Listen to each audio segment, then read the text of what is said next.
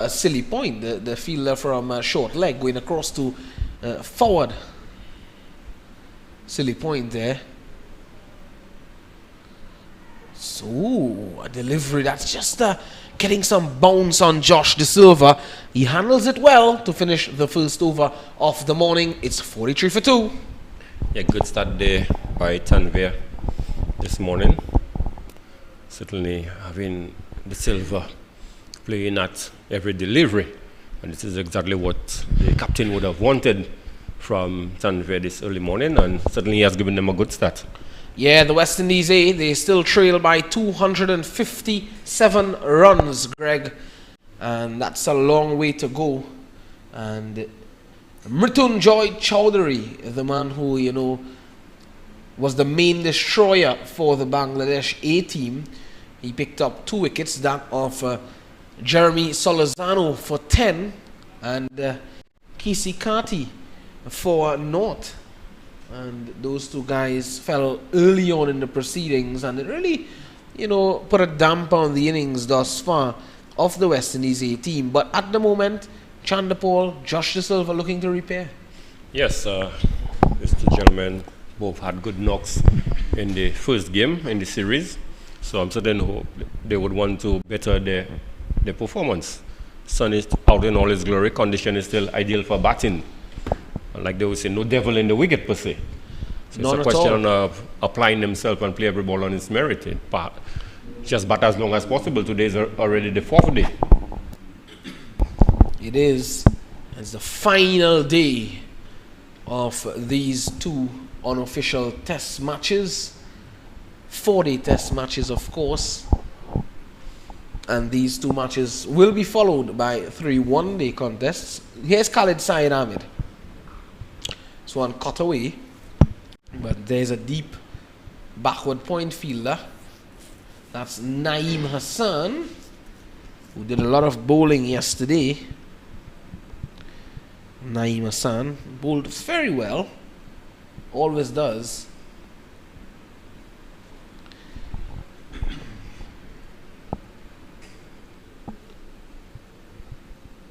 Syed Khalid Ahmed would have been on the shorter side yesterday, and he would want to not do that to Josh De Silva, who he would have dismissed a leg before in the first game.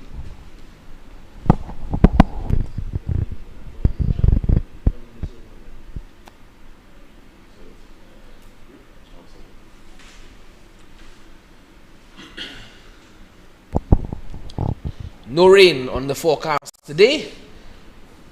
And Syed Khalid Ahmed operating from the Kaimaje end, as Greg and Ryan likes to call it. Ryan O'Brien, good morning to you, wherever you may be at this time. Ryan would be in the Piat Grand Rivière area. Piat Grand Rivière.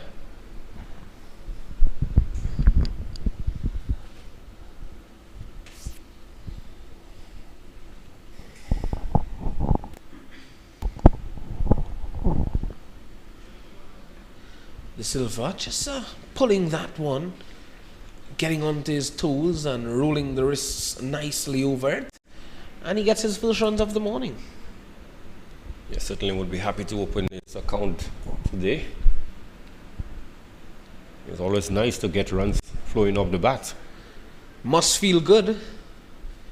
First runs of the morning, first runs, all of your first run, must feel good. Good feeling.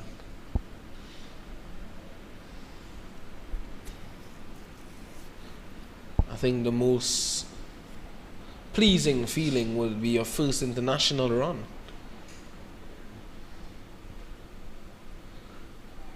Back of the length, Chanderpaul again happy to take one.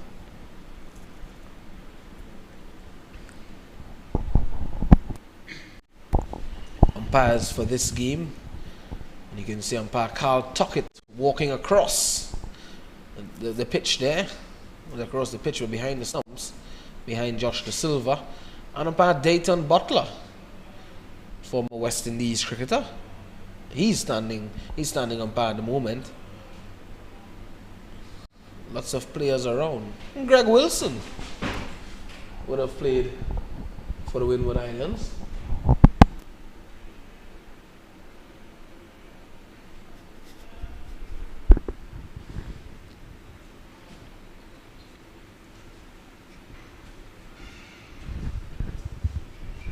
And in a very short while, Greg will be looking at a video from the good old Grossy street party last night.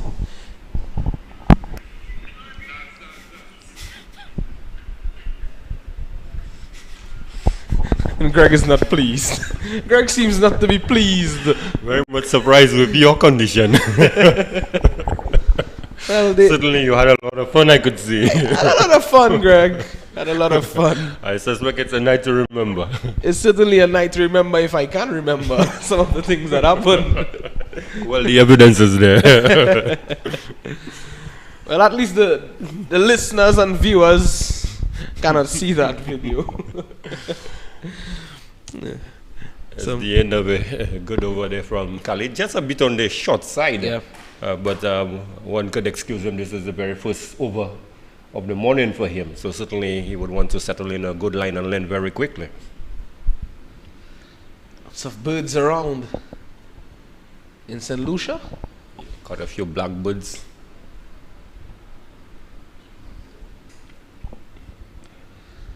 Typical Chandapol fashion there, Greg. Taking off the bail, going down and knocking it in to mark your guard. Have you ever witnessed a batsman attempting that and broke the bill? I cannot remember anyone doing that. Did you? Yeah, I've seen it happen before. I think that's why when they have the zing bails now, they have a wooden bail to the back for the players who does that. Here's Tanvir Islam, the Barishal born and bred Tanvir Islam, the 25-year-old man who would have played for Kilagar Samaj Kalyan Samiti, Comilla Victorians, Fortune Barishal, Kulna Tigers and the Barishal division.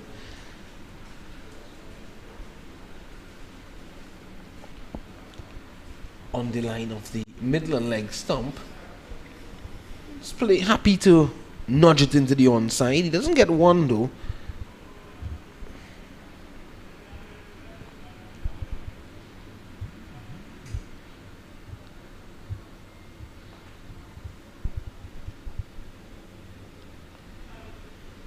So Tanvir Islam would want to pitch that ball just outside the off stump. Because tell you what, Greg, I walked out there this morning and I saw a couple foot marks, and rightfully so, it's the fourth day. Couple foot marks that are quite present on the offside there of the left-hander, just there. And Tanvir Islam with a loud appeal, not out, says the umpire. And those foot marks, Greg, when a spinner sees that, he'd want to utilize those. Yes, especially to the left-handers.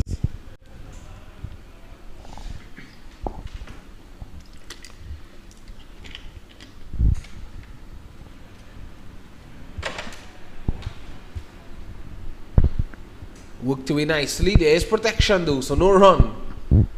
Looking to build up some pressure here, Bangladesh.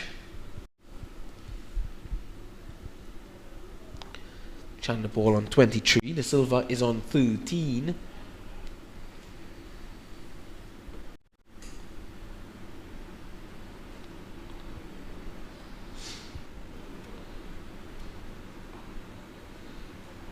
Excellently played there as the over comes to an end. That's Tanvir Islam second for the morning.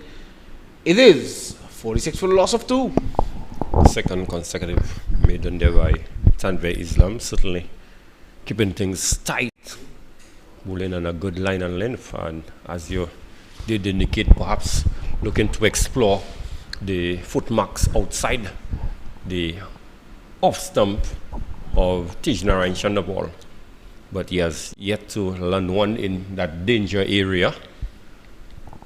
But Chandapol certainly has been playing quite well this morning. You could look at the batsman body language very early, and he seems up for the task for the day. And he's someone that knows all about batting all day. And for a number of days, that's the line and length I want to see side Khalid Ahmed operating at, because of the fact that Josh De Silva is prone to getting leg before. Yes, and as you indicated previously, he likes to play around the pad. Yeah.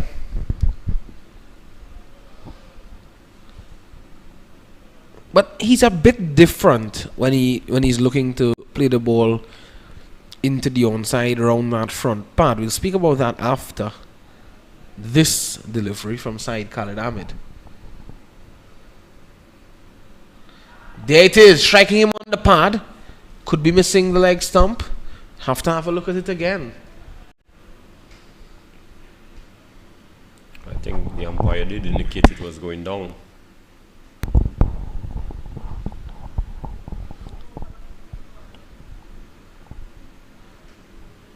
It was jumping a bit as well, but here it is again. Bit short. Was high as well, Greg, Yes. and would have certainly been missing the leg stump. Good decision by umpire Butler. Working it off the legs again around that front pad, and he gets one.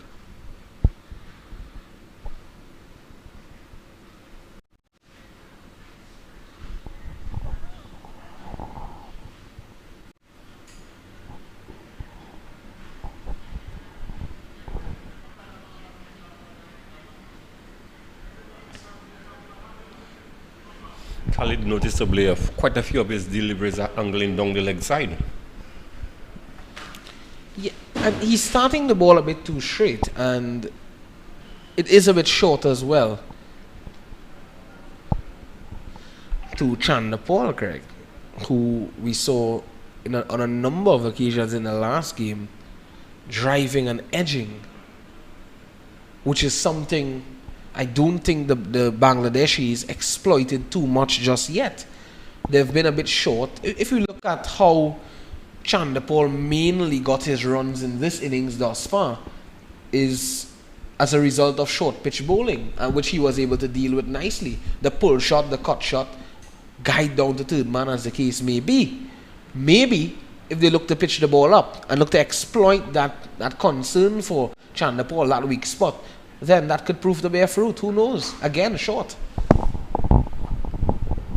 And it's going away, close to the boundary. The fielder from deep backward point giving chase. That's Naeem Hassan. And they will get 3. Yes, again, Khalid was short, and this one was just punched through the cover and got free. Yes, as you rightfully indicated, the first game, remember, there were 2 deliveries where he was driving outside the off stump, fell short, just short of the gully fielder, and the one that went through and burst through the hands of the fielder at second slip and struck him in the head. Yeah. So certainly he was very tentative, and he was vulnerable just outside the off stump with the deliveries that was on a drivable length.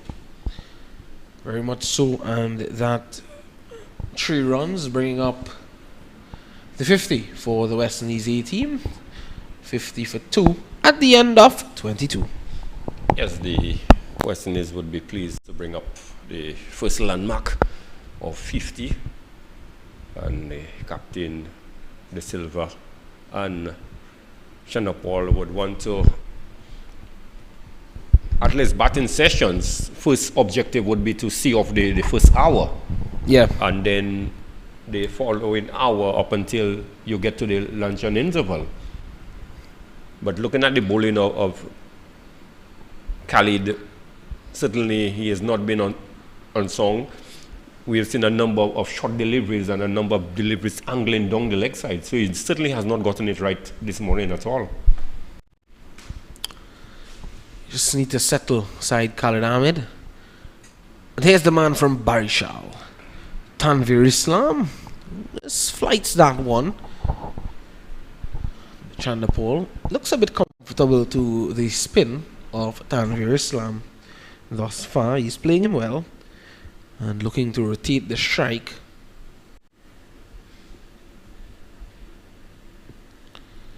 Tanvir Islam, 100 list wickets to his name, 56 first class. Oh, that's a beauty. That's a beauty from Tanvir Islam. Pitching and turning away from the right-hander. Certainly, one would say almost unplayable by George De Silva. Certainly there was the flight and the bounce and turn. And the keeper had to collect on the second attempt. That's the sort of height that the delivery made.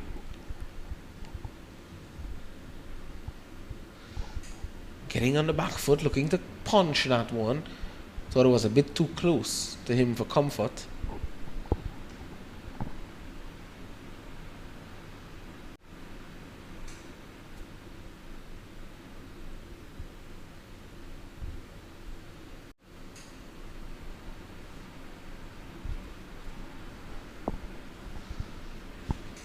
Second slip being added now by the Bangladeshis.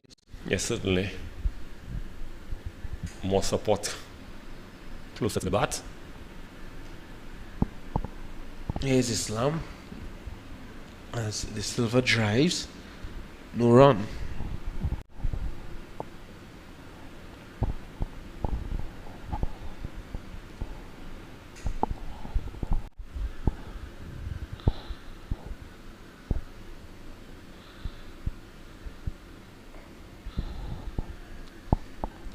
Tanvir Islam in his recent matches played for the Abahani Limited.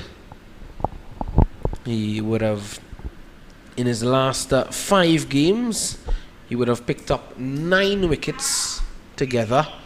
List A matches, that is. And single here to the Silva.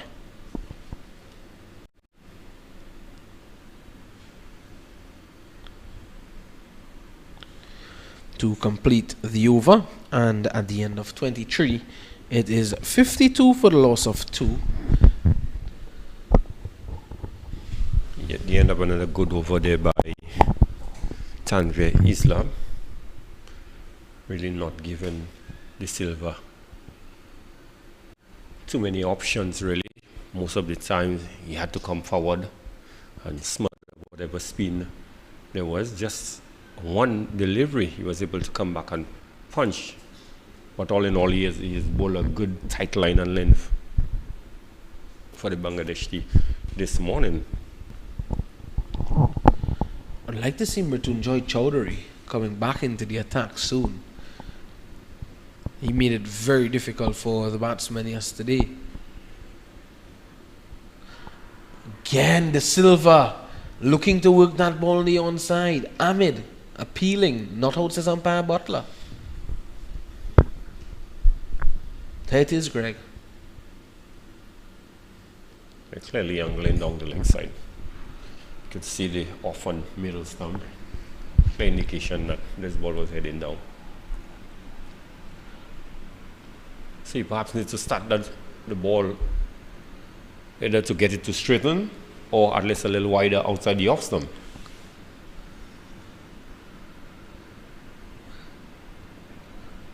Not convincing at all, that shot there from the Silva, taking the inner half of the mat.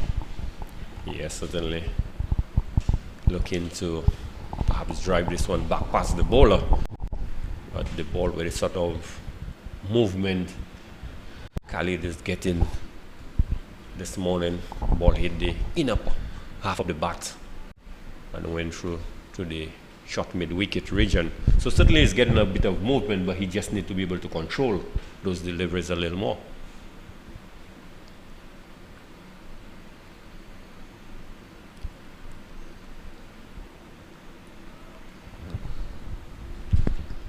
Well played there from the Silva.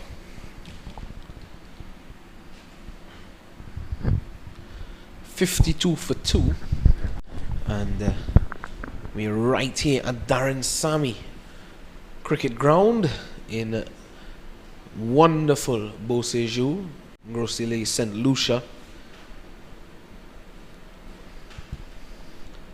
Picturesque sight here, as always.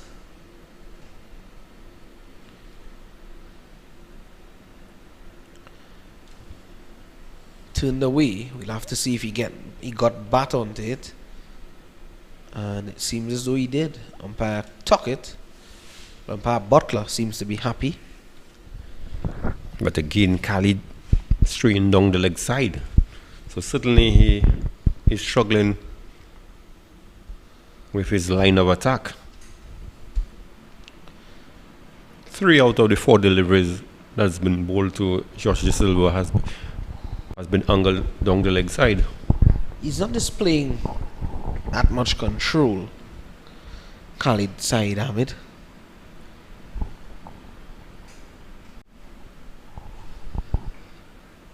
That's better.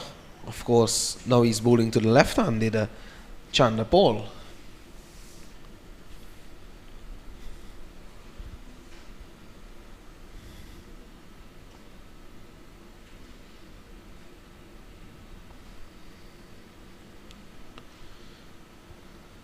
I'm interested to know, Greg.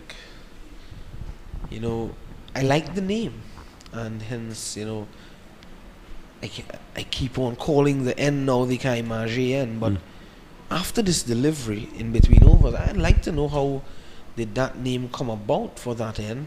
Chandler Paul guiding this one for 1. Well, basically, I would think that it was, well, we call it Kaimaji N because the area there is called Kaimaji. Okay. Well, nice. That's. I didn't know that area would have been called Kaimaji. So now you know that just answers the question. And you were giving the meaning yesterday, the meaning of that word Kaimaji. Well, basically, Kai would have been a house, and Maji would be food. Right. So basically, they would say with a house with food. Yeah. Yes. So the house with food. Now, I do not know which house they had initially in this area because I'm not from here. But this is how the place is called, Kaimaji. Yep. That's very interesting. Kaimaji end. That's also known as the pavilion end.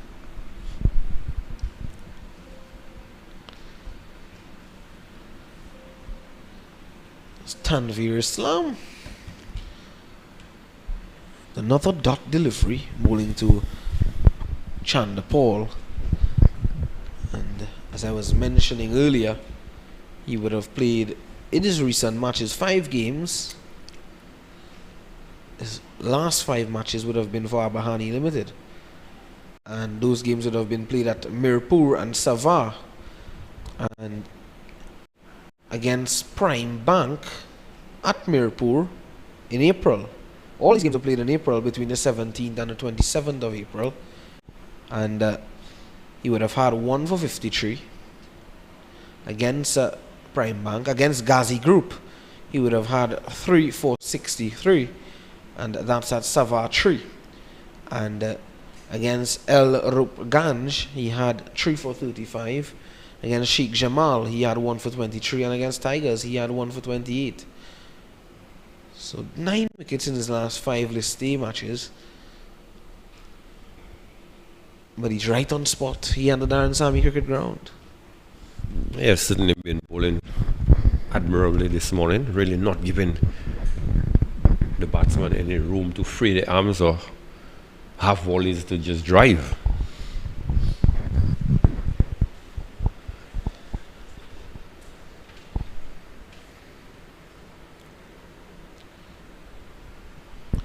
Pitching the ball in the right areas is the left arm orthodox spinner.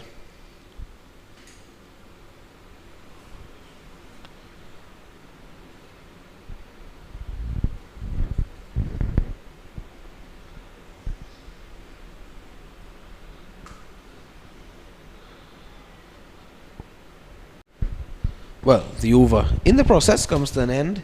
It is 54 for the loss of 2, 28 to Tej Chandler Paul, and 16 to Joshua De Silva. Tanveer Islam continuing to bowl good tight line and length, really testing the patience of the batsman. not giving them anything to get easy runs from. So it's like if they want runs, he really asking the batsman to really force the pace. And certainly there's no need to look to force the pace so early in the innings. It's just a question of batting for as long as possible. And Daren Chanapol, one of the more adept player when it comes to spin and to bat for long period of time.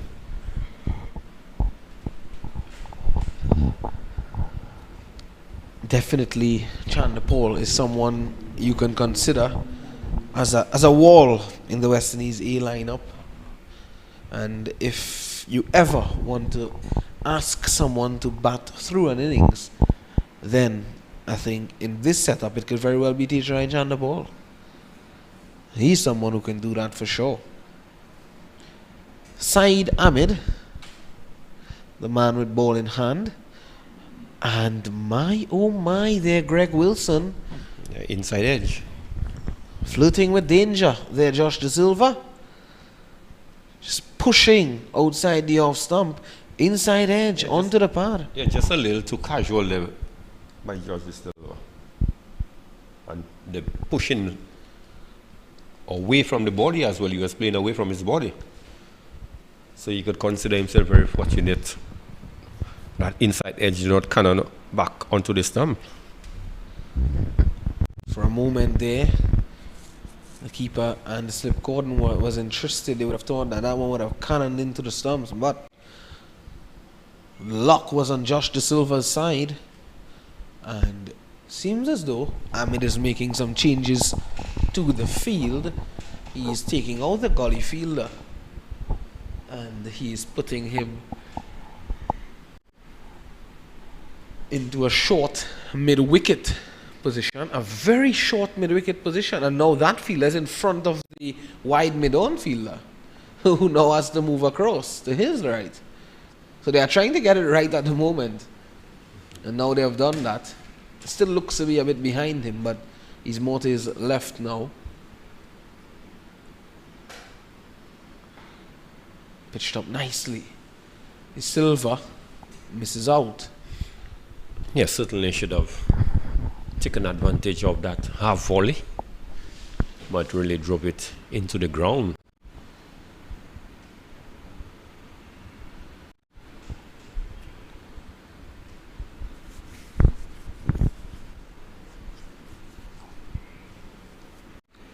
Very hot out there this morning.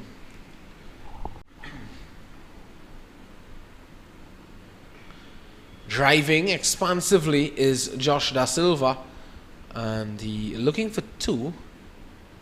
I thought that they were not running the runs hard enough there, Greg. Three could have been involved. Yes, certainly. This was an opportunity for free runs, and basically started jogging from the very first run. So there was no intention of ever running for free. And this is the sort of thing that we see in the West Indies setup, where you see with your teams, they take every available run. And that is not the case with the West Indies. Definitely not ticking all the boxes. The West Indies team, both the senior and the A team at the moment. Solid there from Joshua Da Silva.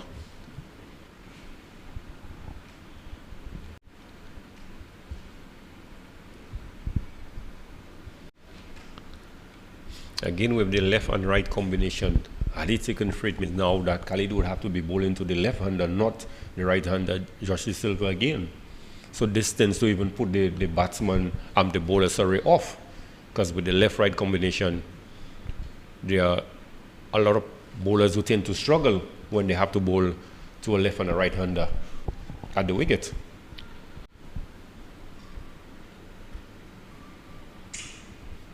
It's turned. And Ahmed has been a bit too straight on a number of occasions this morning. And a single taken by Josh Da Silva. Well, it will not be surprising to see perhaps he's been replaced at the top by Chowdhury. because he really has not kept things as tight as they would have wanted to continue building pressure in the other end.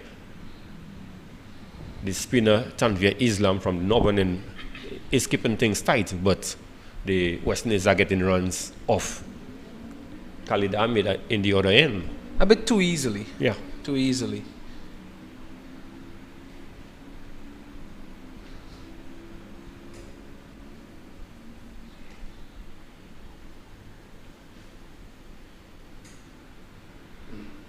And there he is, a bit too wide outside the off-stump this time to the left-handed Chanderpaul, as 26 overs have been bowled.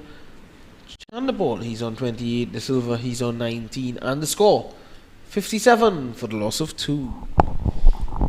Khalid Ahmed certainly not bowling is sort of lines and length that the captain would require of him. We've not seen too many wicket-taking deliveries from Khalid Ahmed. Either a bit on the short side, those that are have volleys that, well, De Silva has not really capitalized on, and quite a number of occasions the ball just angling down the leg side, which seems to be just easy pickings for George De Silva. So certainly he has not kept the pressure at the Kaimaji end for the Bangladesh team. Islam, though, has done that. He has built up some pressure, but again, when you build up pressure on one end, Greg, you need to do it on the other. It's bowling in partnerships. You can't afford to let the slack up. So it's a question of whether they should introduce Naeem at the top or Chowdhury and have him replace Khalid, because they seem to be two more consistent bowler that we have seen yesterday and in the series as well.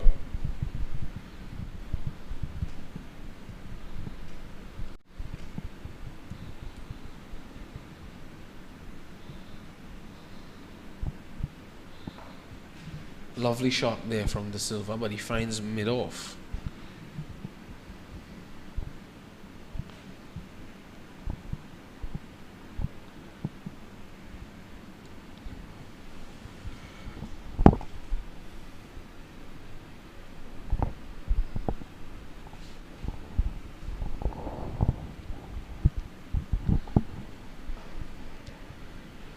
Excellent shot, but top fielding. Yeah, good shot there by George De Silva, and certainly the fielder at mid-on, I would safely say it would have saved 3 runs, because this one certainly was headed for the boundary. Yeah, it was struck hard. Good timing as well. But that, guess who's that, Greg? That's Mrityunjay Chowdhury making that stop. You can't keep him out of the game. Certainly looks a very committed player.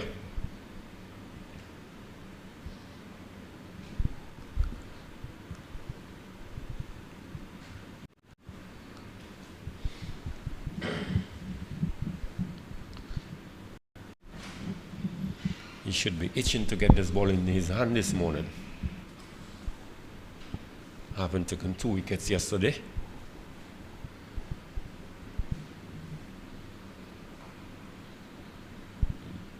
Chanderpaul with a wristy shot to get 1. Tanvir Islam would more relish bowling to the right-handed Joshua De Silva. Bowled a nice delivery to him in the last over of his, one that was pitching, turning away, and that has forced Mithun to put in a second slip.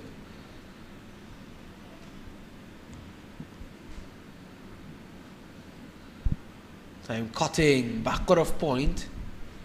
The fielder opting to run down the ball rather than go across it, and allows them to get through for 1 at the end of the over.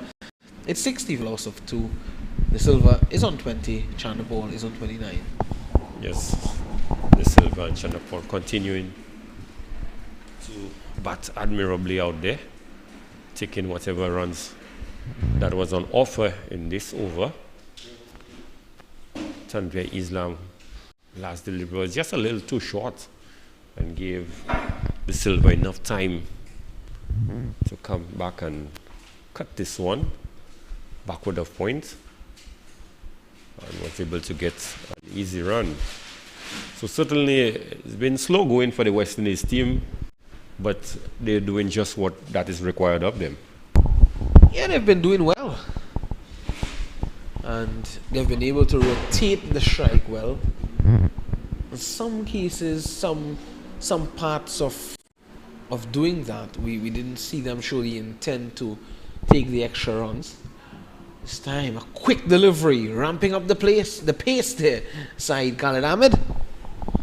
Yes, this one certainly rushed the Silva, and also there was quite a bit of bounce. So still able to extract a fair bit of bounce even on the 4th day's play.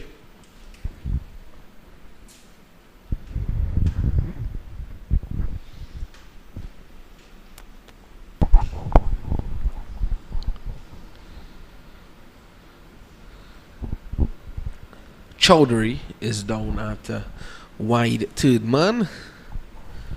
1 to the Silva.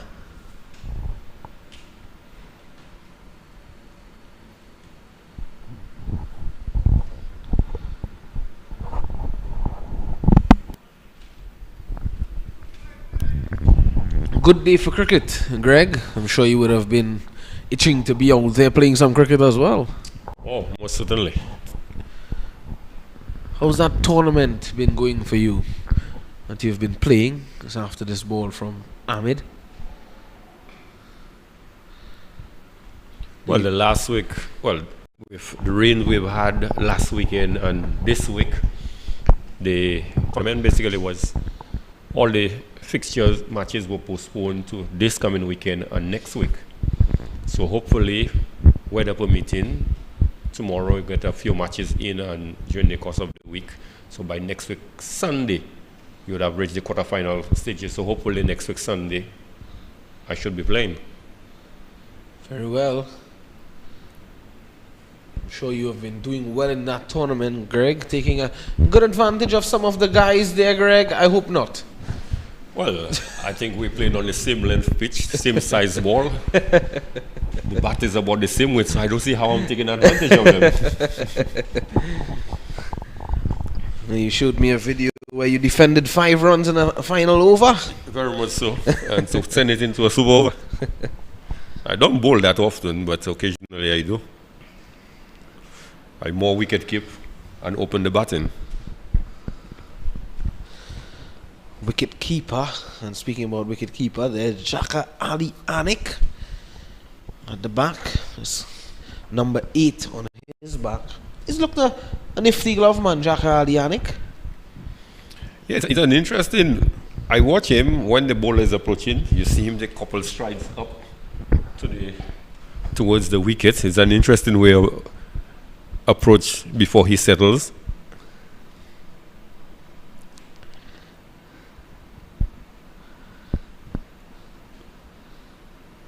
But he has kept well so far. He has kept well. I think we saw some improvement from Devon Imlach as well. I thought yesterday he looked a bit better in terms of the way he approached his keeping at the end of 28 at 61 for 2. Yes. A word on Devon Imlach, Greg. Well, yes, we saw a big improvement, I would say, from what we saw in the first game in the series.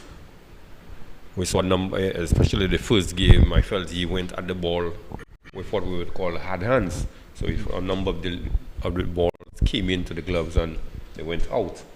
But in the innings that we've seen so far, he's kept on. The glove work seems to be much neater. Yep.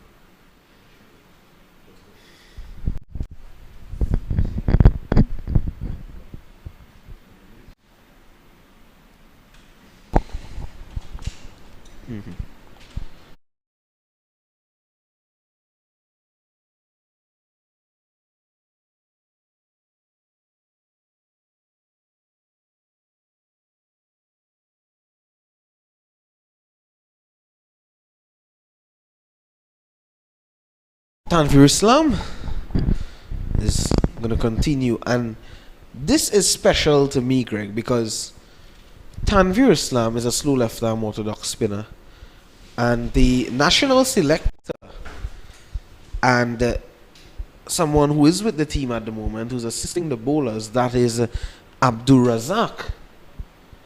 He would have been working with Tanvir Islam, who is of course, both of them being left-arm orthodox spinners.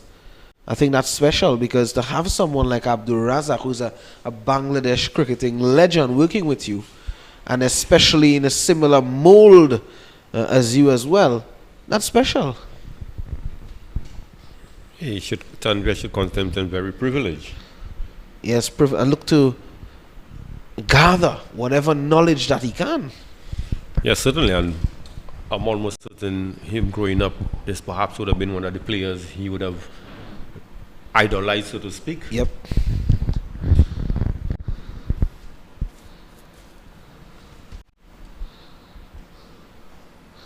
Abdul Razak was the first Bangladesh bowler to get to 200 wickets in ODI cricket and 600 wickets in first class cricket, Greg.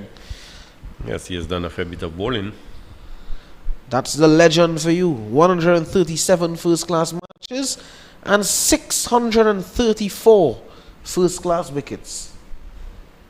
Abdul Razak from Khulna, nicknamed the Raj.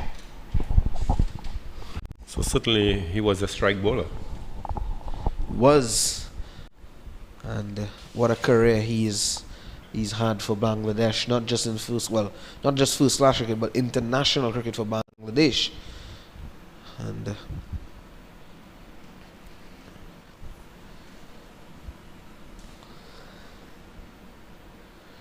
we have played 200 international matches, 153 ODIs, 13 tests, and 34 T20 internationals for the Tigers.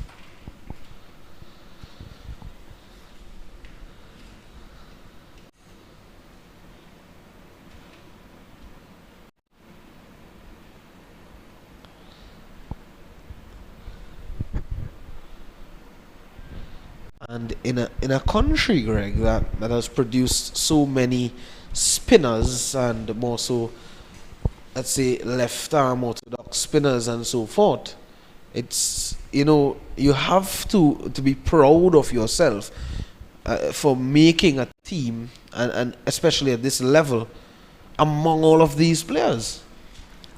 Yes, when you look at the population of, say, Bangladesh and that of India, and the number of cricketers that they have, once you could aspire and to reach the height of the senior team or even the A team, this is a huge accomplishment.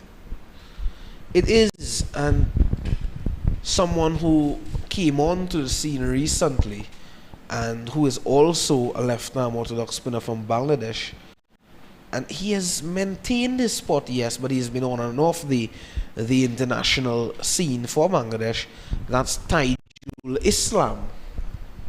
Taijul Islam is another good left-arm orthodox spinner, and there's so many spinners that Bangladesh have produced over the years. Sohag Ghazi, who was a brilliant off-spinner. Mahidi Hassan Miraz and these guys are now coming into the fore and really cementing their spot. That's what you want to see in West Indies cricket, Greg. Guys getting chances, not just getting chances and after 4 or 5 games falling off the radar, but getting chances, making use of them, and cementing a place in the international setup. Especially in the spin department for West Indies, this is an area we have struggled a lot over the years. Yes. Chandapur leaving alone this one outside the off stump, and Khalid Ahmed had looked to It's looking as though he's settling in now, Greg. He's starting to pitch the ball up. He's getting it to seam away a bit. Yes, much better delivery there by Ahmed. As you indicated, he really has struggled. He has not been consistent at all for the morning. But we'll get back to that point on, spin in West Indies cricket. And, that being a concern. I think West Indies yet to find a spinner and an attacking spinner at that for the international setup. Yes, I would want to agree with you. Well, if we were looking at the shorter version, Narayan would have been the closest person to have, fit that description. Yeah.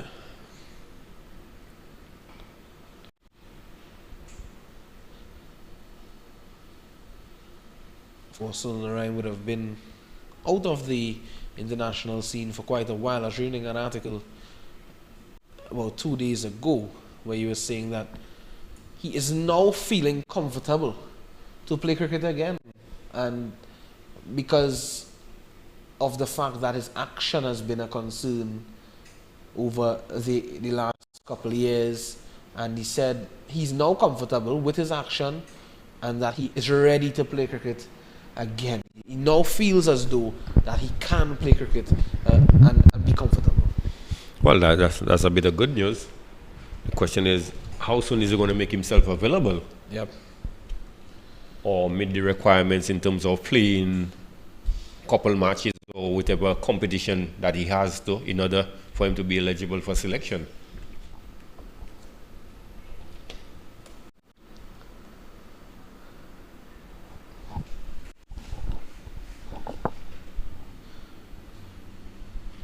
Chandapal into the 30s, and we have seen, Greg, we have seen developmental initiatives put together and in the Caribbean, which is excellent. We have to commend the Cricket West Indies for continuously looking to develop players, and it's all up to the players now to make use of these things. And it's just like getting an opportunity. You get the opportunity, you're given the resources, and all you need to do, present yourself and do the hard work. And that's why I say it's up to the players to do that. But Greg Wilson, we've seen fast bowling camps. We see a number of camps that are held in Antigua. Yeah, there was at one time the High Performance Center in Barbados. Yep. And of course, we would have seen spin bowling camps as well. When Saqlain Mushtaq would have worked with a number of spinners in the Caribbean, that was a pivotal camp as well. And, many of these spinners that would have worked with Saqlain Mushtaq in that camp would not have, let's say, moved on to the international scene. We would have seen a couple of them do that. We would have seen a number of them play A-team cricket. Yannick Karaya was one, of course. Ryan Austin, I believe, would have been in that camp. Ryan Austin, of course, now plays straight for Central Sports in Trinidad and Tobago. He would have played cricket for West Indies as well. I think he would have toured Bangladesh with that team that was touring with Floyd Reefer and they. And so, good morning, to Ryan Austin, wherever he may be at this time as well. He's a coach as well. But yes, Greg, spin is a concern. And you're asking, for players to make a better use of these developmental initiatives and use whatever knowledge that they gain. It's not just you're going there, you're getting knowledge, you're putting it into practice, and you are not putting it into practice, sorry. You need to put it into practice to develop your game. Yes, certainly, but there are a few players, spinners, that in the regional tournament, they seem to dominate up. They would have quite a few dismissals But once they get into the international still, it's like you wonder whether these guys are just bowling for the first time. They're simply not penetrative and they look very ordinary. Yes. And I mean, you know, a number of guys would have done so well. And in the regional cricket, Daren Sammy Cricket, of course, is one of them. And he hasn't had the best of times in international cricket. And he has been given a couple opportunities as well. So a number of players doing well on the regional circuit. Devon Smith, of course, he would have retired this at the end of the recently concluded regional tournament in Trinidad and Tobago. He would have played his last game at the Diego Martin Sporting Complex for the Windward Islands. And he himself and all as well would have done so well on the regional scene. And he used to really dominate proceedings. And he wouldn't have had the best of fortunes in international cricket as well. With the bat, that is. We were speaking about bowlers, but now we have transcended to the batting. Yes, and speaking of Devon Smith, I remember there was a comparison made with him and Alistair Cook. I think they played on the 19 cricket at about the same time. And when you look at Alistair Cook's career and the number of centuries that he has gotten, and look at that vis-a-vis Devon Smith. But in regional, like we say, first-class cricket, Devon Smith is one of the most dominant players you could find. Yeah, first a regional cricket legend here in the Caribbean, you have to say. And he was well honoured by Cricket West Indies for his achievement and for what he gave to cricket here in the Caribbean. And I was looking at an interview and at the end of that game, and Devon Smith would have said that he wants to give back to cricket in the Caribbean, Windward Islands cricket. He wants to be a part still, and he wants to play a role in, you know, maybe helping some of the youngsters that are coming up as well. Yes, I think Devon Smith, there should be a place for Devon Smith, I would say, still in the Windward Island volcano setup, and even in those, say, the under 15 or under 19 teams. I would love to see him working in some capacity with some of those players.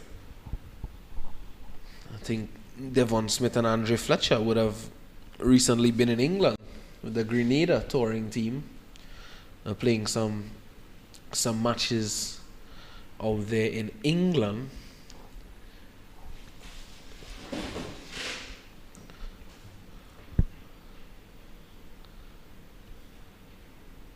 It's good to see Devon Smith and Andre Fletcher on the move.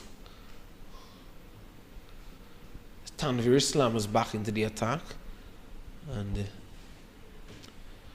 Chandapal continues to be very watchful early on in the morning session. The drinks break while myself and Greg was having a conversation about the spin bowling and Devon Smith and all of these things, you know. The drinks break took place, and that was the end of the first hour's play. Cricket starting this morning at 9:30 a.m. to make up for time lost yesterday due to a rain delay, 2 rain delays late in the afternoon.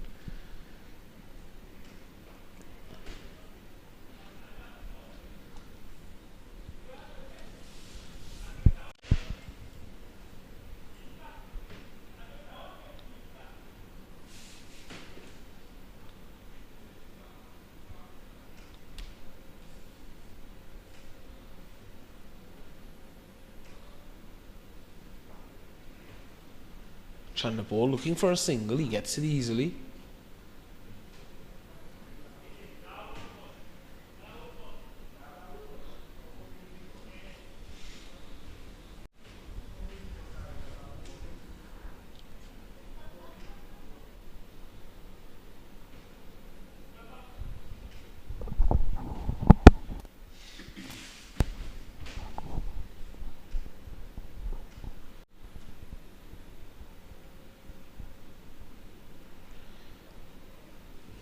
Well played there by Josh De Silva to end the over.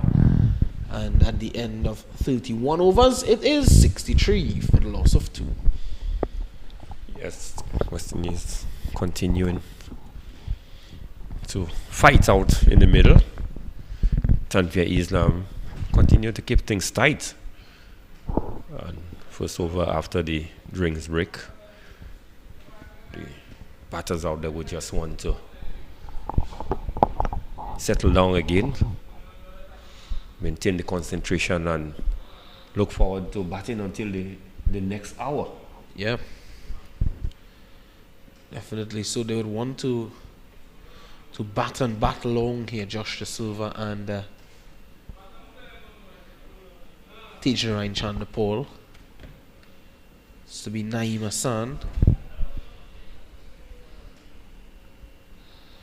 So 2 spinners operating now for the Bangladesh A team this morning. West Indies is still trailed by 237 runs.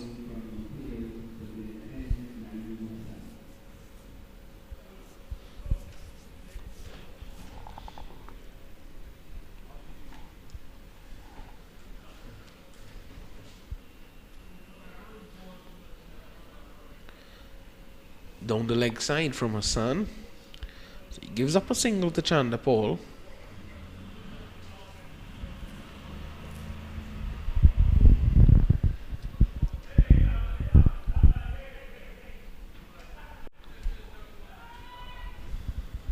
Hassan would have bowled from the media centre end in the last game, and in this early stages of the innings,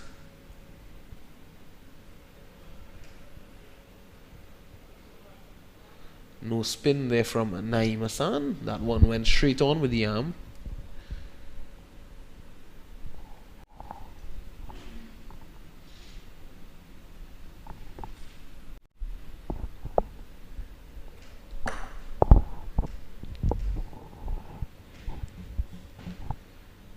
Silva just getting one, and I was speaking about that tour to England by Grenada.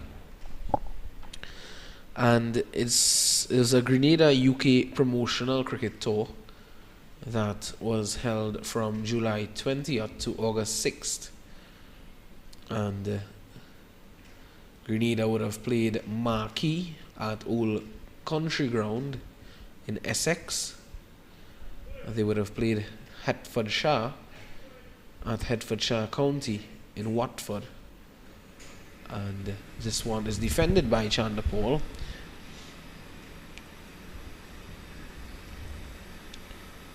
They would have also played Ace at Beddington Cricket Ground in Wellington. And Northamptonshire County Cricket Club at the Country Ground in Northampton. East Bedlot Cricket Club at East Bedlot Cricket Ground in Suffolk. And Cricket Club Conference at Amersham Cricket Club. And their last game on August 4th would have been against the United Kingdom Armed Forces cricket team at the Army Cricket Ground in Aldershot. Did they post the result of those games by any chance? Well, I saw that last game. They were defeated by the Armed Forces by 62 runs in that T20 encounter. And in that game, they were set, Grenada that is, was set 166 to win, and they could have only amassed 104. So they were defeated there comprehensively in that game. And I'm not too sure about the results of the other games.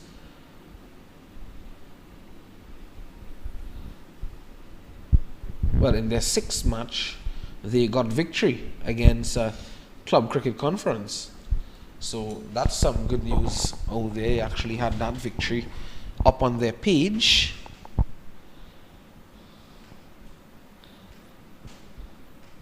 Here's Islam, and excited for a moment. Looked to have been put down there, Greg. But a very sharp chance.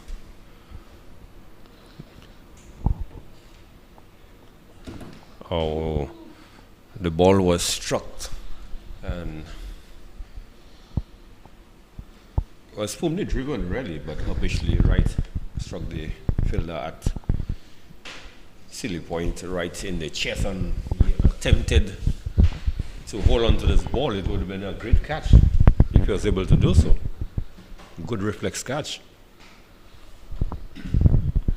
Yeah, that would have been a good catch. Took a serious blow there. And I'm wondering if that Shadman Islam again in the firing line. Number 6. After that's actually Sharat Hussein Deepu. That's the 12th man.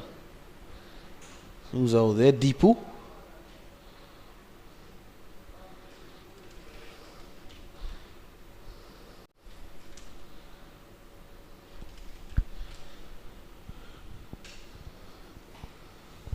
This one is pulled away for 4. Too short. Sat up to be hit, and the Silva dismissive. Yes, good shot there by the Silva. Tanvir Islam on this occasion, on the rare occasion where we have seen him really drop one shot, and the Silva got into position very quickly and just bisected the 2 fielders, and the ball raced through to the mid-wicket region for 4. So good shot indeed. Yeah, didn't hit it in the air. Pulled it all along the ground, which was good.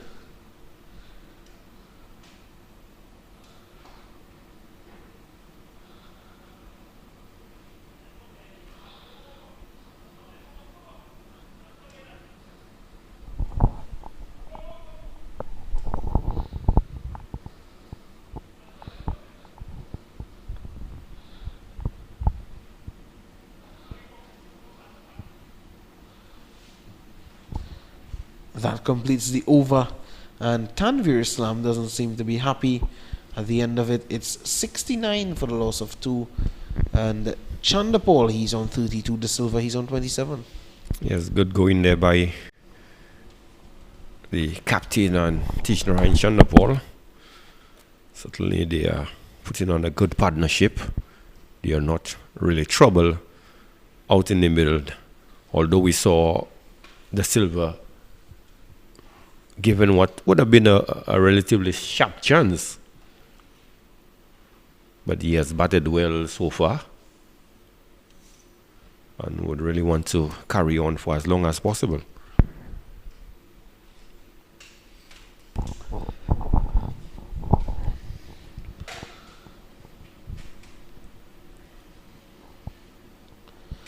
Naeem Hassan starts well, and he has been a bit too straight in this spell thus far since starting.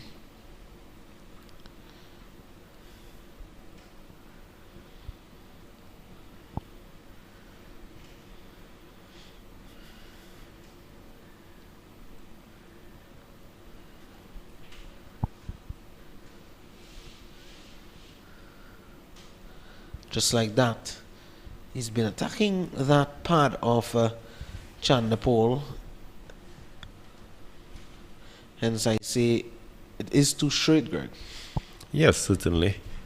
He's bowling too straight. Or is it a question where he is hoping that Chandapal would hit the ball in the mid-wicket region where he has the fielder of the pads?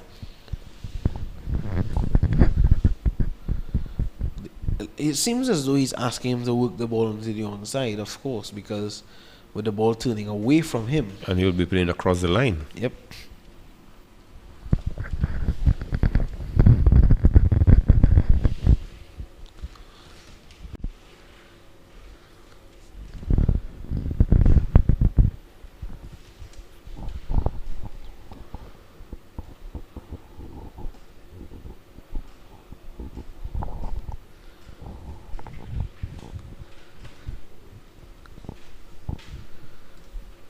Final day of this test match, unofficial test match between Bangladesh A and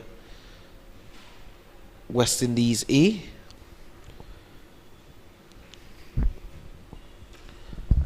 Naeem Hassan completes his over. It's 69 for 2. Yes, much better over there by Naeem. In the first over, we saw quite a few short deliveries, but on this occasion, really brought Chanapol forward to most of the deliveries. And as you indicate, really was more or less attacking the leg stump, perhaps looking to induce Chanapol into a false shot, looking to play across the line. But Chanapol certainly has been there from yesterday, and he has batted resolutely, and he doesn't seem phased at all out in the middle. He's showing good resistance and good solidity at the crease. The Silva opting to go for the cap rather than the helmet.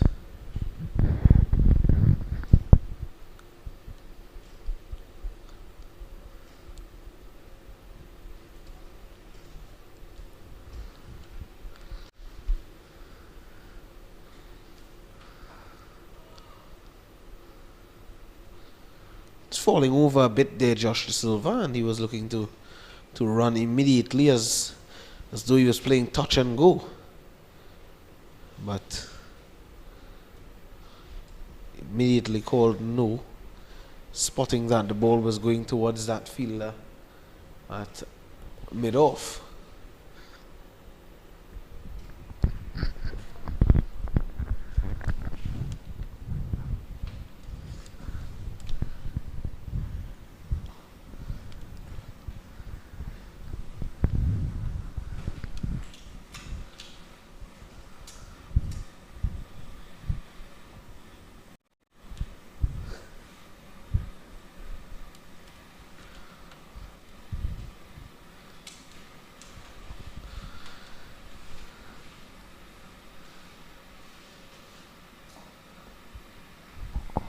Well flighted this time from Islam. No run.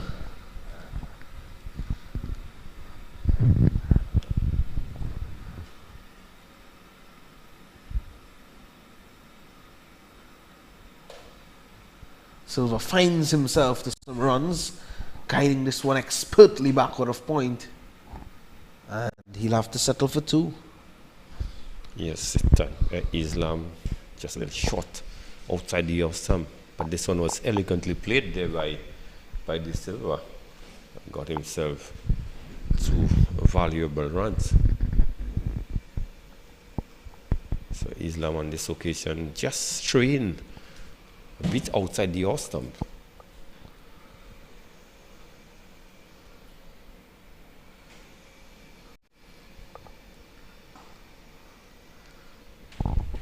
Shot looked good, but he found the fielder.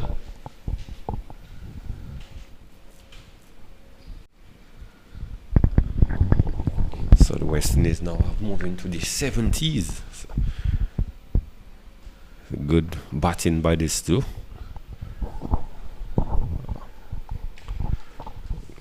Good little partnership being formed there by Chandrafal and the captain De Silva.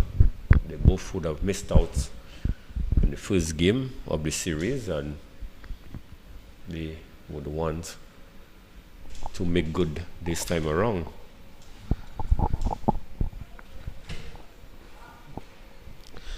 Well bowled there from Hassan to continue, Greg, and news coming to hand. Just about 55 minutes ago, it was announced, I'm a bit late, that tells me, that Bangladesh have announced their Asia Cup squad, and for the 2022 Asia Cup, Shakib Al Hassan has been announced as the skipper for the Asia Cup, the New Zealand series, and also the T20 World Cup. Shakib Al Hassan will be shepherding the Bangladesh team in those 3 series. Certainly, I think he is one who's deserving of leading the Bangladesh team for sure. So the team is as follows: Shakib Al Hassan skipper, Anamul Haq, Mushfiqur Rahim, Afif Hussain, Mossadegh Hussain, Mahmudullah, Mahidi Hassan, Mohammed Saifuddin, Hassan Mahmood, Mustafizur Rahman, Nasum Ahmed, Sabir Rahman, which is good to see him back in the team, Mahidi Hassan Miraz, Ibadat Hussain, Parvez Hussain Imon, Nurul Hassan Suhan, and Taskin Ahmed. That's the team for the Asia Cup for the Bangladeshis.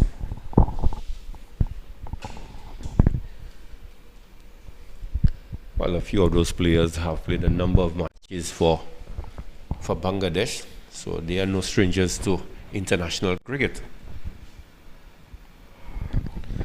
Mushfiqur Rahim would have played a number of matches for Bangladesh. He's a Bangladesh stalwart, you have to say, the wicketkeeper batsman. He would have played 236 ODI matches, and he would have recently played his 100th T20 international match and 82 test matches. That in itself for you is a career that doesn't need explaining, Greg. Yes, and a decent average both in test and ODI. Yep.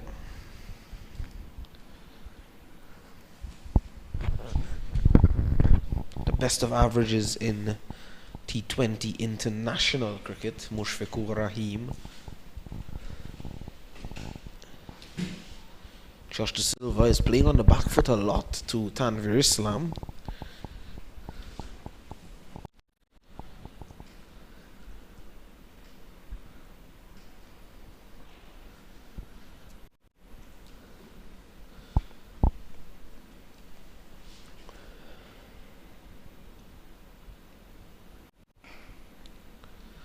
Ooh, some spice from Tanvir Islam. Spice everywhere.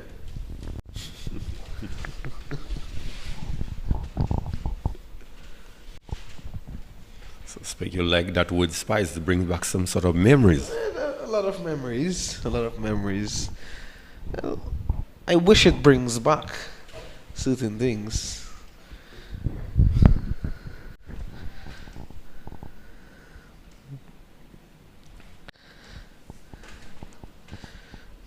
Greg Wilson deciding to, after advantaging some of the guys at the cricket tournament, he's coming out to take a knock at me now.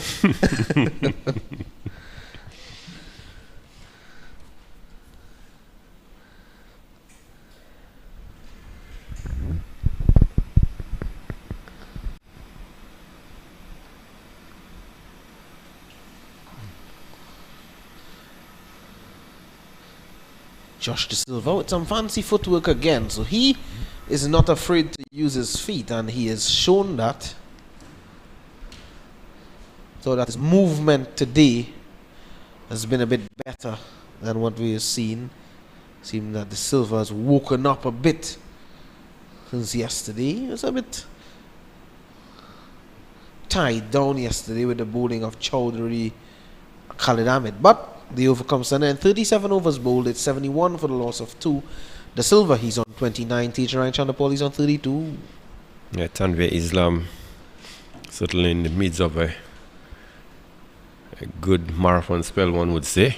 It's opened the bowling and has not been relieved of the ball since then. But he has kept things tight. The odd short ball he has bowled, but by and large he has bowled well all morning.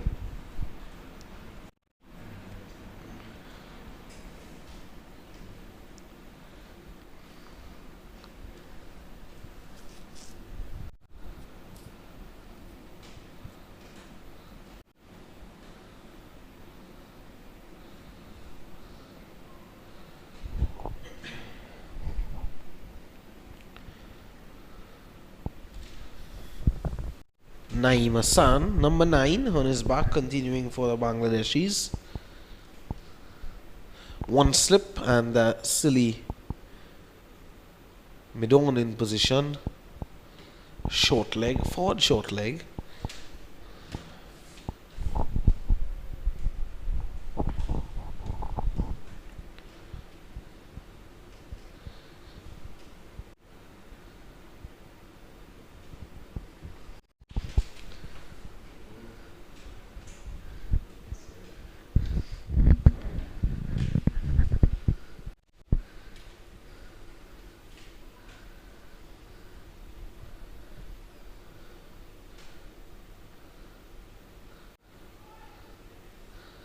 on the line of the leg stump, and a single to Tejaran Chandapal,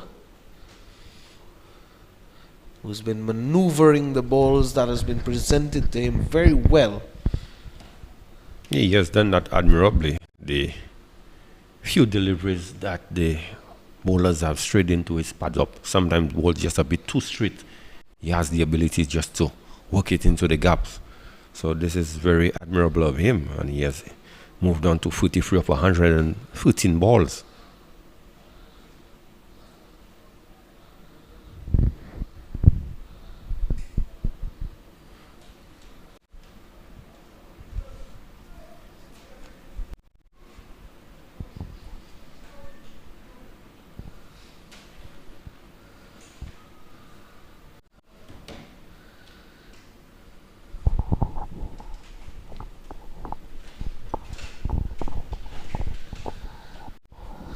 Hassan completes the 38 over, and it's 72 for the loss of 2, and a good little period for the West Indies this morning, Greg Wilson. Yes, certainly a good little period after losing 2 quick wickets, and very cheaply at that, to Mitten Chowdhury yesterday.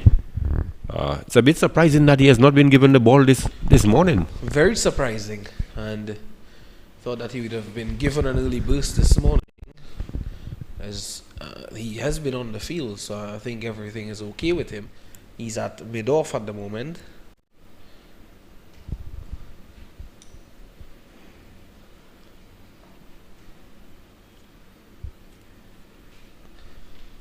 The key to playing spin there, Greg, well, from what I'm seeing, his plan of playing spin, it seems as though he is getting his feet moving nicely. Chandapal, he's judging the length well, and he seems to be reading the spinners very well as well. It's not, no big spin on offer per se for the Bangladesh spinners, so that assists the batsman a bit. There's a case though of the odd delivery spinning, and when you're playing accustomed to not getting that much spin, then the odd delivery can surprise you. Yes, very much so, but Chandapal has played basically every ball on its merit. He's not looking to force things. Yeah.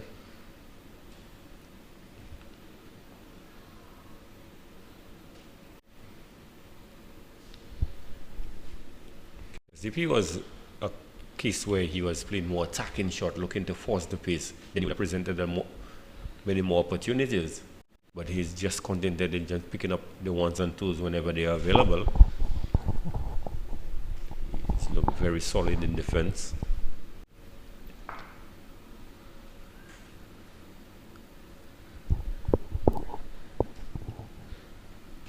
And this is what we speak about when we say a batsman must put a price on their wicket. This is exactly what we speak about. We saw Saif Hassan did that. He may have given the West Indies a discount at times that they didn't take. But Chandapal, he certainly standing up tall, as much as he's a short man. And Greg Wilson, this is the price on a wicket being put. Yes, Chandapal has not really played any shot in anger per se. Like I said, he has not really forced the pace. He's pretty much contented in just batting for as long as possible, picking up whatever runs that is on offer. And you have to love batting as a top order, especially an opener. I can tell you this.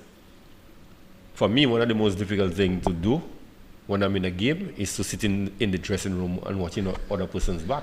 Yep. Especially when you're seeing you could have been out there capitalizing on especially loose bowling. Yeah. So to me, I could bat a whole day if I have to. I don't see how a batsman could tell me you are the crease and you're tired. You should not be tired when you're batting. Yeah, batsman, that's your job. I could see fast bowling is hard work. Yeah. You could be tired from bowling, especially when the sun is hot like this. But to me, I could never be tired of batting. It's just not possible.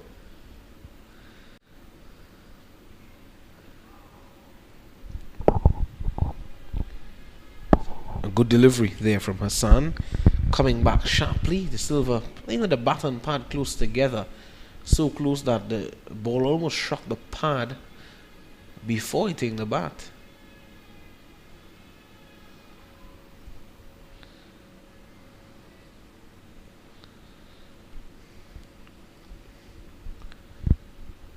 Naeem has not bowled as tight from the Kaimoje end as he has done from the media center end.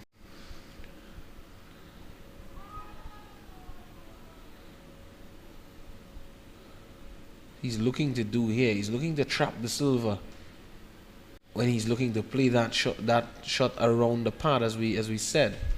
Well, certainly you could see he's working a plan. Yeah.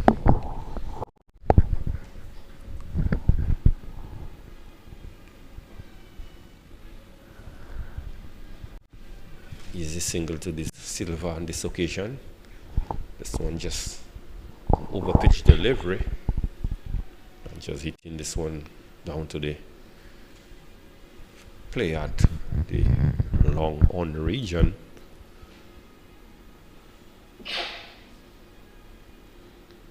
So as much as the Bangladesh bowlers have been bowling tight, but the West Indians are still able to get at least a single or two per over.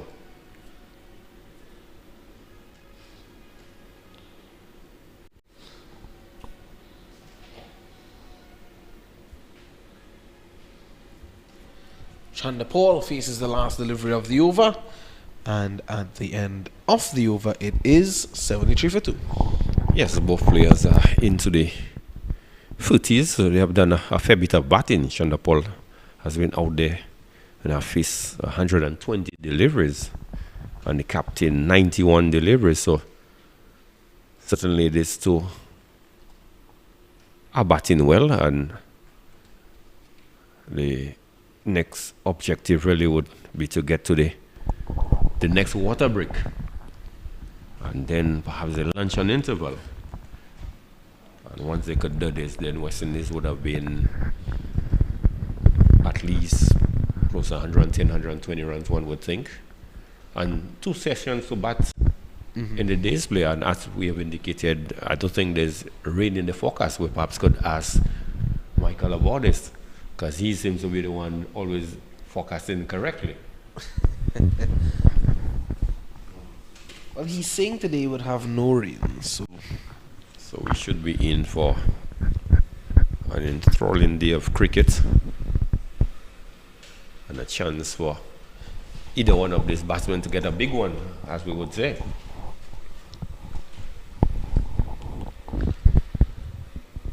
First one-day match of the series would begin, of course, that series would begin on Tuesday.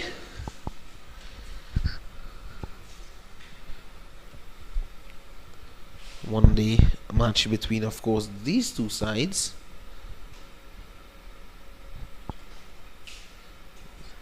It's good old Tej Narayan, Tej Chanderpaul is without the gloves in hand at the moment.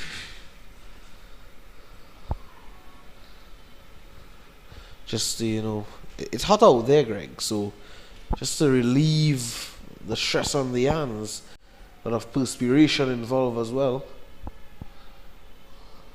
Some guys do wear the inners as well with the gloves. It's not something that is so synonymous with West Indian. Yeah, you don't see much of them wearing the inners. Silva cutting this one. This is going to run away for 4. Lovely shot, backward of point. Yes, one of the rare shot deliveries outside the awesome there by Islam, and the Silva took full advantage of this one, just cutting this one backward of point, and the ball just raced to the boundary for 4. So good shot, good execution there by De Silva. Yeah, top shot there from him.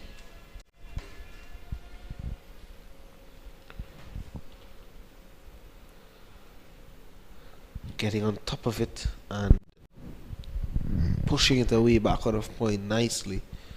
See how Islam recovers.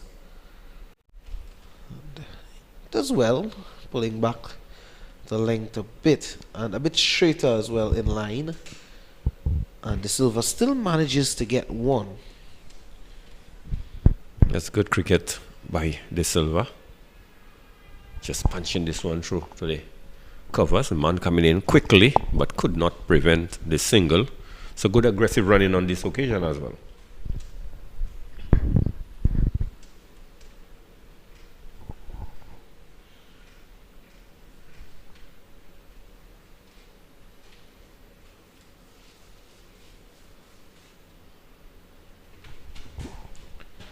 Chanderpaul on the back foot this time. A bit quicker through the air there from Tanvir Islam.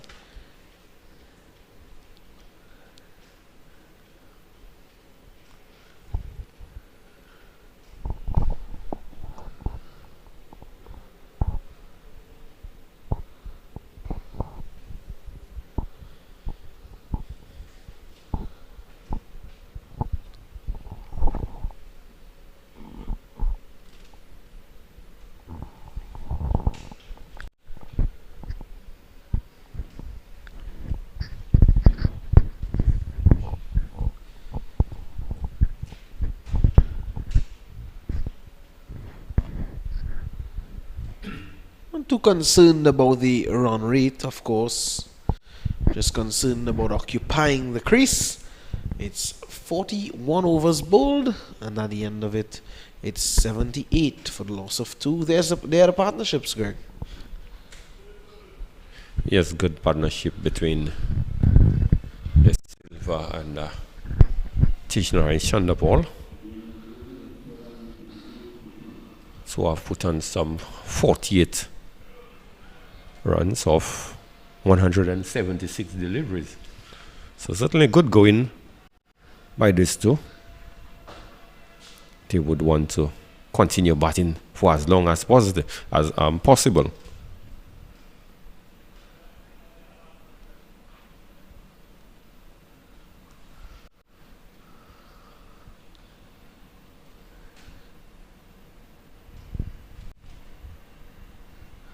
Hassan worked down to long on by De Silva, who gets 1. This has been good from the West Indies, just being able to find the gaps consistently ever so often and pick up runs. Yes, in the last 4 or 5 overs, we've seen quite a bit of rotation of the strike. Silva has rolled on to 36. Chanderpaul has remained on 33. He has been in the footies for quite a while now. Yes, and De Silva has surpassed Chanderpaul surprisingly.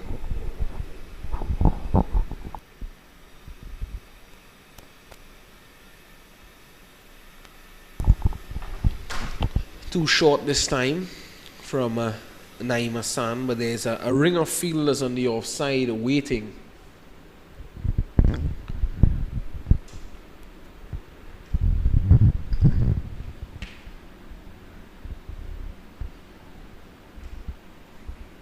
Chanderpaul seems not to be phased at this time.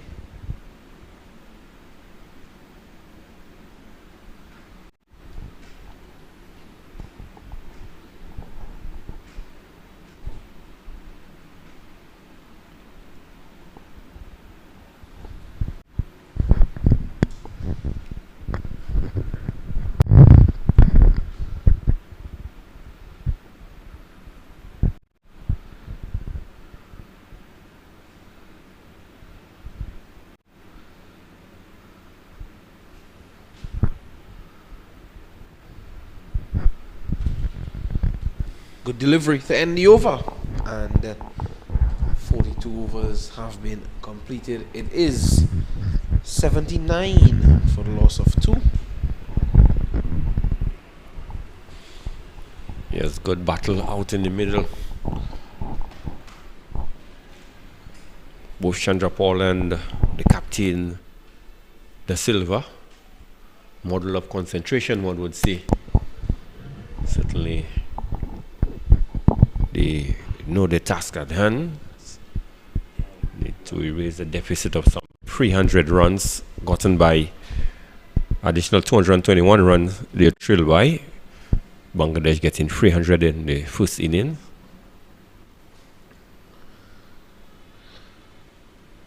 And Captain De Silva, certainly, one would say, at this stage, clearly leading from the front. Leading from the front, and he looks set. He looks set. I think Bangladesh should be a bit worried to see the Silva set at the moment. They want to knock him over as soon as they can, and it looks as though they can. And umpire Tuckett denies that appeal there from Tanvir Islam, and that is what we have been speaking about, Greg. The Silva again playing on the back foot, looking to go right across it, and that could be missing leg stump. Yes, appears to be missing leg stump, but perhaps one of those rare occasions when we've seen a serious lapse in concentration there, played across the pad. False stroke. He has batted admirably all morning. The good old commentator's curse, Greg. Very much so.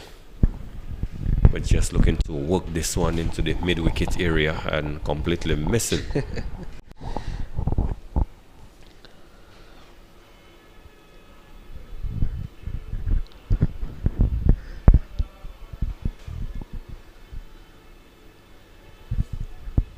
This has been a tight spell, a very tight spell from Tanvir Islam.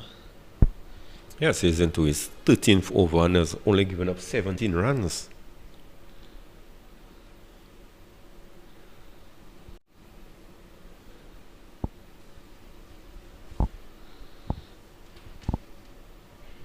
Good move again there from the Silva, turning the strike over on the second to last delivery of the over. One more delivery to go.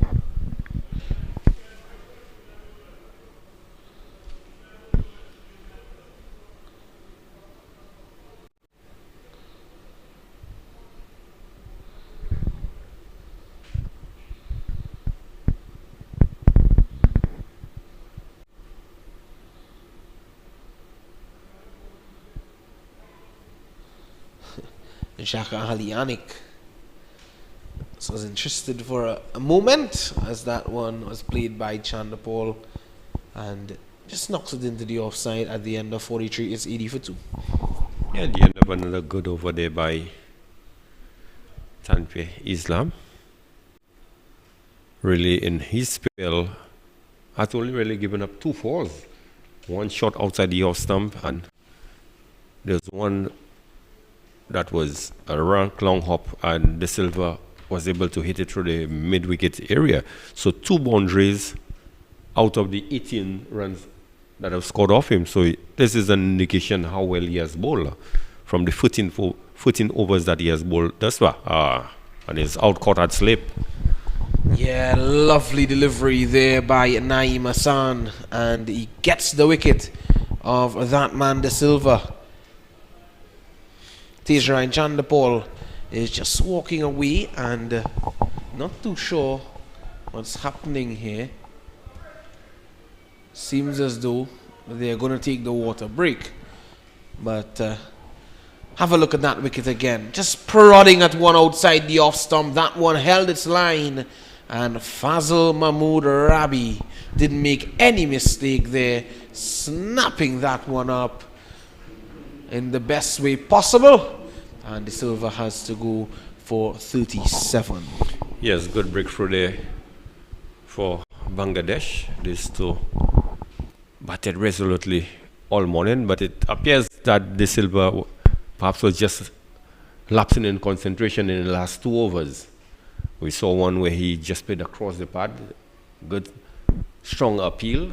It was turned down, and the next over, few deliveries afterwards, just pushing that one outside the off stump and being caught at slip. But good knock by Captain De Silva nevertheless. Excellent knock, and it's a drinks break. We'll take a drink, refresh ourselves as well, a drink of water that is, and we'll be back with more.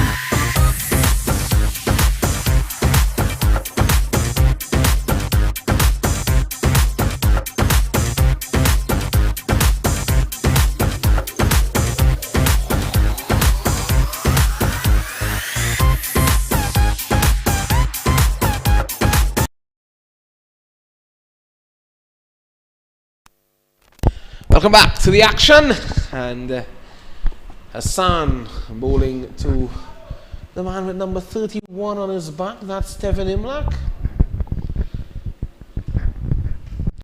Devon Imlak coming in to replace Josh De Silva, as this one is played away nicely for 4. So he gets off the mark with a boundary. Yes, good positive cricket there by Imlak.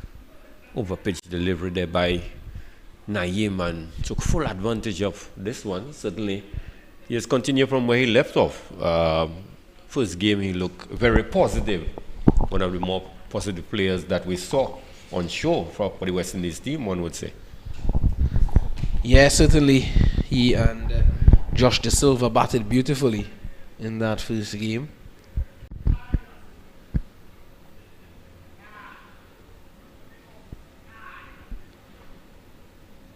Lovely batsman, Devon Imlak. He would have had some success in the regional tournament as well. That was concluded in the year, earlier in the year.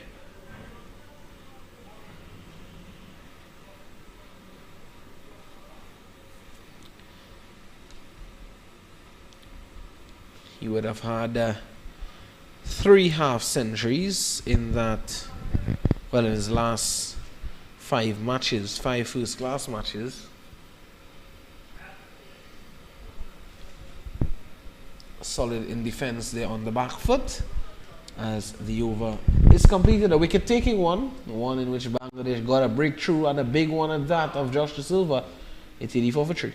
Yes, good over there by Naeem Hassan. Would be very pleased with his effort to get the wicket of the captain De Silva, who looked well set for a moment. But then one would say we saw a lapse in concentration, and good catch taken at sleep.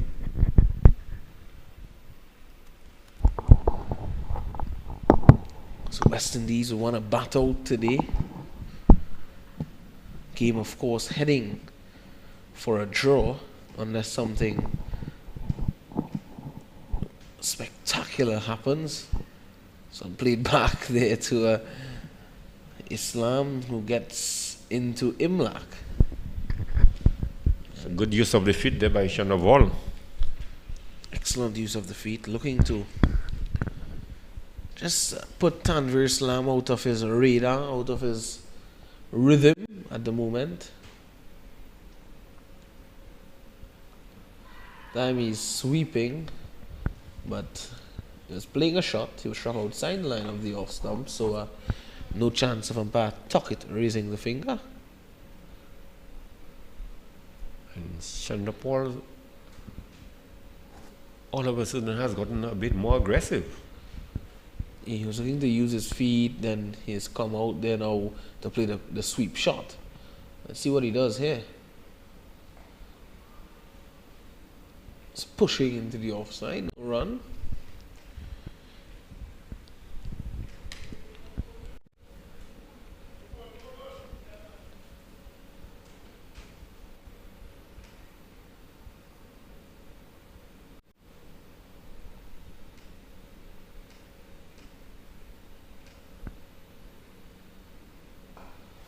And here he is again.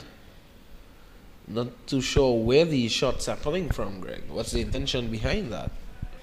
Yeah, it's just passing strange that Chandrapal has decided perhaps it's time to switch gear. He has been in the footies for quite a while now. Well, there's just been a fall of a wicket, and I don't think he'll want to throw away his hand now.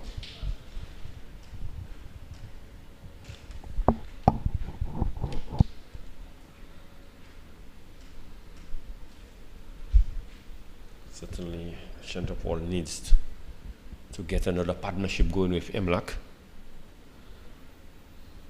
Just like they did in the first game, we saw a number of partnerships between the batsmen.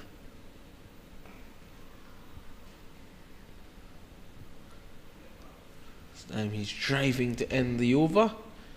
84 for 3.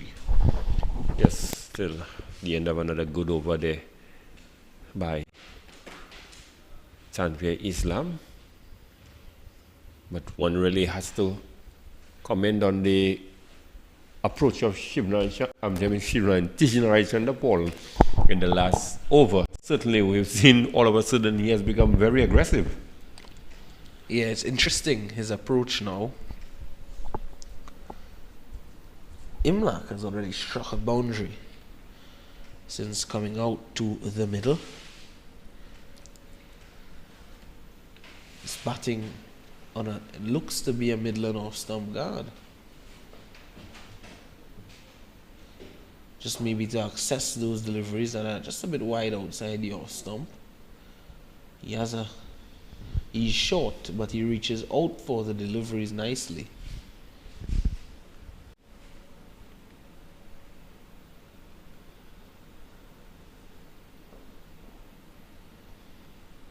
Reaching out and just turning the wrist to get one.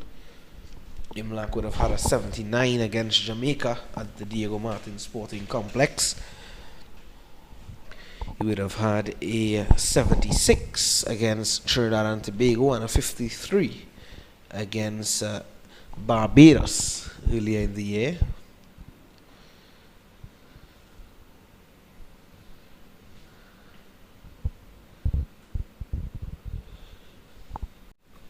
But as I mentioned, Shivnarine Chanderpaul just brought my memory back to when he was just about getting into the West Indies team. He was part of a President 11 team that played against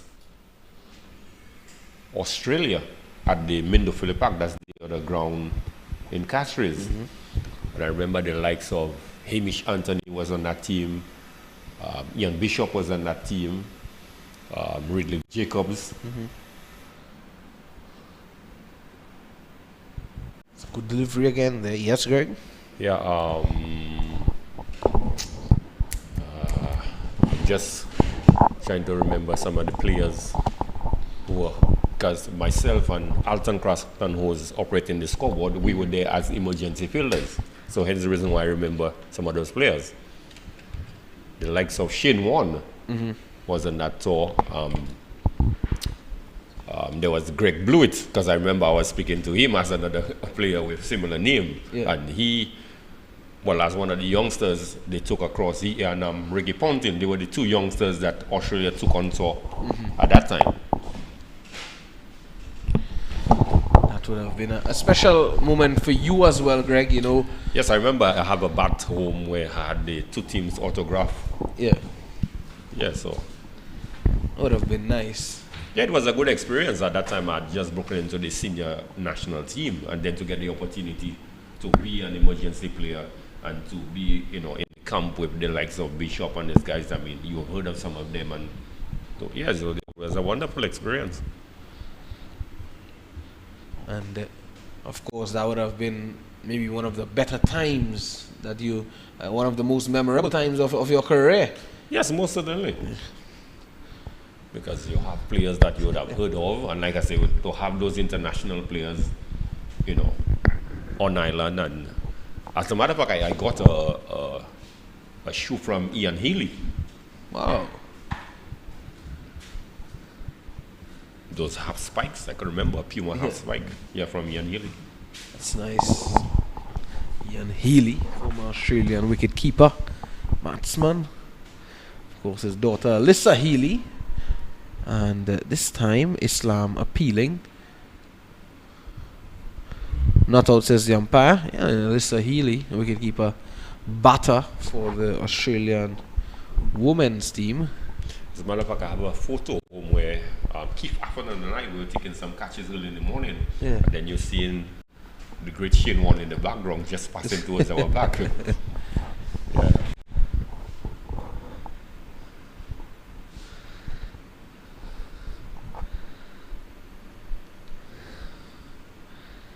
Of course, Shane Warne, deceased now. That was a sad moment in international cricket, as Chandapol just working this one for one.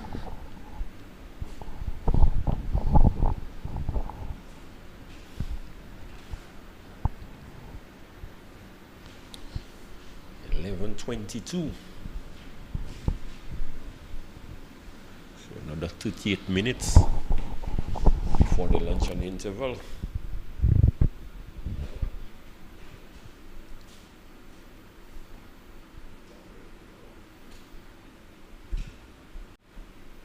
So change in field, man from the backward square boundary been brought up closer to the umpire.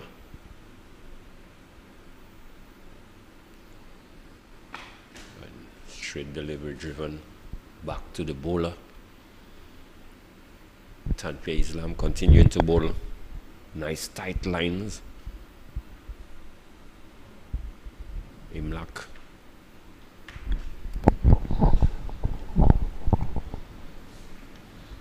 again comes forward. So Tanvir Imlak continuing to bowl admirably out there, really not giving the West Indies players easy runs.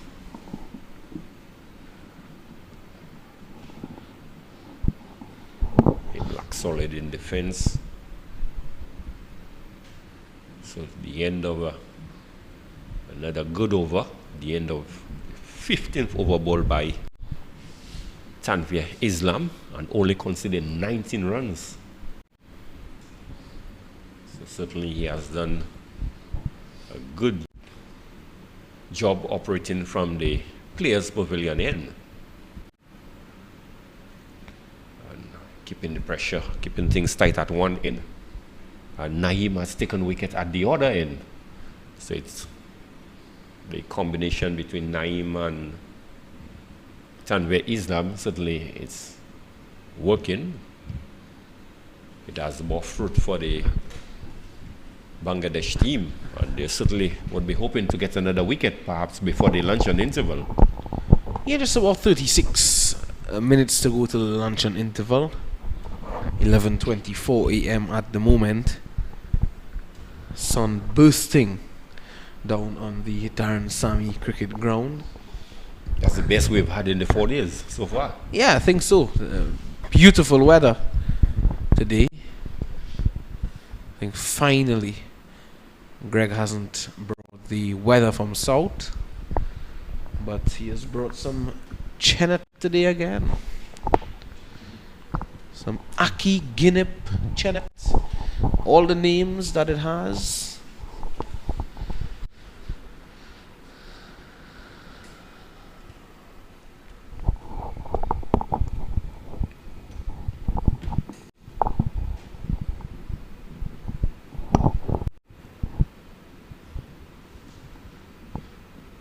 I'm hoping before the end of the day's play you could tell our listeners about your experience in Grozile last night. Yeah, of course, Greg. That's not a problem at all. That's not a problem at all.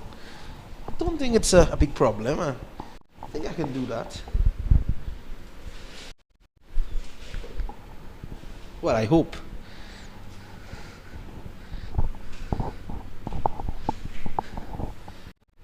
Naeem Hassan operating with a slip that's a bit far back, and not well. He pushes the delivery through a bit quick as well, Naeem Hassan. So I can understand why the slip fielder is that far back.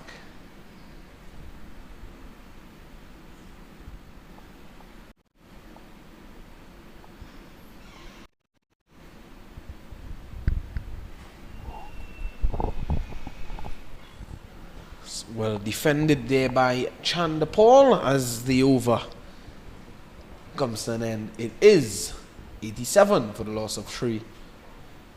Chandapol, he's on 35, and Imlak, he's on 5. Yes, Chandapol continuing to be resolute out in the middle. Opened the innings yesterday afternoon. He has faced 148 deliveries for his 35 runs. It certainly has been in the 40s for quite a while. Yes, and looking at the bowling for the Bangladesh team, Khalid Saeed Ahmed had none for 29 in 11 overs thus far. Mrityunjoy Chowdhury had 2 for 19 in 8. Naeem Hassan 1 for 20 in 14. And Tanvir Islam none for 19 in 15 overs. Wickets fell at the score on 30, 30 and 80. So certainly a 50-run partnership for the third wicket from Captain De Silva and Tijnara Chandapal.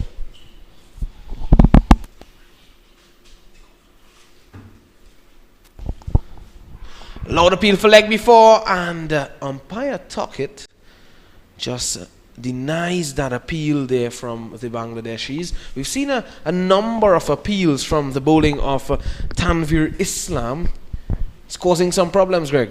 Yes, certainly. Tanvir Islam has bowled remarkably from this end, and he has asked a few questions on quite a few occasions. And at some point in time, he's hoping that his questions will be answered in the affirmative. Yeah, just a bit too straight here on that occasion, and it was just heading down the leg side. This is a good shot from Devon Imlak, lapping that one away onto the onside, and he will get one.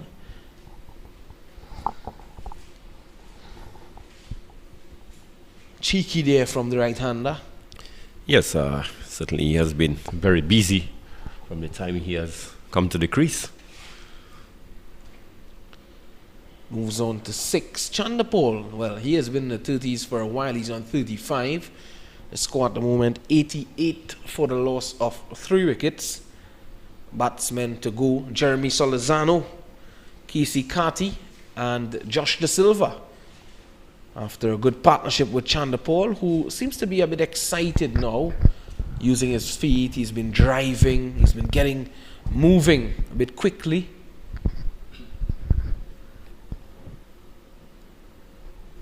It's about half an hour's time to go before the luncheon interval. Bangladesh would want to prize out a couple more wickets here, Greg, before that luncheon interval. Yes, most certainly. They would want at least a minimum one more wicket before the luncheon interval. And more so to see the back of Tijnara and Chandapal. Has been the rock out in the middle.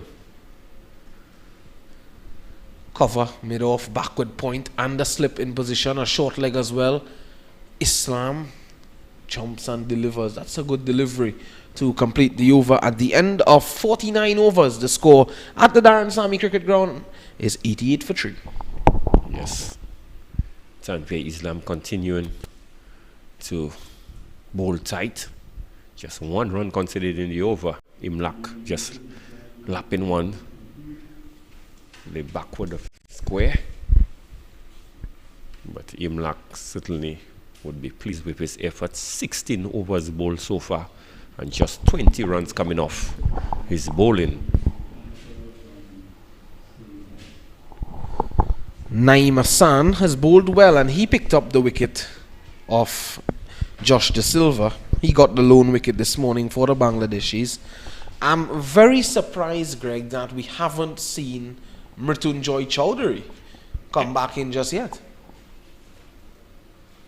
Yes, I was just about making that point, unless he's fit enough to be out on the field, but perhaps not fit enough to bowl. He might be carrying a niggle, for all we know. Because it's quite surprising that he had taken 2 wickets yesterday and not given the ball. And someone like Devon Imlak, who would have played most of his cricket in Guyana, he's from Guyana, of course, he would be a good player of spin. And I think, if they look to bring in Mrityunjoy Chowdhury here, just to rough him up a bit, Greg, early on in the innings, I think that could be a good ploy. Yeah, because he bowled good, consistent line and length yesterday. It really troubled the batters. And hence the reason why he was able to pick up 2 wickets for his team. You have a wicket-taking bowler in your lineup, and you are not using him. I can't understand why Mohammad Mithun has not gone to him. But again, Could be, that he has a niggle and hence he cannot be bowling. But we haven't heard anything here in the commentary box just yet.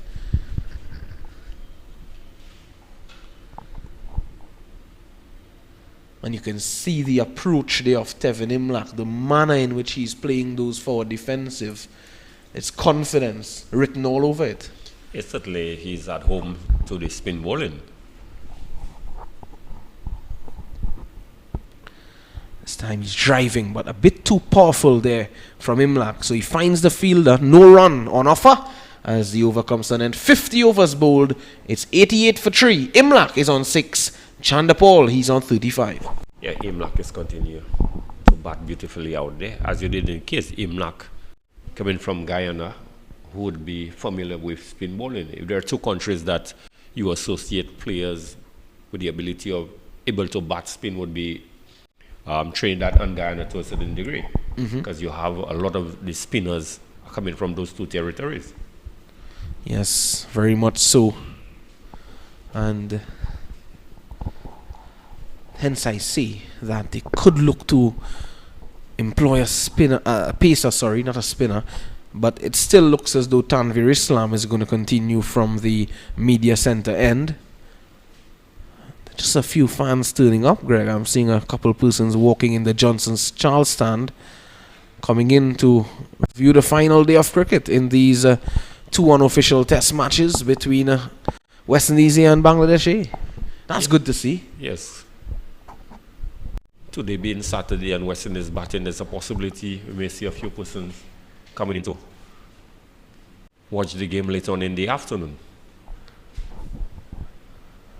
And see a single there from Chandapal, just using his feet, moves on to 36.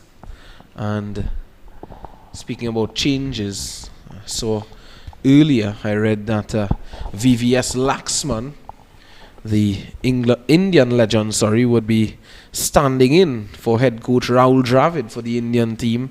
And India has had a lot of changes, chops and changes this year, using 7 captains in international cricket, as this one played away down to fine leg by Imlach, looking for 2, but he will have to settle for 1. So 2 singles to start this over. So VVS Laxman standing in as a head coach for the Indian team, and that's for the 3 ODI tour to Zimbabwe. And he will be assisted. So a lot of changes. He'll be assisted by Hrishikesh Kanitkar and Sairaj Bahutule, both batting coach and bowling coach for the Indian team for that series. India using 7 captains this year, Greg? Well, certainly something that they're not pleased with the captaincy of the various players that they have experimented with. Because one would find it hard to understand why would you be using 7 captains in a year. I think it's a case of some guys being rested as well. KL Rahul is back to captain the Indian team in that series. And Shikhar Dhawan, who would have skippered the Indian team in the West Indies in the 3 ODIs at the Queen's Park Oval in Trinidad and Tobago. And also, well, he wouldn't have captained the T20 team. Rohit Sharma would have been back. But KL Rahul taking over now for Rohit Sharma and Shikhar Dhawan. Is Islam. Good delivery. Tight as the economy there from Islam. And Virat Kohli seems to be falling out of favor with quite a few Indians. Well, Virat Kohli has been lacking some form of late. Class player. But, sometimes being the class player that you are, you tend to lose form as well, Greg. Every day is not Sunday, today is Saturday. And this brings an end to the over. 51 overs have been bowled. It is 91 for 3. Yes, good over. Completed there again with just 24 minutes away from the luncheon interval. I think this would be the discussion out in the middle between these two, that we need to be there until the luncheon interval. Wickets to fall, Jeremy Salazano going bold to Mrityunjoy Chowdhury for 10. Casey Kati, another victim to Chowdhury, caught by Jaka Ali Anik for a duck. And Josh De Silva, he went this morning for 37 of 101 deliveries, caught by Mahmood Fazil Rabi of the bowling of Naeem Hassan. Batsman at the crease, Chandapal on 37 and Imlak is on 7. 2 Guyanese out there, Greg. Yes, shouldn't be a problem communicating out in the middle.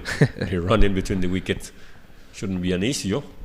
These 2 guys should have been batting on a number of occasions together. Definitely so. We'd have seen them bat at the Diego Martin Sporting Complex earlier in the year in the Cricket West Indies regional tournament. That's the 40 tournament.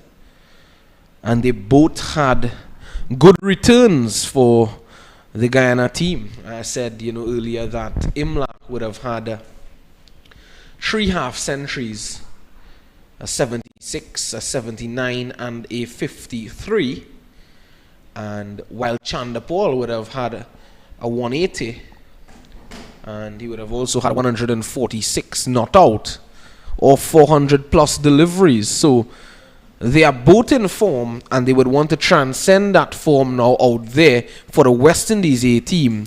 And this, is just a level under international cricket, Greg. So you'll want to stand up here and knock on the door of the selectors to get into that West Indies senior team. Yeah, most certainly a good performance here would enhance their chances of making the team. And especially with a test tour coming up as well to Australia in a couple months, as Chandapal picks up a single.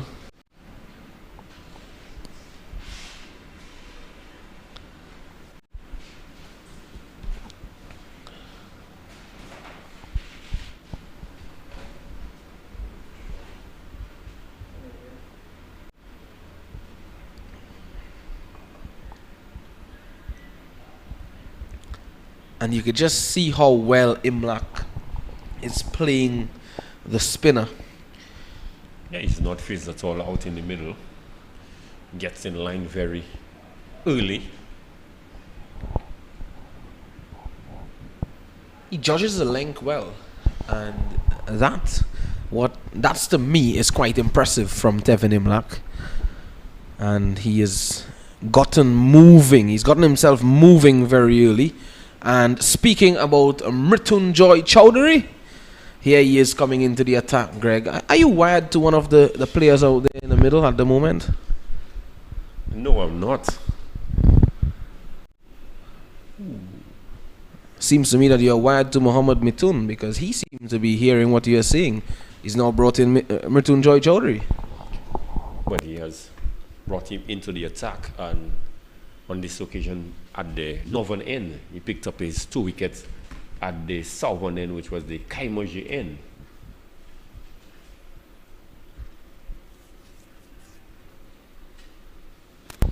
So the man from Shatkira in Bangladesh, Mrityunjoy Chowdhury. Here's a name for you, Greg. Mohammad Mrityunjoy Chowdhury Nipun.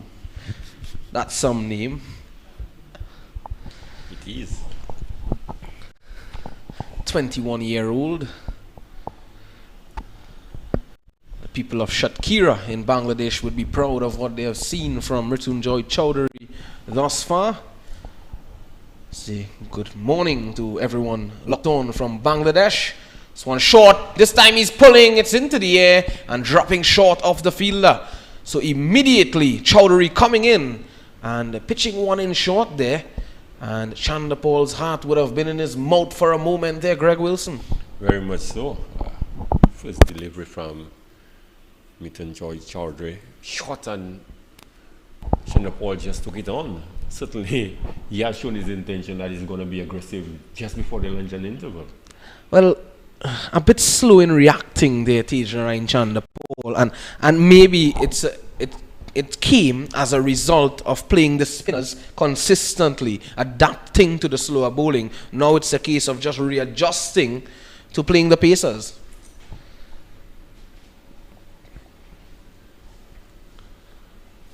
Two slips and the gully in position as Chowdhury comes over the wicket. This time pulling nicely there is Devon Imlach. Forward of square leg. It's running very close to the boundary. The fielder cleans up and limits them to 2. Yeah, Chowdhury, 2 deliveries bowled so far, has been short on both occasions. And this time around to Imlach, getting into position very quickly and hitting this one through the square leg region, picking up 2 easy runs. Mrityunjoy Chowdhury would have played some matches coming into this series, some list A matches, and he would have participated in that set tournament in which I mentioned that Tanveer Islam took part in Bangladesh. Those games would have been played at Mirpur and Savar, and Mrityunjoy Chowdhury would have played for Sheikh Jamal, whereas Tanveer Islam would have played for Abahani Limited, and he would have just picked up 3 wickets in his last 5 list A matches. That's against Ghazi Group in April, the 17th of April that is. And he'd have picked up 1 against City Club at Mirpur.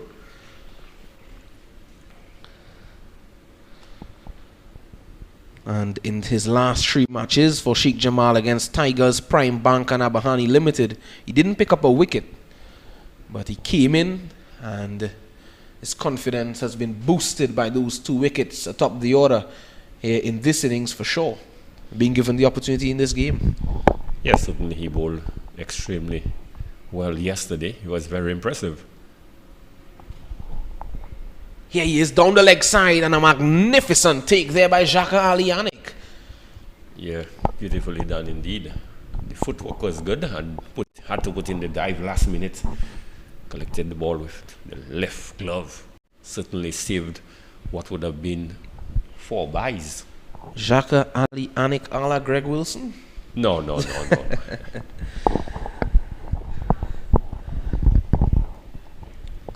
Nifty glove work there from Anik.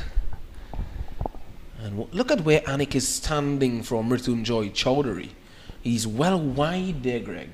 Yeah, so he covered a lot of ground on the leg side. So he did very well to have saved what the umpire would have signaled by, which would not have been fair to the keeper. Well, Mrityunjoy Chowdhury, his first over of the morning comes to an end, and a very late introduction for him at the end of 53 overs. It is 95 for the loss of 3. Devon Imlach is on 9 of 28 deliveries, and Tejaran Chandapal, he's there on 39. Yeah, Chowdhury's first over, certainly we did not see the sort of consistent line and length we saw from him yesterday, and that is understandable.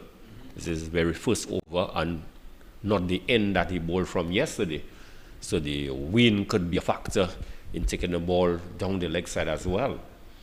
So he certainly would have a bit of adjusting to do, coming from the northern end for the first time in the game. Well, I don't think there's going to be a change from the Kaimaji end because, of course, Hassan has been bowling beautifully. He has been able to prize out that wicket of the Silva. So, Mithun doing the right thing, sticking with the tall off spinner. Think it's the right move, Greg? Yes, I think the combination of these two. So I'm a bit too short, but he finds the fielder at backward point. I think the combination is good, but both of the bowlers, they are bowling at ends that they were not accustomed to bowling in the first game. Because Naeem bowled most of his overs from the northern end in the first game. It is true he has taken a wicket, Yep. but he would have been more familiar bowling from the northern end. Yeah, and Mrityunjoy Chowdhury would have had his success from the Kaimaji end. the Kaimaji end. Yeah.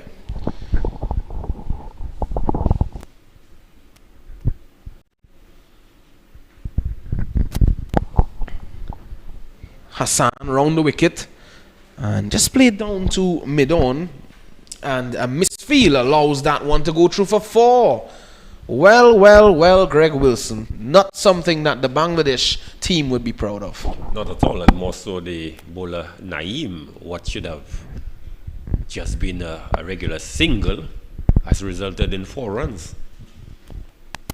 And guess who is that? That's Mahmudul Hassan Joy, bringing no joy to the Bangladesh team. Yes, he would be disappointed in his effort as well. It's never a good feeling.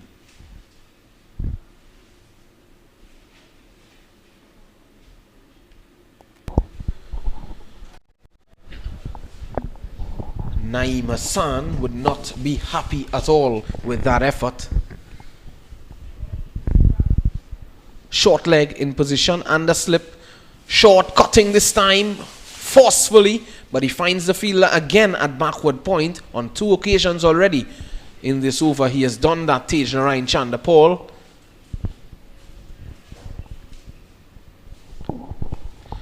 .11:47 at the moment, just about 13 minutes to go till that luncheon interval.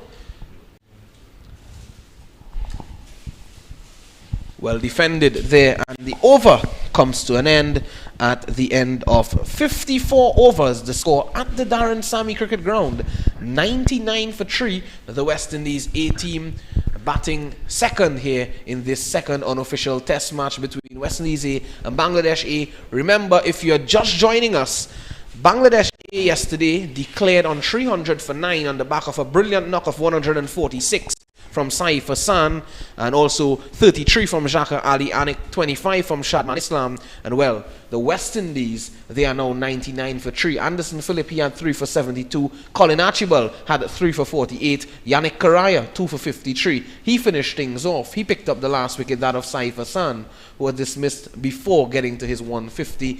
Thus far, Mrityunjoy Chowdhury struck on 2 occasions. He has 2 for 22. Naeem Hassan has 1 for 25. Speaking about Chowdhury, there he is.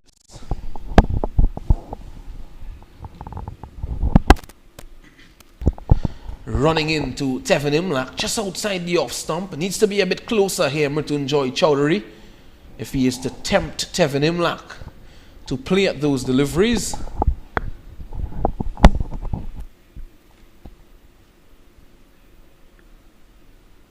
West Indies will be pleased with the effort so far. I think so. I think so. Why won't they? Because I think they won't be pleased with losing that 1 wicket. They looked as though they could have batted through to lunch without losing a wicket. But the Silva throwing away his hand again. This time, is that edge? No, it's not. Not out, says umpire Tuckett. Just maybe bat hitting ground. Let's have a look at that replay again. Wide outside the off stump. Imlach driving. Certainly bat hitting ground. The ball was far away from the bat. Yes, good decision there by the umpire.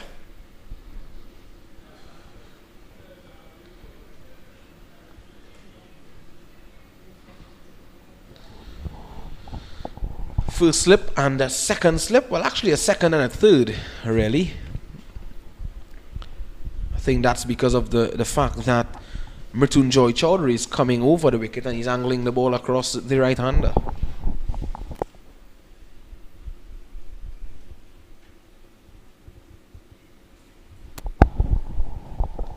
So Chandapal on 43. He had 49 in the last game. He missed out on a half century.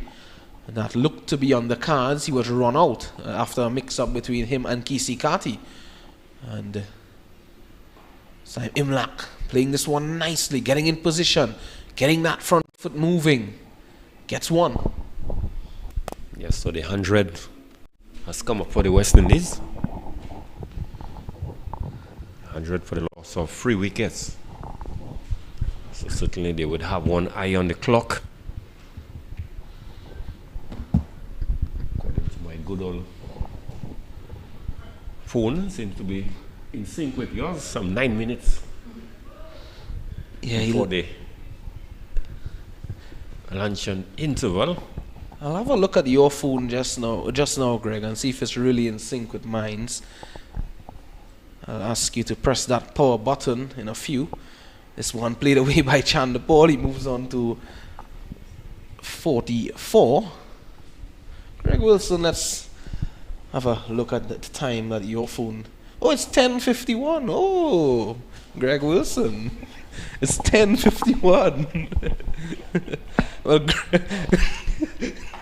I knew that was coming, Greg. saw it earlier, Okay. but I didn't say anything, you know. I just wanted to mention it to the loyal viewers. We used it 10:51. Yeah. The reason why it's 10:51, there's an hour behind. I know it's 11.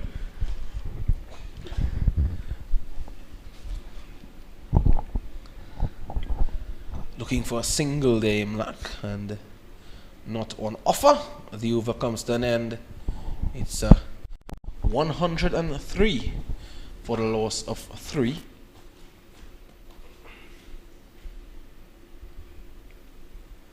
So much better over there by Chowdhury. Seems to settle into a good line and length and good rhythm, as we saw him yesterday. So Imlak getting 2 off the final delivery of that over. So hence the score 103 for 3 at the end of 55 overs. And Imlak on 12, Chandapol on 44. 7 minutes to go until lunch, Greg. Maybe a 2 overs again, and because the spinner operating, well, it looks to be a change now from the Kaimaji end. Number 21. Let's have a look.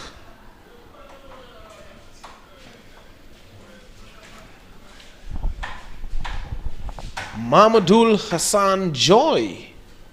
Well, if anything, he's going to look to bring some joy to the Bangladesh lunch.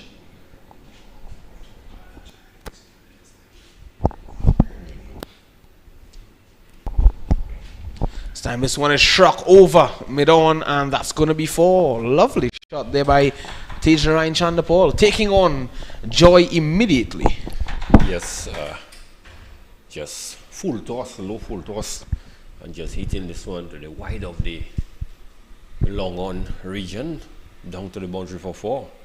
So he moves on now to 48. Well, the thing is, he's on 48, and I'm not too sure if he would want to get to that half century before the luncheon interval. Well, he defends that one into the offside. I think they brought on the spinner again to, you know, get through some overs quickly here before lunch. Trying something different is Mithun. Trying to see if he can buy a wicket here. And the least that Chandapol would want, Greg, is to get out to a part-timer. Yes, most certainly. You would not want to get out to a part-time at this stage of the day, just a few minutes before lunch. Mahmudul Hassan Joy. Well, in his test career, his first-class career, and his list A career, he's yet to pick up a wicket. So that tells the story.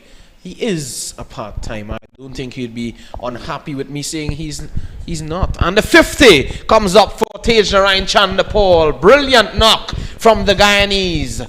He raises the bat now. He's acknowledged by his teammates. A ring of applause comes around for him. And my oh my, this is a brilliant innings from the left-hander, the stylish left-hander from Guyana. Yes, certainly a good knock there by Tejnarayan Chandapol to get to 50. He has batted admirably. Really has not given a chance to the Bangladesh team. And he certainly has gone one better than he did in the first game. Certainly has all to play for after the luncheon interval. And he would want to go on and emulate the inning that Saif played. Get into 3 figures, one would want to think. Okay, he really has not looked trouble out in the middle at all by either the fast bowlers or the spinners.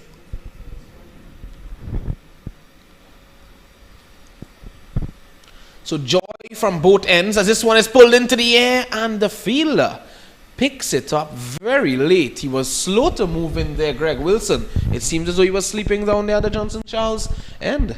Perhaps he may have lost it in the background, but certainly a chance presented, and he was really slow coming in, although he was not right on the edge of the boundary, he was about 3/4 away. And still, the reaction was slow in moving in to get into that ball. So perhaps a chance gonna begin, one would say. Imlach not handling the short delivery well on that occasion. I don't think I'll be sleeping out there in the sun in this weather. Good delivery from Mrityunjoy Chowdhury. Chandapol bringing up his 11th first-class half-century. Had 10 prior to this, a first-class average of 32.82.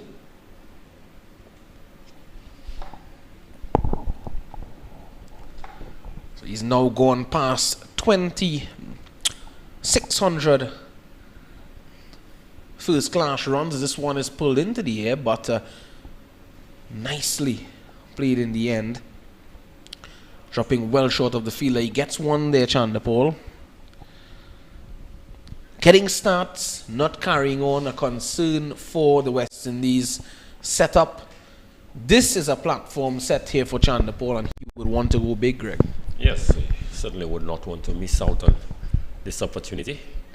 Conditions ideal for cricket, and certainly has seen all what Bangladesh has to offer, one would say, so far.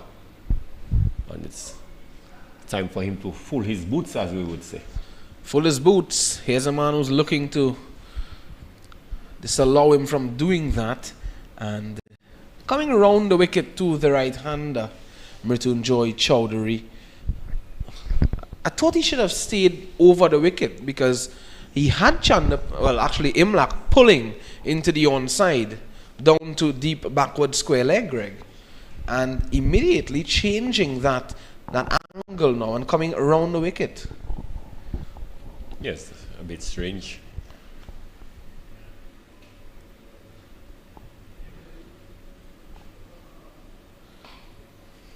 Top stuff there from Mrityunjoy. Right up into the block hole. Nothing that Imlach could do with that. It's a good ball in there. Well, he has changed his line of attack, and now he's more or less attacking the stance. Nelson on the board, 1-1-1 for 3.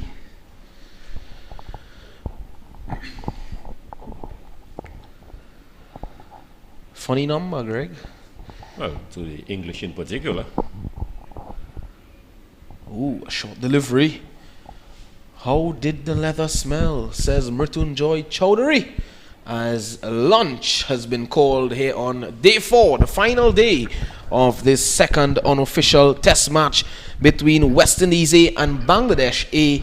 It's 1-1-1 for 3. West Indies A batting second, and Tejnarain Chandapol leading the way at the moment, standing tall as short as he is. He's on 51 of 175 deliveries. Tevin Imlach is with him, his Ghanese partner, on 13 of 37. Jeremy Salazano, he was the first to go, playing on to Mrityunjoy Chowdhury. Second victim to Chowdhury proved to be Casey Carty, who went for a duck. Josh De Silva, he fell victim to Naeem Hassan, caught by Mahmood Fazil Rabi at first slip. Here's the bowling for the Bangladeshis. Saeed Khalid Ahmed, he didn't have a good innings thus far, none for 29 in 11. Mrityunjoy Chowdhury, the pick of the bowlers, 2 for 28 in 11. Naeem Hassan, the next wicket taker, 1 for 25 in 17. Tanvir Islam, the slow left-arm orthodox spinner, he had none for 23 in 17. And Mahmudul Hassan Joy had just 1 over. So that's the situation. Bangladesh being sent in on the first day had 300 for 9. They declared yesterday late in the afternoon on the back of Saif Hassan's 146. In the wickets for the West Indies, 3 for 72 to Philip. Archibald had 3. Karaya had 2. And, well, the West Indies at the moment responding to that, 1-1-1 for 3. So that's how we close it off here prior to the lunch on interval at the Daren Sammy Cricket Ground. In about 45 minutes time or so, we'll be back with more action here in the game.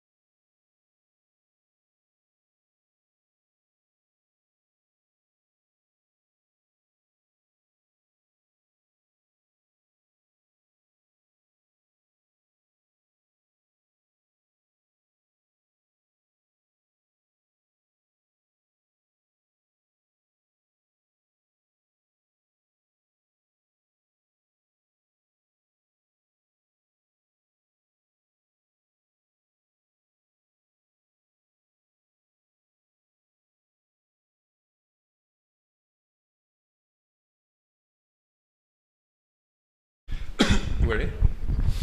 And welcome back to the Daren Sammy Cricket Ground. After we're about to resume play, after the luncheon interval, West Indies A versus Bangladesh A. West Indies A 111 for free. As we see, Naeem continues the attack from the southern end. First ball bowled to Tishnari on the ball. Again, there's an appeal for caught behind. Not outside umpire, Dayton Butler. This one pitch just outside the off stump, and Chandrapal just prodding forward. There was quite a bit of daylight between the bat and the ball. Certainly, there was no bat involved, so good decision there by umpire Dayton Butler. Naeem already is asking questions of Tishnari Chandrapal very early in this over. Again, comes forward, smothers whatever spin that is on offer. So good over so far by Naeem.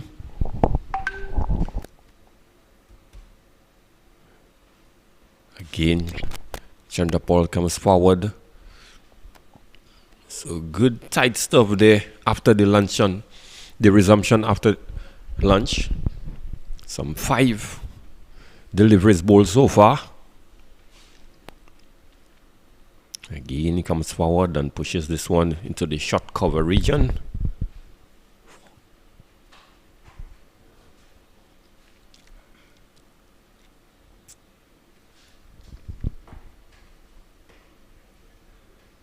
Short.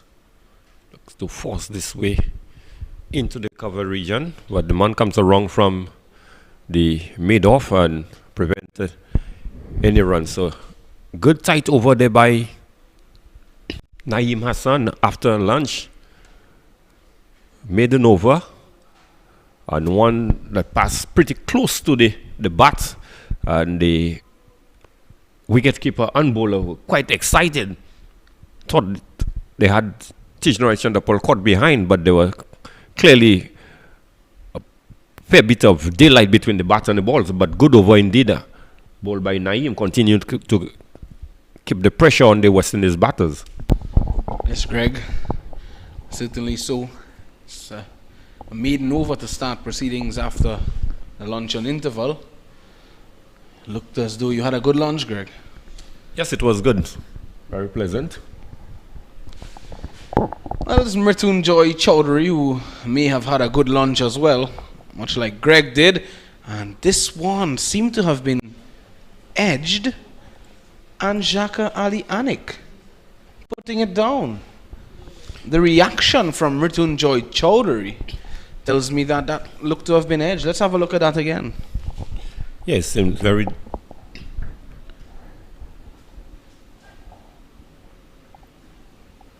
Certainly coming off the top edge of the bat.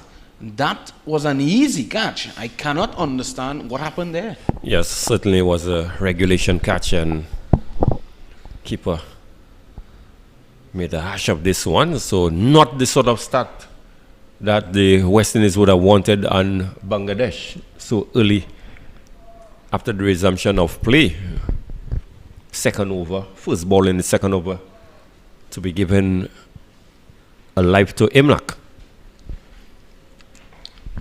Chandrapal solid in behind that one from Chowdhury. And Chowdhury just needs to be on about that 4th, 5th stump line, pull back that length a bit and get Chandrapal driving. I mentioned earlier that Chandrapal is susceptible to those full pitch deliveries outside the off stump. When he's driving, he doesn't look as though he's confident playing those drives. Not at all. And that is a weak point that I've noticed for him. So maybe the Bangladeshis can look to do something about that. And there's Mrityunjoy Chowdhury bowling that one wide outside the off stump. And Chanderpaul, being the patient player that he is not going to chase those. So Chowdhury certainly must be a dejected man, putting in the effort and not being supported by the wicketkeeper. Should have picked up his third wicket in the inning.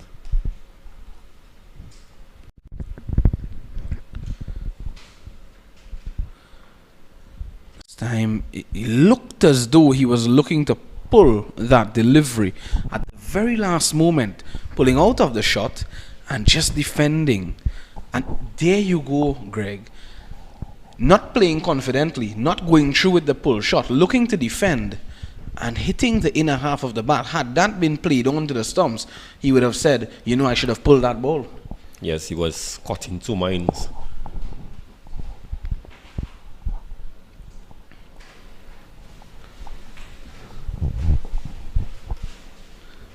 This time he's pulling and along the carpet, and he gets one.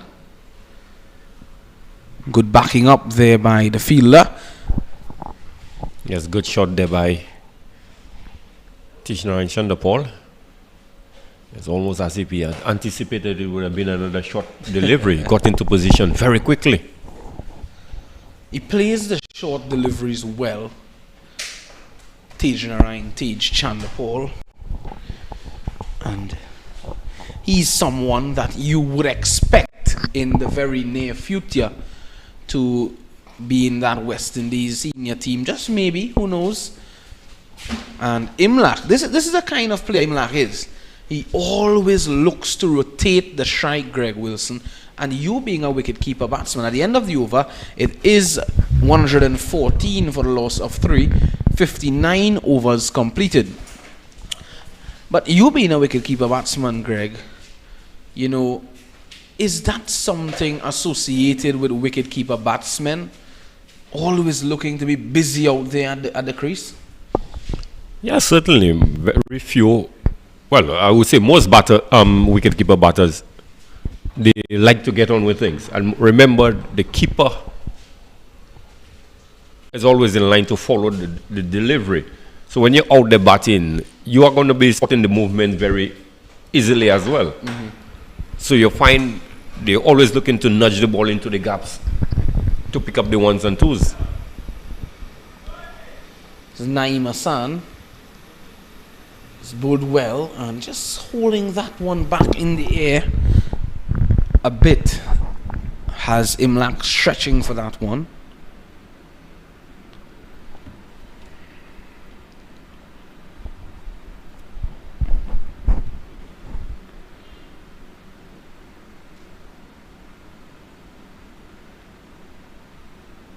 So varying the length, varying the lines as well. The pace to an extent.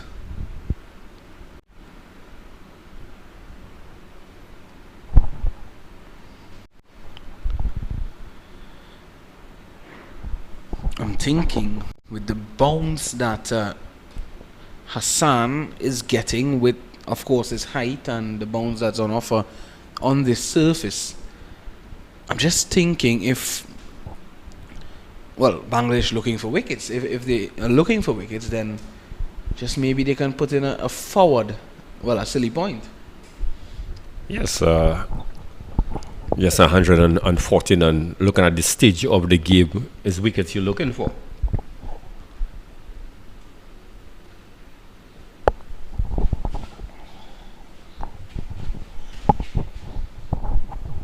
Extracting some spin there on the surface, Naeem Hassan, putting some revs on the ball.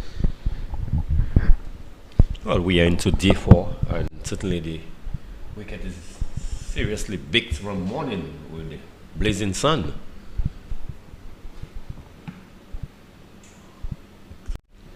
Well played there from Imlach to finish off the 60th over. It's 114 for the loss of 3. Yes, the end of another good over there by Naeem Hassan, continuing to keep things tight. And certainly in the series, he has bowled admirably. One of the players who have been more consistent in terms of the line and length.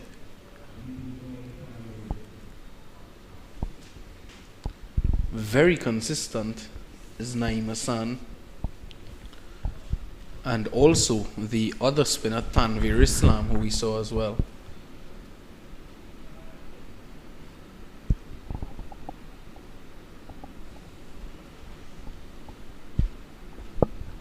But the left arm seamer, Mrityunjoy Chaudhary, is going to continue from the media center end.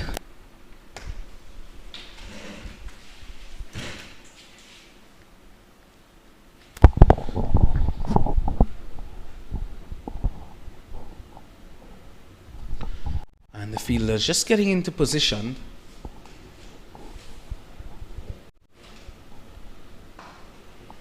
Lovely looking shot there from Tejrang Chandapol, but he'll have to settle for a dot delivery, no run.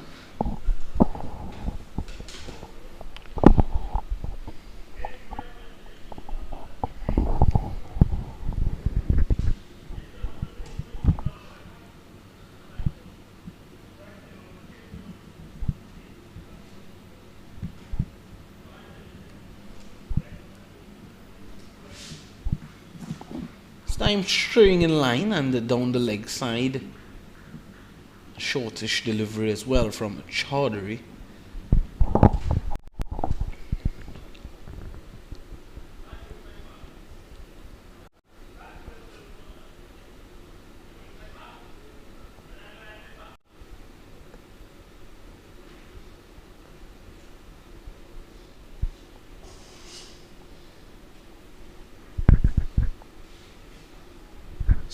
Just pushing, not cutting confidently, pushing at that delivery and just taking the edge.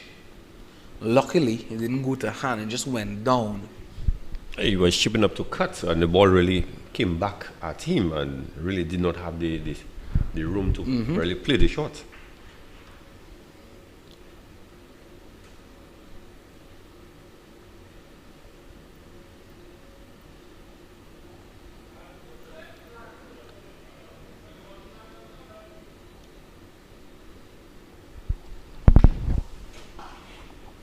Then back to the bowler. Chandapol makes room for Chaudhary to fire that one back at him, but he doesn't do so.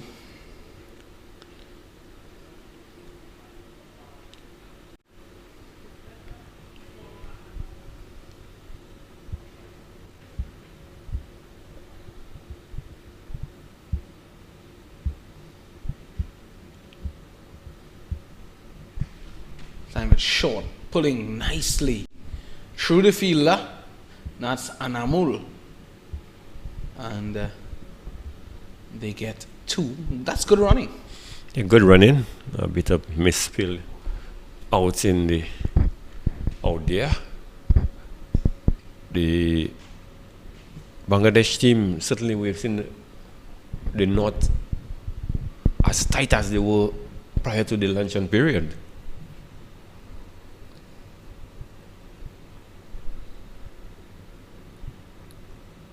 A better delivery.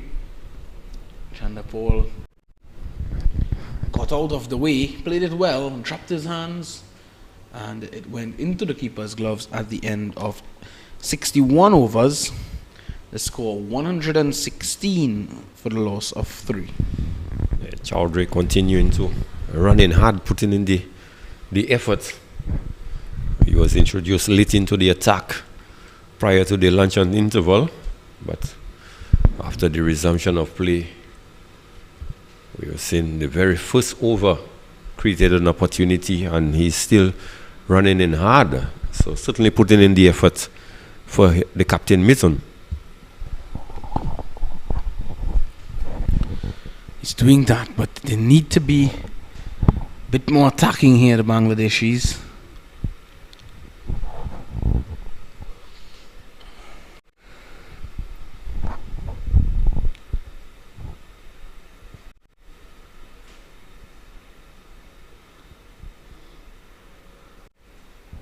And delivery, they're well played, just dropping the hands on it, playing it with soft hands.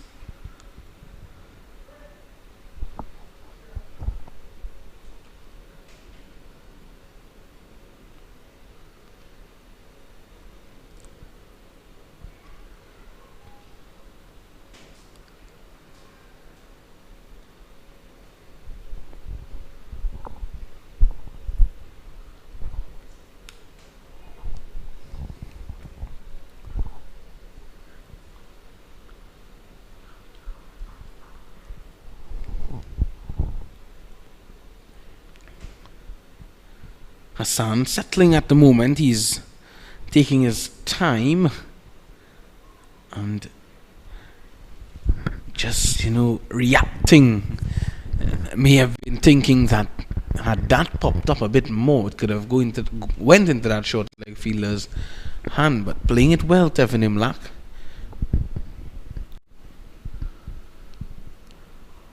This time leaning into that one.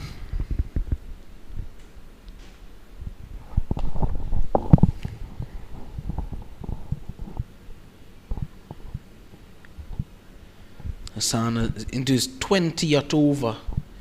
Just 1 for 25. Superb bowling from the tall off spinner.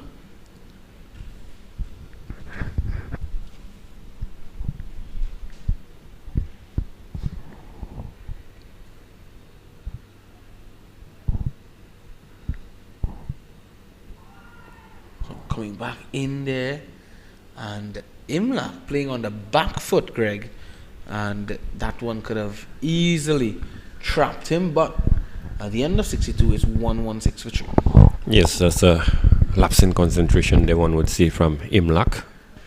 Delivery clearly he should have been playing on the front foot, chose to play on the back foot, but all well ends well. But certainly Hassan continuing to ask questions of the batters, continuing to be on a tight line, testing the patience of Imlach in particular, because we saw him was a bit aggressive, had the aggressive intention when he came out prior to the lunch and interval after the dismissal of Joshua De Silva. But since then, he has quieted down a bit considerably. He has, and his approach now would be interesting with Chandapal batting that way as well. Chowdhury from the media center end, running away from us. Bowls a bit too wide on that occasion.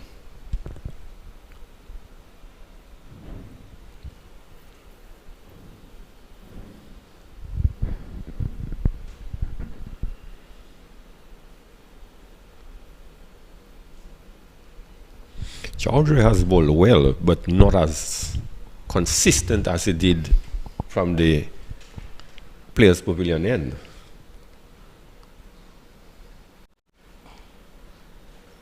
This time he's driving nicely. Only for one though.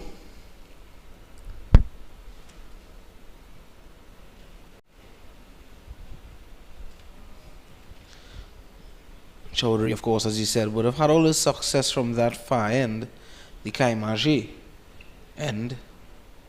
But Hassan and Chowdhury swapping ends, exchanging ends, so to speak.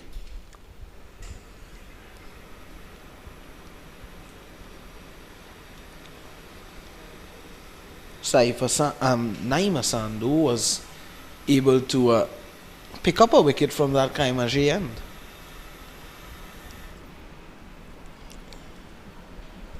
Yes, had the captain Joshua De Silva caught at sleep just before the luncheon interval.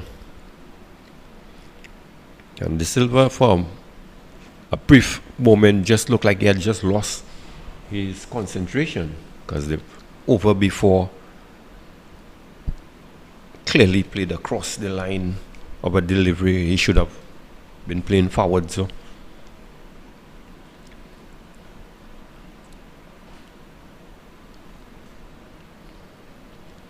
again, De Silva got a start and really could not continue.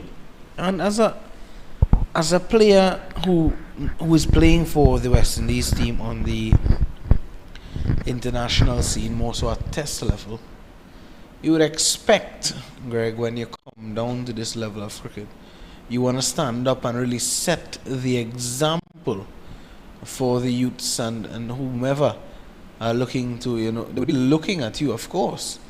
You come down to this level, and this one worked away fine for 4. Lovely looking shot there by Devon Imlach. Yes, Chowdhury on this occasion just strained into the pads, and Imlach got into position very quickly and just worked this one down to the vacant fine leg boundary for 4. So that was very easy pickings there for Imlak. Yeah, definitely. And as I was saying, Greg, you know, Josh De Silva, someone, of course, who, you know, playing Test cricket, coming down here, youngsters would be looking at you from this team, and you would expect a certain level of cricket and a certain sort of, you know, you come down, you get a start, you want to carry on.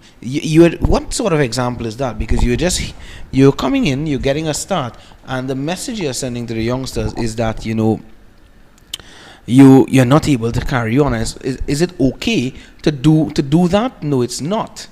So I mean, I'm not being harsh on Josh De Silva, but certainly you want to set the example. Yeah, it's not a question of being harsh, you're just calling it as it is. Yeah. Once you have reached the test level status and then you come down to at the first class, you expect that player to come and stamp the authority. We saw Saib did it in the innings for Bangladesh. Mm-hmm.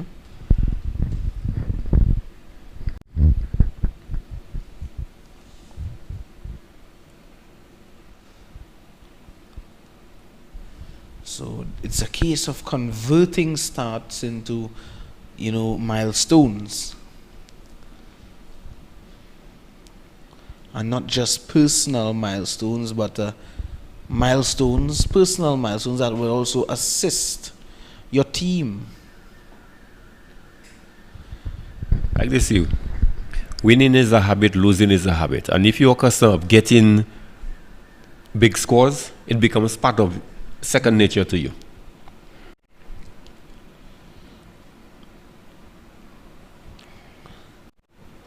Hassan continuing.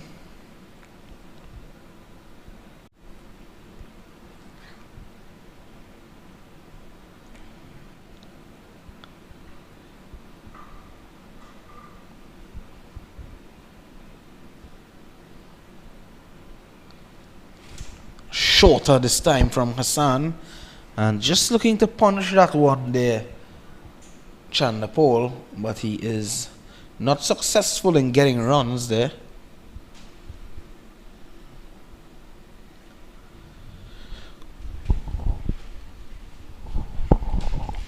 Looks as though he is set to bat all day, Tej Narain Chanderpaul.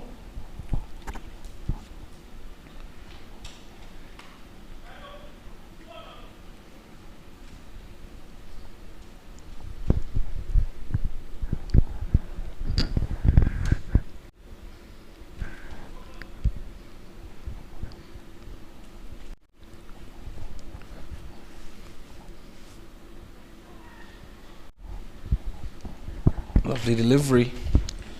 Push that one through a bit quicker there. Naeem. At the end of 64 overs, the score 1-1 for the loss of 3. Yeah, Naeem out there certainly is not a one-dimensional bowler. You see him varying his line, varying his length, and the pace as well. So he always keeps the batsman guessing. And this is good to see as a bowler. He's not all that predictable. Mm-hmm. And you're seeing now that Imlak is asking for his cap. And it looks as though it's going to be another spinner from this end. This is the media center end. Looks to be Tanvir Islam. Well, he certainly bowled well this morning. Basically, he opened the bowling, and I was a bit surprised. Like I said, I thought that Chowdhury would have opened the bowling this morning, considering he was the only successful bowler yesterday. But Devon Islam did open in this end, and he did a good enough job for his team. Just could not have picked up a wicket. Was able to put up some pressure that really forced the wicket of Josh De Silva as well.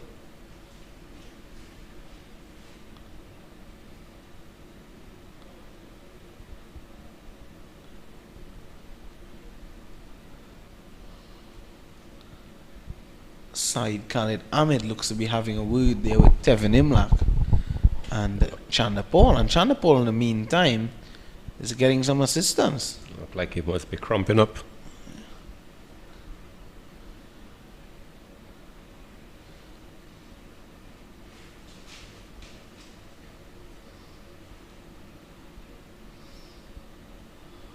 Stretching that arm a bit. Could very well be cramp. Please, it's quite hot out there at the moment. And he has batted for some 199 deliveries, Greg. Yes, he's been out in the middle for a while now. One could see he has been there for 2 sessions already. That's not an easy task by any means, batting for that long period.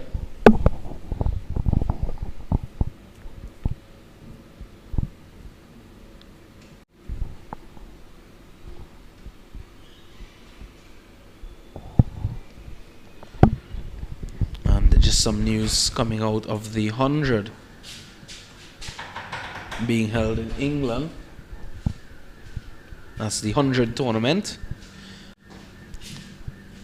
Trent Rockets, they defeated the Manchester Originals, whom Andre Russell is playing for, by some 7 wickets.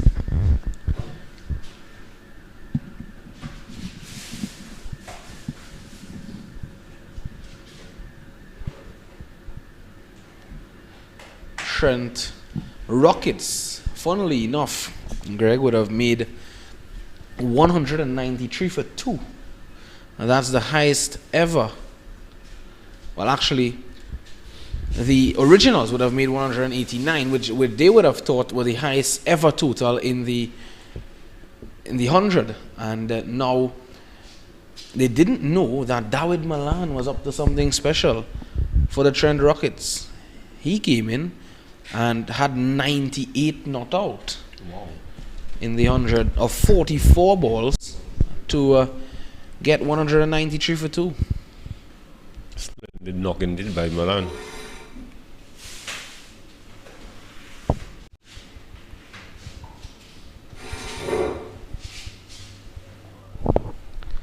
Good delivery there by Tanvir Islam, sliding that one up, and Imlach is solidly behind it.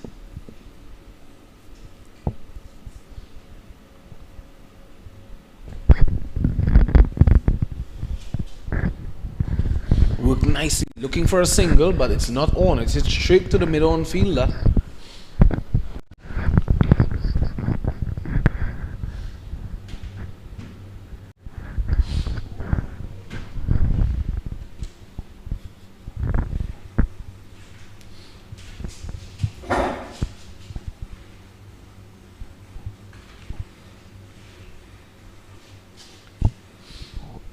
Short and wide outside the off stump. Imlach is not interested.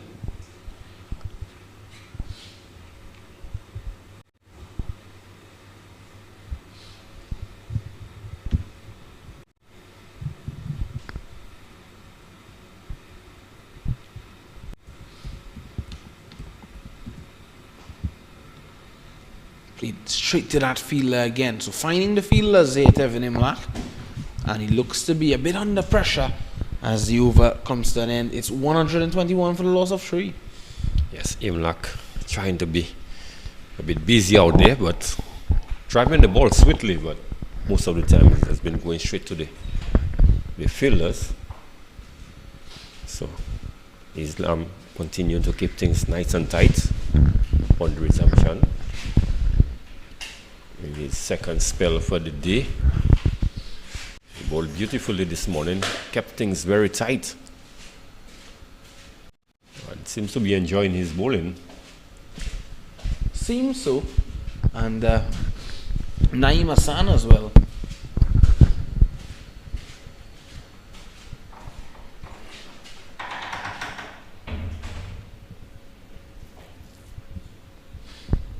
Chanda Paul, how good has he been, Greg, with the bat in hand?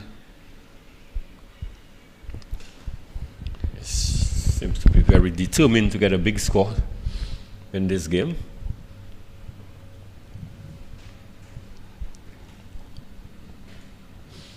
Final day of the second unofficial test match between West Indies A and Bangladesh A, to be followed by 3 one-day matches starting on Tuesday, the 16th of August. This one turned around the corner for one. They wouldn't get two, they were looking for it.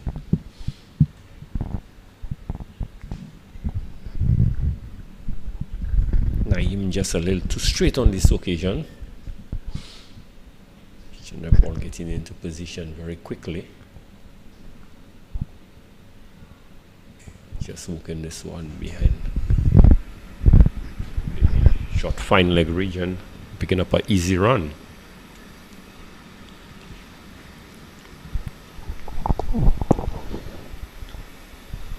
Good delivery there to Imlak, and Imlak he has grown in confidence, and so much so that he's now comfortable to play almost all of the deliveries on the back foot.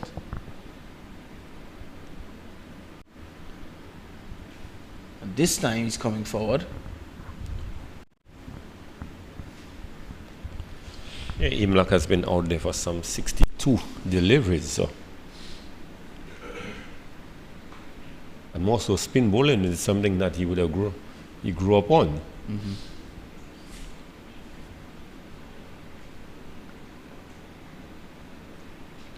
He's sent back there by Chandapal, who seems not to be interested in that single. And Chandapal will maintain the strike for the next over at the end of 66. It's 1-2-2 for 3.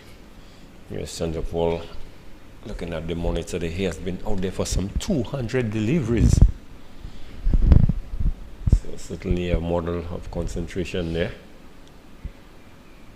And Devon Imlak 19 of 65. So again, a start for Imlak. One would hope that he would go on to at least get to a half century first and see how much more he could add to it. But it's important that batsmen get into the habit of scoring runs. Make it a habit every time you go out there. You can't be satisfied in just getting into the teens, getting into 20s and 30s and out. Chandapal looking to use his feet. And just an update on the third one-day match between the Bangladesh Cricket Board's under 16 team and the Assam under 16 team that was held earlier today at the ACA Stadium in Barsapara. Assam under 16 team, they opted to bat first after winning the toss, but they were defeated again by the Bangladesh Cricket Board's under 16 team by 8 wickets. Assam under 16, of course, batting first, making 104 all out in 37.4 overs. Hrishikesh Das had 43, Devarsh Sharma had 11, Prabal Kalita was not out on 11. In the bowling for the BCB under 16 team, Samyun Basir Ratul had 4 for 19, and Saik Imtiaz Sihab had 3 for 25. And in the chase, well, the BCB under 16 team, they knocked it off in 23.2 overs, 110 for 2 they finished on. Azizul Hakim had 54 not out. Abdullah, he was not out on 21. Chandapal playing this one into the offside, no run. And Mubin Ahmed Dishan had 14 of 35. And in the bowling for Assam, Dutimoy Nath had 1 for 22 and Mohit Thakur had 1 for 20. Names to look forward to in the future? Well, you would hope so. Certainly some promising talent there, some good scores. 54 going to Azizul Hakim.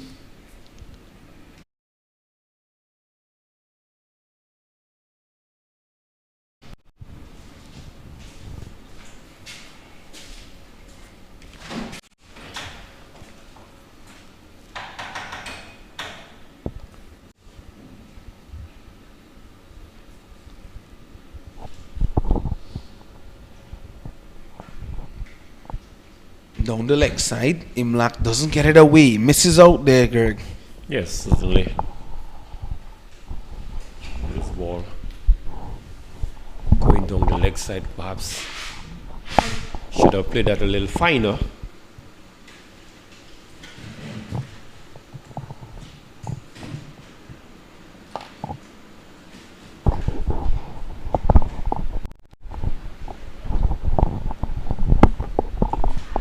Allowed appeal for leg before and not out, says umpire Tuckett. He wasn't playing a shot. Not playing a shot, but it was struck outside the off stump. So, luckily for him. Just when you're not playing a shot and you're struck outside the line of the off stump, you can, of course, still be given out if the ball is going on to hit the stump, but yeah, certainly this one wasn't going on to hit the stump. Just went straight. Turning away, yes. So, good end to the over there by Tavin Islam. Just one run coming up the overs. Again, we see Islam continuing to keep things tight. Naeem Hassan to continue.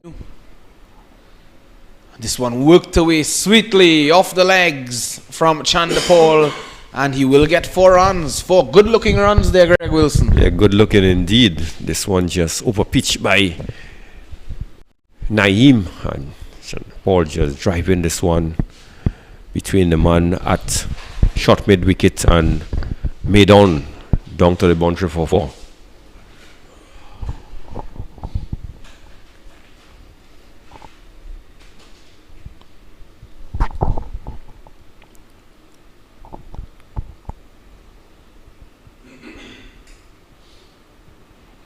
Time he's sweeping, but there is protection. So only 1. So getting a boundary and rotating the strike. Yes, good cricket.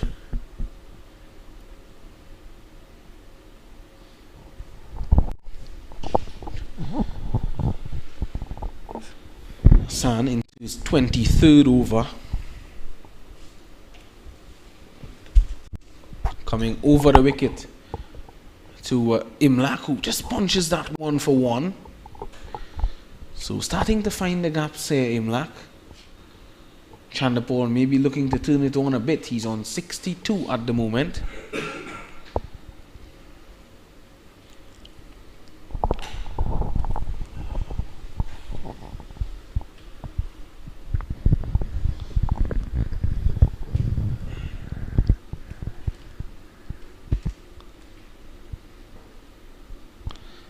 Played back to the bowler this time. So just a little quiet period. 129 for the loss of 3. The lone wicket to fall today, that of Josh De Silva for 37.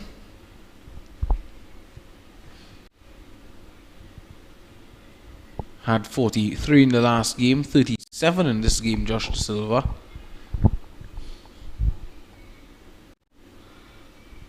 Good delivery. Chandapal's happy to just play it back into the offside, and at the end of the over it is 129 for the loss of 3. Yes, some 5 runs coming off Naeem's over. So these two are continuing to bat positive out there. Chandrapal in particular, see that looks like he wants to get on with things now.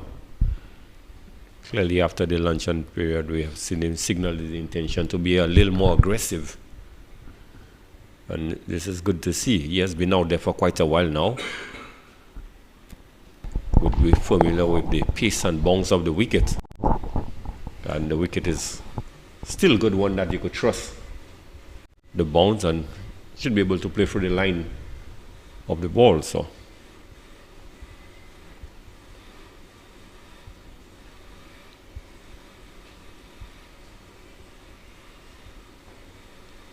is it Tanveer Islam, who has just been reintroduced into the attack by Mohammad Mithun as he's looking for wickets. Islam has bowled very well in this innings thus far, conceding some 24 runs in 19 overs. Whipped off the legs for 1. Good cricket there.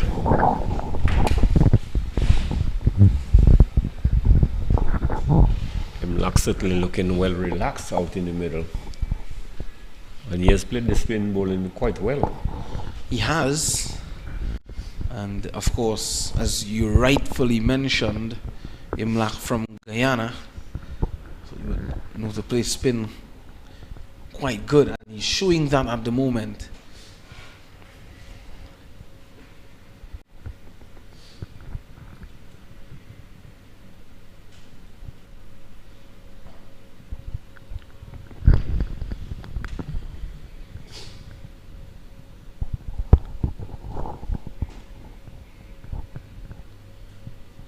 Chandler ball hasn't looked bad at all against spinners as well.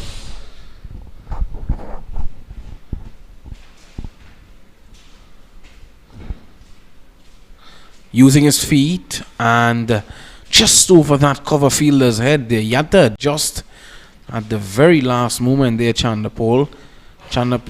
Islam did well. He spotted Chandapol looking to come down the track, pushed the ball wider. Yes, Chandapol perhaps was playing a premeditated shot, really left before the bowler had delivered the ball, and Imlak spotting that, pushed the ball a little wider and really had to make the adjustment. Really did not control, but just ensure that it got over the head of the field, the close infielder, and was able to get 2 easy runs. Cutting this time hard through the offside, and that's going to race away for 4. Yes, certainly. Tanvir Islam on this occasion just short and wide outside the Oster man. Chandapol was quick to pounce on this one, just hitting it through the thick and cover region and picking up 4 valuable runs. That would move him up to what now, some 66 or 68. Yeah, 68 of 212 deliveries, and he's faced so many deliveries. Just goes to show that, you know, he's putting a price on his wicket here, Greg. He's not allowing the Bangladeshi bowlers to sneak through. At the end of 69 is 136 for 3. Yeah, Chandapol certainly has been resolute in defense, but when he has to go on the offense, he certainly has no hesitation in doing so. And he's certainly batting a little more freer after the lunch interval, and this is nice to see, because he has been out there for quite a while.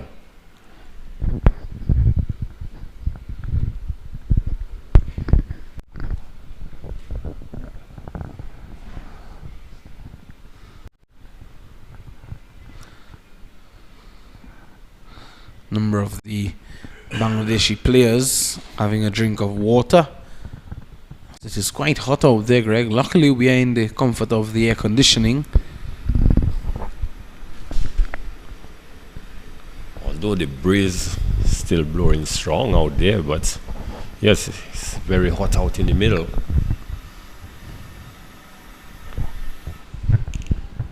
So Hassan continues to bowl his marathon spell, so to speak. And as you mentioned, Greg, today being Saturday, of course a few fans would have turned up, and Imlak has to go. The trap was set. Some bounce on offer there from Naeem Hassan. He was prodding at one. It took the inside edge, and a good catch taken at short leg. Yes, good breakthrough there by Naeem. This one just pitching about middle, and Imlak pushing, going with hard hands basically, and the ball taking the inner portion of the bat and went straight through to the fielder at short leg, and it took a good catch. So good breakthrough there by the Bangladesh team. West Indies losing their 4th wicket, 136. Imlak going to the bowling of Naeem Hassan. Well, it looks as though he's a substitute fielder, number 6 on his back. That is Shahadat Hussein Deepu taking the catch, the 12th man.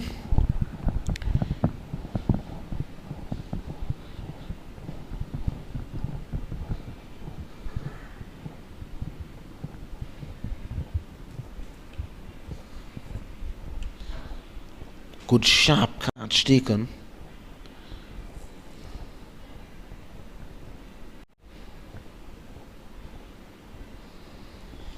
Naeem Hassan again being rewarded for good, tight, persistent bowling.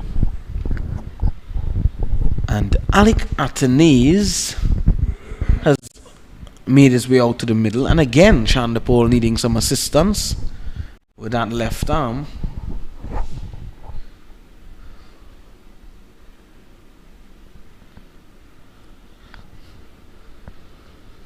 Brian Charles is out there. Jeremiah Louis is out there as well. And Saeed Khalid Ahmed is in his ear. It's now 136 for the loss of 4. Naeem Hassan stuck to his plans and bowled beautifully. He deserved the wicket. He now has 2 for 32.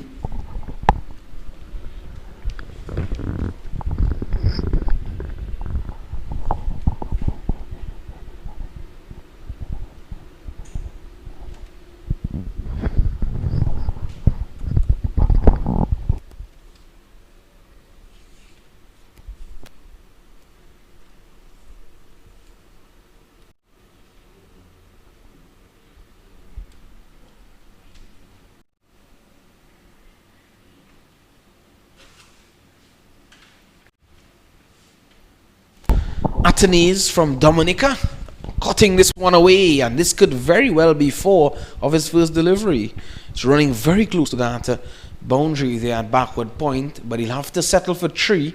The fielder does well to chase it down, and 3 runs to get off the mark for Alec Atenez. Yes, Naeem just been a little loose, wide outside the off stump to the left-handed Atenez, and just cuts this one through to the point region and gets himself 3 easy runs to get off the mark. Nice way to open the account.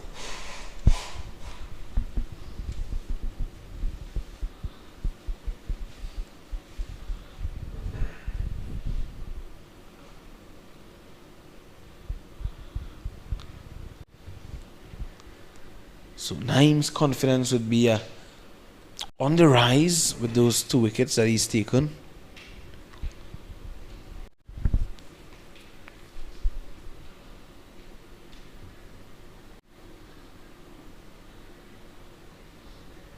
Played back to him by Chandapol. And the 2 wickets he has taken to the, one would say, 2-set batsman. Because Joshua De Silva had been out there for a while, and Imlak has been there since before the lunch and the interval. Yeah, so he had to do well to get those 2-set batsmen out, and that he did, as a wicket taking over comes to an end for Naeem Hassan. Remember, he struck the blow to dismiss Tevin Imlak, who was caught by Shahadat Hussein Deepu at short leg. It's 139 for 4 after 70 overs.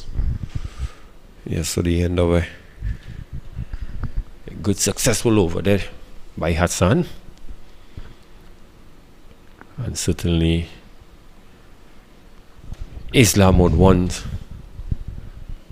to emulate the success that Hassan has enjoyed.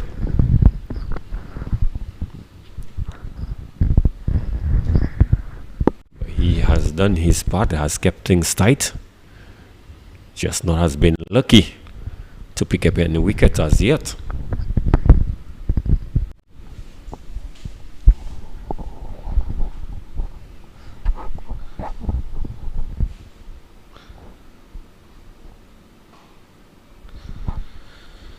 Alec Atenez, anytime he comes out to bat, he's very stylish in the way he approaches his game. Yes, certainly a young man who has a bit of class.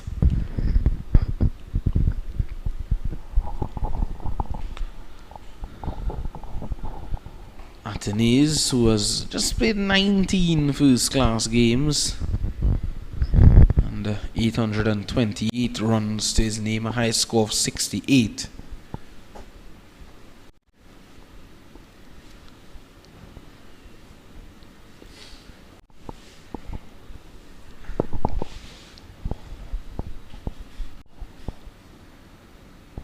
Too full there, and just past that short leg fielder again. Luckily there, Atenes went a bit hard at it. Looked like the delivery must have just dipped last minute. Made it a bit difficult for him to adjust there, Atenes.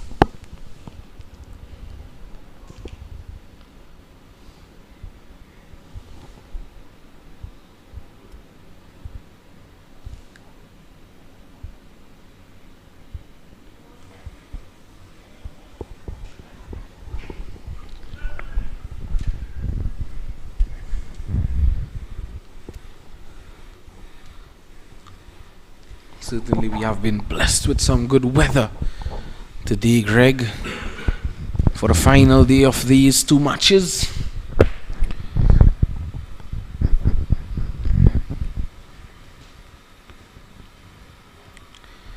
The weather has been exceptional today. Yeah, we've had some good contests between bat and ball. I think the players on both teams deserve a full day's play.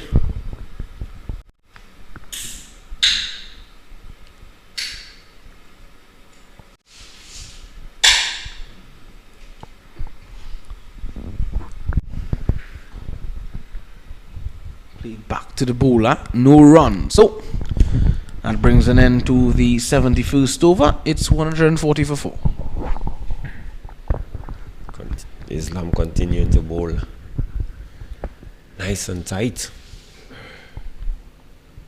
Really not giving anything away.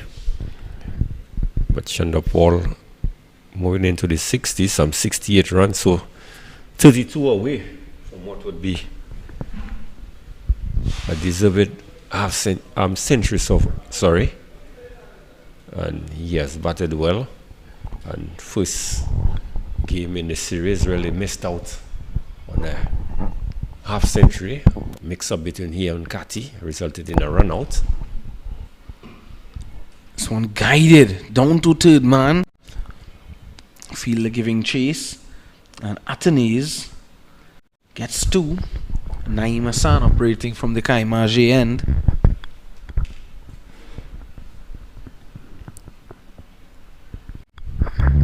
So Atenes certainly has gotten a bit busy from the time he has been out there for deliveries, and he has got some 6 runs so far.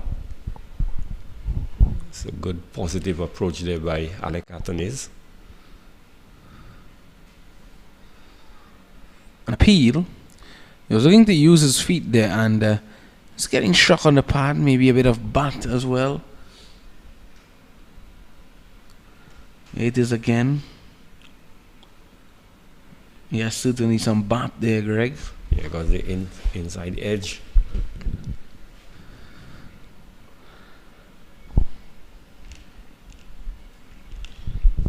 But it's nice to see that some of the batters are prepared to use their feet to the spinners. Silva showed the intent to do that. Chandapal is doing that quite a lot. And now Atenes.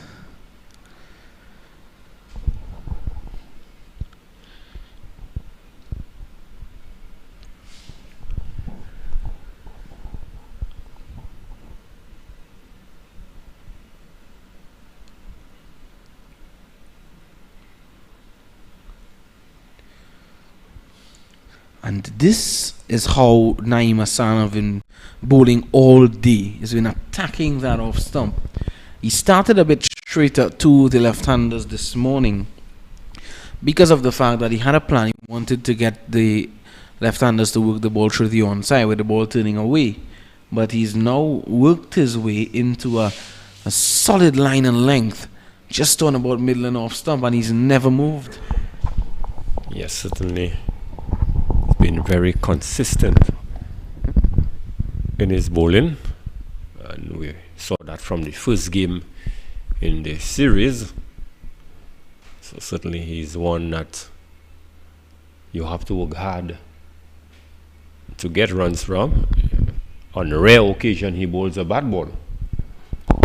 Very much so. And that's, as a captain, Mithun would be very happy, and knowing that that is someone he can always go to,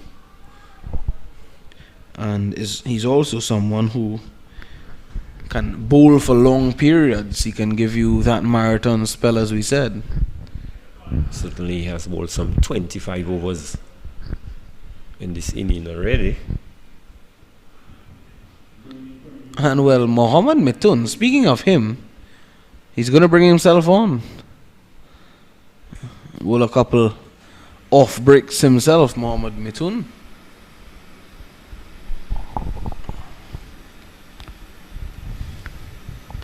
So trying different things there, the captain. So he's not afraid to try things to get wickets.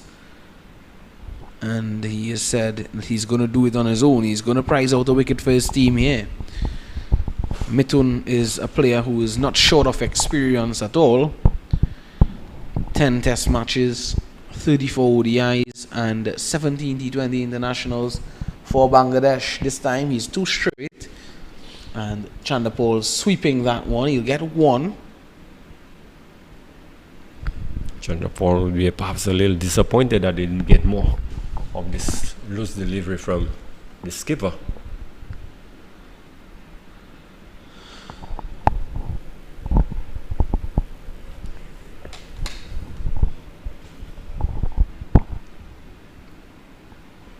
Cutting finds a fielder there, Athens. Mithun, someone who would have played lots of cricket, not just for Bangladesh, but for a number of his club teams. Kalabagan, Kira, Chakra, Ghazi Group, Chattogram, Kulna, Royal Bengals, Kulna Division, Sylhet Sunrisers and Sylhet Division as well. A couple club teams that he would have played for.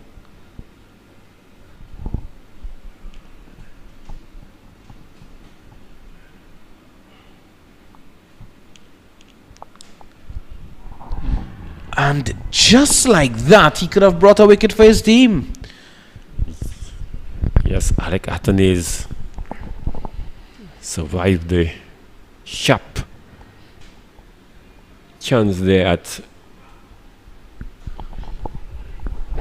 the short leg region, but to be fair to the fielder, the ball was low and was travelling quickly as well. Hands on head there for Mohammad Mithun. That one went down. It's a bit excited there as it went into the air, but it all happened so quickly.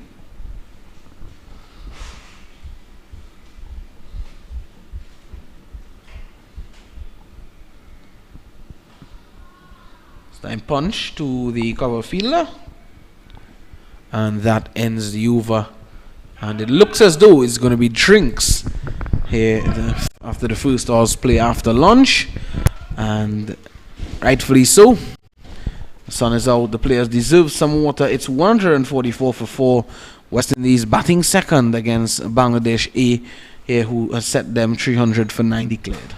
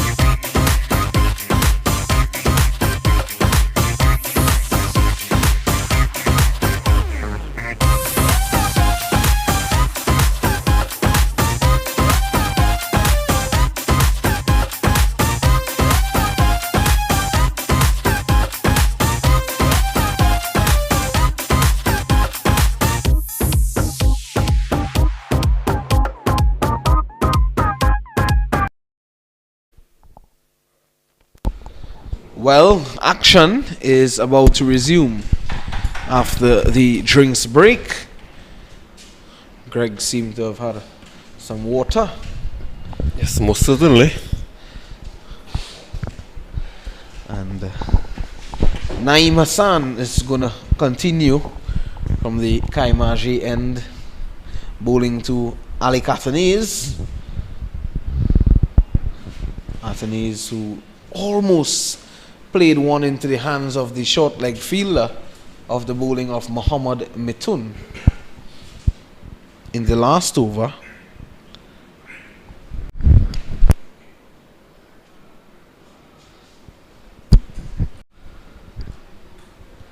Looking to use his feet there, negotiating that one well. Hassan was looking to push it down the leg side.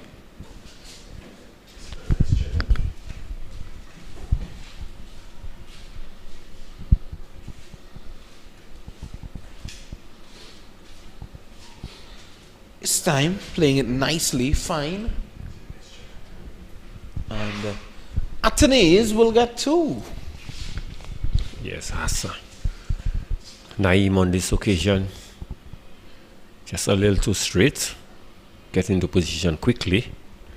Just walking this one through to the long leg region and picking up 2 easy runs.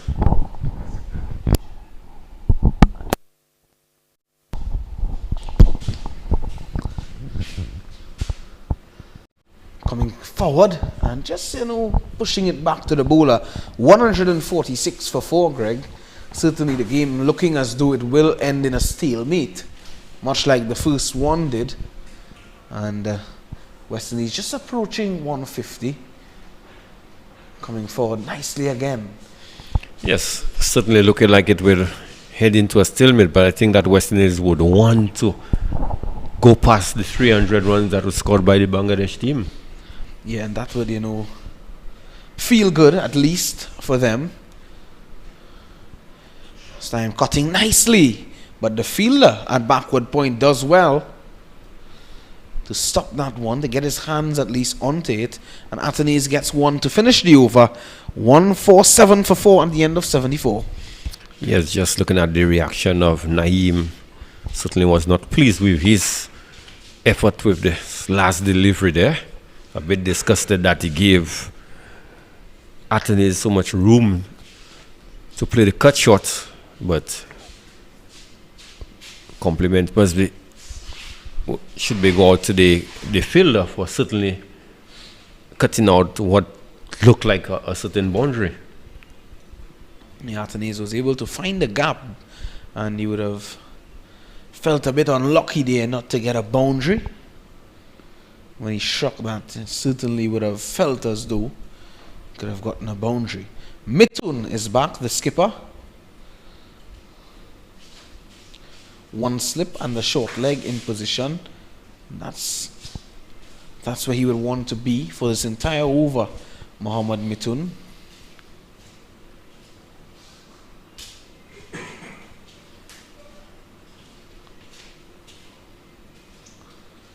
Too slow, too short, but he has a fielder sweeping on the offside down a deep extra cover, so that allows Atenes to just get through for 1. Yes, Mitun on this occasion, as you did indicate, was a bit slow through the air, and Atenes had ample time to pick his gap.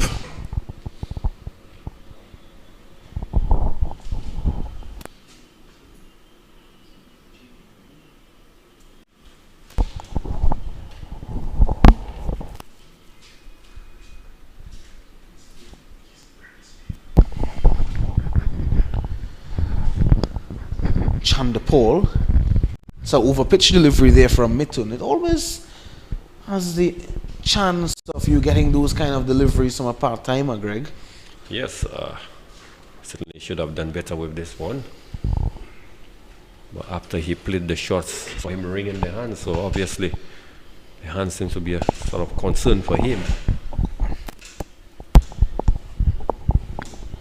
Just working that one into the onside, down to deep backward square leg. Gets a single Chandapal. He moves into 70s now. He's on 70.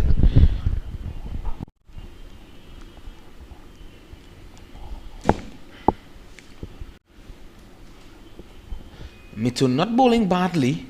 This time, Athens is driving. And it will get one. So they are ticking along the scoreboard as we speak. And that completes the over. And at the end of it, it's 149 for 4 and 150, for 4 with that single. And after more thoughts from Greg Wilson, Sunil Ramdeen will be joining you, Greg.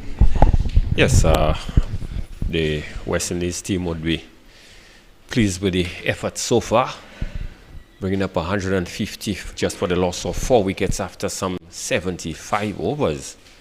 With Chandrapal batting beautifully out there on 70 of 225 balls, and Alex Athens certainly has looked a bit busy from the time he has come in, some 12 of 22. So it's time to welcome Mr. Sunil Ramdeen. Greg, well, it's a beautiful day in St. Lucia. It's a beautiful day in St. Lucia, Greg. Thank you so much. As we see Athens rotating the strike once more. One more to the score, Greg. And what do you do on such a beautiful sunny day in St. Lucia if you're not watching cricket? Well, it's a good day to go to the beach or spend time with family somewhere. So, Greg, while we were on the break, I was enjoying. I understand you brought some what people refer to as chenet in Trinidad. It's ackee here or guinep. Yes, in most Jamaica. Yeah. Well, so St. Lucia, they do refer to as guinep to a certain degree, but most persons would refer to it as ackee. Ackee, guinep, chenet, they call it in Trinidad. Well, lovely fruit. Well, we call it chenet here, but this is when people speak Creole, they would say chenet in Creole. And of course, patois. Yeah. Greg, as we see Hassan once more into Chandrapal, he's looking good, works that past that into that short fine leg area, just be a single. Chandrapal looking good, and you think Chandrapal moving on to 70, 71, making a stake for the position as the opener to Craig Braffett, I'd imagine. Can you imagine Braffett and Chandrapal batting together? Well, it's a distinct possibility because Campbell has not been delivering. They score a lot of runs over a long time. Hassan, and it's an aggressive shot by Athens down the wicket, plays it out into that mid-wicket region. Outfield still maybe a bit slower than usual. A lot of rain. They'll just pick up a couple of runs. But Chandrapal certainly will add the left-right combination. But who do you think would be the more aggressive player if they were to bat together? I would still believe it would be Chandrapal. I'd go for Braffett. You'd go for Braffett. I've seen Braffett too many half volleys, and Braffett pretty much prepared to come. I understand what you're saying, Hassan. And again, Athens behind this one plays it down. Greg, are you a football fan? Not a big football fan, but you could say a football fan, yes. I'm a supporter of Chelsea. Well, good man, because I'm a supporter of Manchester United, and I want to hide in the earth right now. As Hassan runs in once more, and Athens sweeps that one, does make good contact with it. It'll still trickle out behind square leg, and they'll pick up an easy single. Manchester United being battered by Brentford of all people, 4-0 in the first half, and Vinod Mamchan will be having a good laugh at me. But Vinod, what they say about he who laughs laugh. But Chelsea's a good team, looking good this season, Greg. Well, I hope they could do better than they did last year for sure. They did better than Manchester United. Anyway, we're talking about cricket at the Daren Sammy Stadium. And the West Indies, I think, at this stage of the game, it's a final day. The series has really been impacted by rain. You think that the West Indies will just want to really get some batting practice in at this stage? Yeah, very much so. There's not going to be an outright result. Captain Mithun into Athens, just pushes it out the offside, doesn't trouble the scorecard. But I think Chandrapal certainly, that opening position on the test team, still one up for grabs, Greg. Yes, certainly, and this is a good opportunity to make a statement. And I think he should certainly look to grab that opportunity, perhaps get 100 odd runs not out, would certainly do him well. Athens gets back and pulls this one. There is cover on that square leg boundary. They'll just get a single. But certainly, Greg, I think chairman of selectors Desmond Hales, John Campbell, he's tried. I like him, but he's really failed to seal that position. He's had several opportunities, and Chandrapal does offer that left hand foil to Craig Braffett. He is a solid player, and you think he really will be trying to make a statement here for his position in that Test squad? Yeah, most certainly. And looking at the scores they had in the regional series, he did put up some good scores. Mithun into Chandapal on the back foot, driving nicely to that long off position. Man on the boundary, they'll just get a single. Chandapal moves on to 72. Certainly great. He did make it onto the West Indies senior team. Didn't get a chance to open. And if he makes 100 here, I think he'll be sending a strong statement. Well, he has batted very well. And as you said, just before I came on, I heard you say now, well, he's paced his innings. He's solidified himself, and he started to pick up the tempo a bit more at the moment. First inning, he missed out on the first game he missed out on a half century. Had a mix-up between him and Casey Carty for 49. So certainly even in this series, he has had 2 good knocks. Showing good consistency. He does remind you a lot of his dad, the legendary Shivnarayan Chandapal. Everything seems a little bit oversized. His gloves, his pads a bit. He does have that Shiv walk, maybe with a bit more haste than his dad would have shown. Well, like this is a serious chip of the old block. I did see Shiv Chandapal. He was out in Fort Lauderdale for those 2 games that the West Indies played against India. The West Indies T20 team, of course, having a torrid time at the moment. It looked like losing has become a terrible habit for them now. There'll be no run. More than losing, Greg, I think being bowled down so often and losing so many wickets, it's really, really, they're in a really difficult place, I think. And they're going to require some work, I think. It's going to require some hard work. I think the talent is certainly there. Well, it's certainly not going to be a quick fix situation. We see Hassan once more. Chandapal very watchful. And you know that he will have his eyes set on that triple-digit score. And he's in no hustle. And I think he's absolutely right to be enjoying himself out there in the middle. Safe defensive shot once more. Yes, there's still plenty of time left in the game. I don't think the game is going to be called off anytime soon. So certainly he has enough time to get through to that 3-figure mark. Well, Greg, since the result seems more or less fait accompli, it's definitely going to be heading for a draw. Do you think that, if Chandapal gets his 100, they bat on a bit, even if they don't get to that 300 mark, maybe Josh De Silva will want to declare and just give his bowlers a little bit of practice in the last few, maybe 10, 20 overs? Why not? Because it's a question of you want the players to get as much exposure as possible. And that one, it's very close to the field and slip as Atene slashes outside the off stump, and it beats the fielder into the boundary now. Picks up a 4, a little bit fortuitous, but it's runs, and as you often say, Greg, if you go at it hard. Yes, he went at this one hard, perhaps a little too close for the cut shot, but got enough bat, and it flew away from the man at first slip and went down to the vacant third man boundary for 4. So good shot, one would say. If you go hard. We were talking yesterday, Greg, about some of the prospects out of St. Lucia, and of course a lot of them going to play for the Windward Islands. I know that in the recent under-19 tournament, the skipper was from St. Lucia.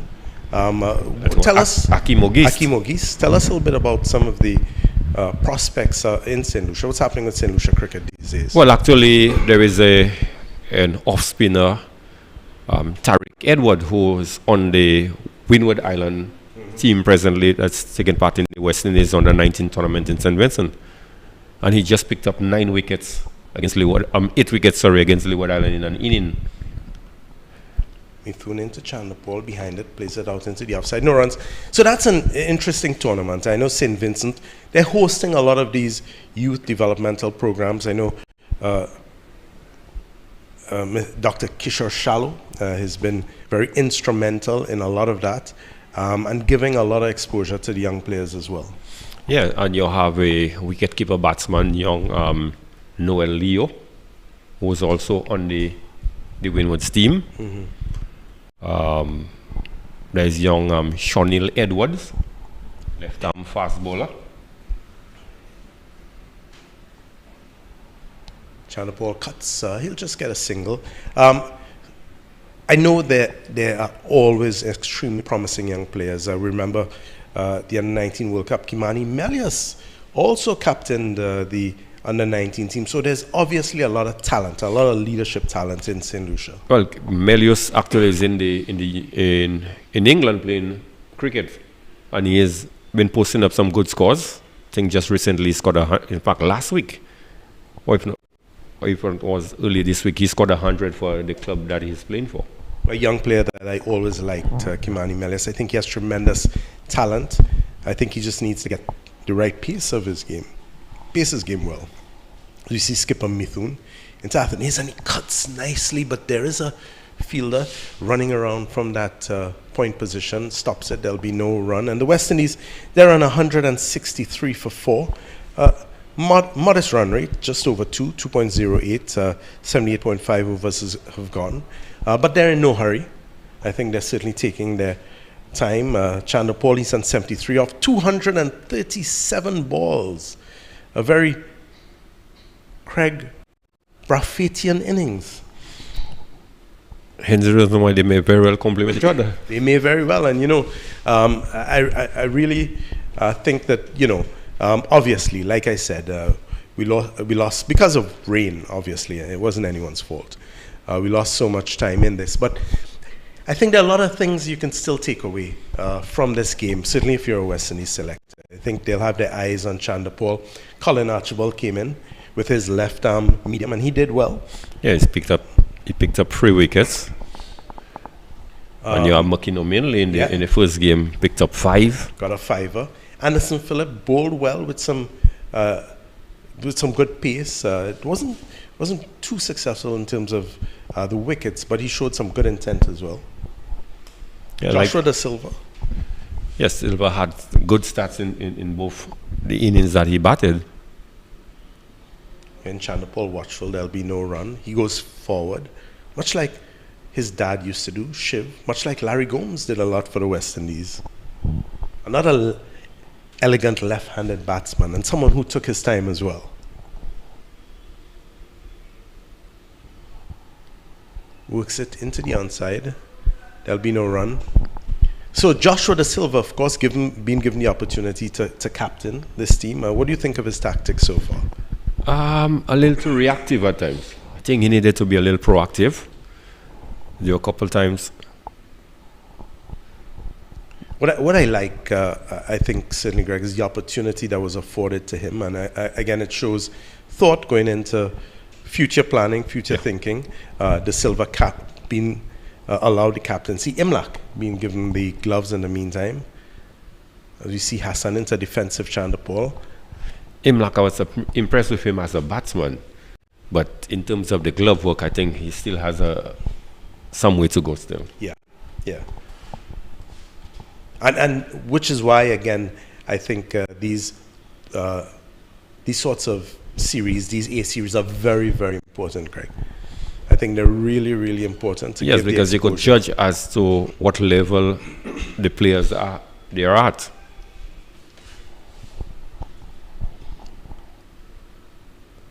I think the Bangladesh team as well, very important for them as well. They're very much up and coming, and Bangladesh has displayed a lot of really exciting talent on this tour as well. Yes, Saeed got the 100. He has played Test cricket for Bangladesh, and now he is not in the team. Certainly, he would have claim to regain selection in the team with the 100 that he scored over here. And we have an exciting ODI series coming up, starting next week. 3 one-day internationals, again, all taking place right here at the Daren Sammy Stadium in St. Lucia. You do know if there are any restrictions on crowds coming? I think crowds are free to come in. No, there's no restriction. I really hope we can see some folks turn out for the ODI series. I think it'll be a good. Yes, but I don't think the series itself has been advertised well enough, because a lot of persons are not even aware that there are 4-day cricket going on.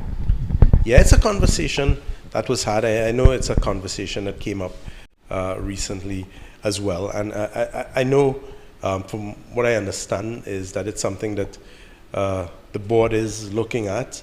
But I agree with you. I think certainly we have lots of fans of cricket who on a Saturday, beautiful Saturday like this, will pack a cooler, get together, put some food, get up early, cook some food, pack some piton, or maybe some the award-winning Chairman's rum from St. Lucia, and come up and take in some cricket.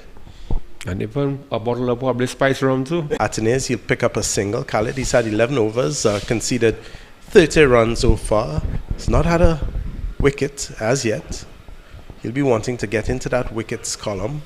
Almost immediately, looks like he'll be resorting to bowling over, is it? And the new ball was taken, I believe. Yeah. Yeah, new ball taken. So skipper Mithun trying to extract anything he can out of this wicket. Still, as you said, Greg, a pretty good wicket. The bounce is true. It's good for the batsmen, but I think the seamers, they'll also be able to get something out of this wicket with that new ball. Yes, yeah, and you could still see a tinge of green among the brown patches you're seeing out in the middle. So there would still be something in it for the fast bowlers, and the wickets generally here do not deteriorate that much. Skipper Mithun, even though he's taking a new ball, just moderately attacking. He just has a wide slip in, a gully. He's now moving a fielder. Is it back into slip? He just took him out of slip. Yeah, I think he's had a second thought about that, and now he's saying, look, let's get that second slip in. After all, it's only the second delivery with that new cherry. So it's now over the wicket to Chanderpaul, Khalid. And that's a good-looking drive by Chanderpaul. Didn't get too much power behind it. It'll just be a single. So, yeah, Greg, I certainly think the decision to bring back in that slip was a good one. Yes, it's a brand new ball. And just once, it's not a question where West Indies are just running away, scoring runs at will. And so you need to give the fast ball as much support as possible. Khalid obviously thinking around the wicket to the left-handed. Atenez is the way to go. And we saw some movement in with that delivery, just going wide of the crease, pushing that one into Atenez. Some movement after it passed the wicket. Yes, certainly. Lots of movements after the ball had gone past Atenez, but good judgment shown there by Atenez. Yeah, you think that Khalid will just be looking to get a straighter line. Atenez will need to be watchful. Let's see what he does with this delivery.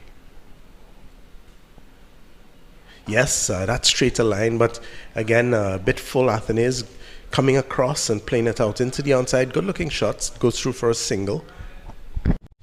Yes, Atenez has looked very positive from the time he came out to bat. 21 off just 37 deliveries. Yeah, you said it, Greg, when Visham was speaking as well. Classy-looking batsman. Has amazing potential. He needs to take opportunities like these to really maximize that opportunity, that chance. As you see Khalid over the wicket now to the left-handed. Chanderpaul whips it onto the leg side, but again, not getting the sort of timing he would want. And again, it's maybe this most sluggish I've seen this outfield in a long time. So they've just been able to amble through for a single. Takes the score to 167 for 4. Chanderpaul, he's on 75. 25 is the target for Chanderpaul. The first target, 25 more runs. But it's the classy-looking Atenez on strike. And this time, Khaled decides to stay over the wicket for Athanaze. Looking to push it across him, you think, Greg? Yes, that would be the ploy I would want to think with 2 slips on a gully.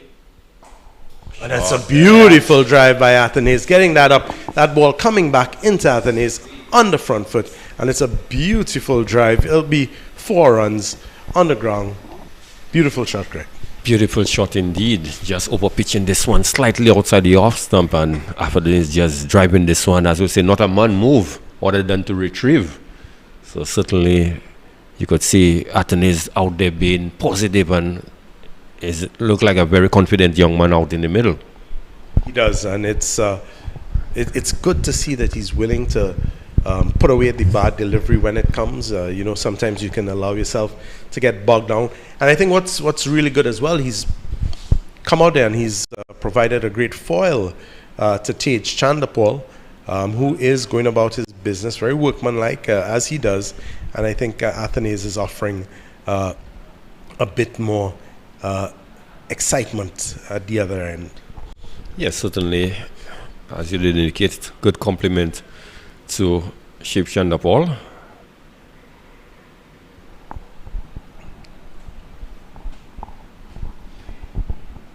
The West Indies trailing by 134 runs. Bangladesh 300 for 9 declared in their first innings. As we see spin, he's going to persist with spin from like the pavilion. Naeem is going to continue. Naeem Hassan. Naeem into Chandapal, who just, again, works it into the onside, no run. So, Bangladesh, this is nothing, we've seen this before. They're not afraid to use their spinners with the new ball. Yes, Naeem in particular looks like he's comfortable bowling with the new ball.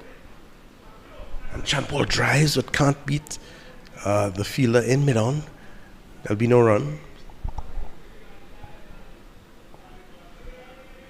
Mid-off, sorry. As Hassan continues once more to Chandapal. Just behind this one. Doesn't seem to be getting too much turn though, Greg. Yeah, with the new ball, he maybe would get more drift and more bounce.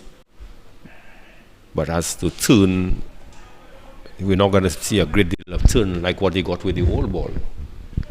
It's a nice breeze just coming across the ground as well.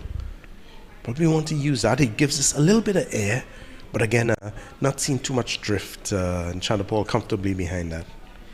Yes, he has been out there for some 247 balls, so he should be able to negotiate the flights and the pace much easier than someone who would have just walked in. And again, Chandapal easily behind that. So, Greg, I had a chance. I know that tourism is a big industry here in St. Lucia. Rodney Bay packed with tourists over the weekend. Had a chance to walk through. Yes, the Rodney Bay Strip, you'll find a lot of restaurants in those areas, and as you would know, the Grosley generally is the hub of a lot of the tourist activity. So the weekend, definitely say a Friday, you would expect to find quite a few of those visitors out in the open and mingling and enjoying some of the cuisine and some of the... Some pigtail bouillon. Are you a fan of the pigtail bouillon? I used to be a fan of pigtail bouillon. I still am. Don't eat too much of the pigtail anymore, though. But just more the bouillon? Just the bouillon. Okay. Some boiled green figs and chicken backs, I understand. Yeah. Or some codfish, saltfish. Yeah, saltfish with. So certainly I see you've been enjoying our local cuisine. Certainly, I have. Jason has, a member of our crew. Michael and Visham have, and Matthew, he just loves that bouillon. Yeah. Well, Matthew, I suspect, is the life of the party. Matthew would indulge in almost anything. Oh, this one is wide. He slashes at it. Not sure if he got an edge onto that one. Got an edge. Bottom, the keeper, despairing dive, couldn't get it, and it goes for 4. Didn't carry either. Yeah, but good effort nevertheless by the keeper. So again, Athanaze going hard at that one. getting the edge, but the bottom edge fortunately took it down and away from the keeper, and he managed to get another boundary. He'll take it. Takes him on to 29, takes the West Indies score on to 175. So Khalid just created a half chance. And not one of his better balls either. As Khalid around the wicket into Athanaze once more. This one wide again, hoping maybe that Athanaze would go behind his delivery, but thought better of it. Yes, the initial movements, he thought of playing at it again, but realized this one was wide and bouncing, allow it to go through to the keeper. So Khalid generating a fair bit of pace there in the second over with the new ball.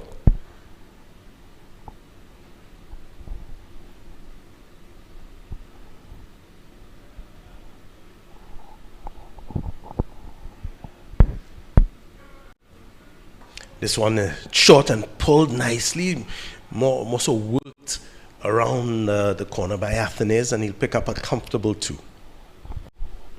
Yes, this one was short, but not venom in there, so he had ample time to pick his gap and got himself 2 easy runs. So Khalid, Greg, he seems to think that maybe some short pitch deliveries at Athanaze, that seems to be his plan. It looked like this is the plan of attack for Khalid to Athanaze.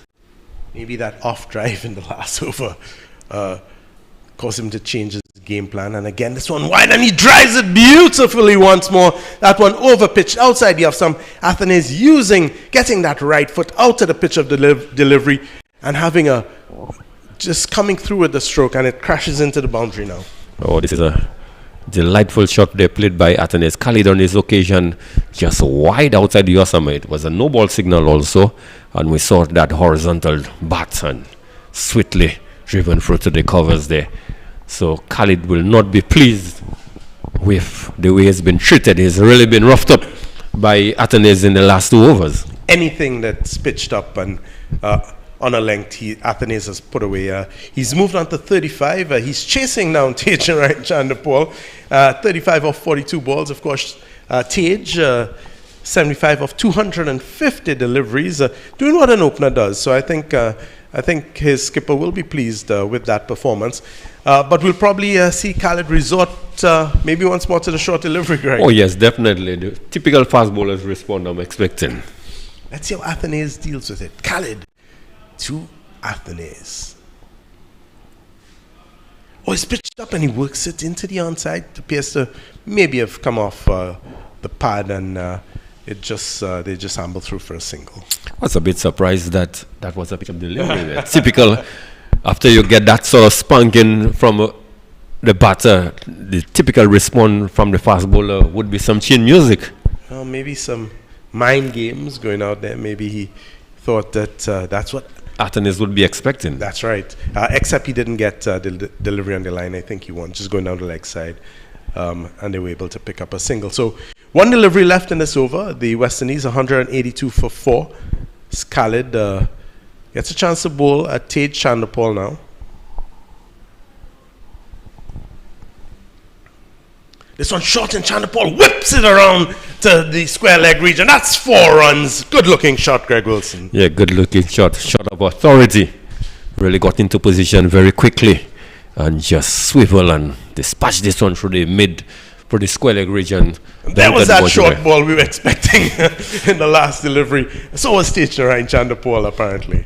So certainly Tej Chandapal was expecting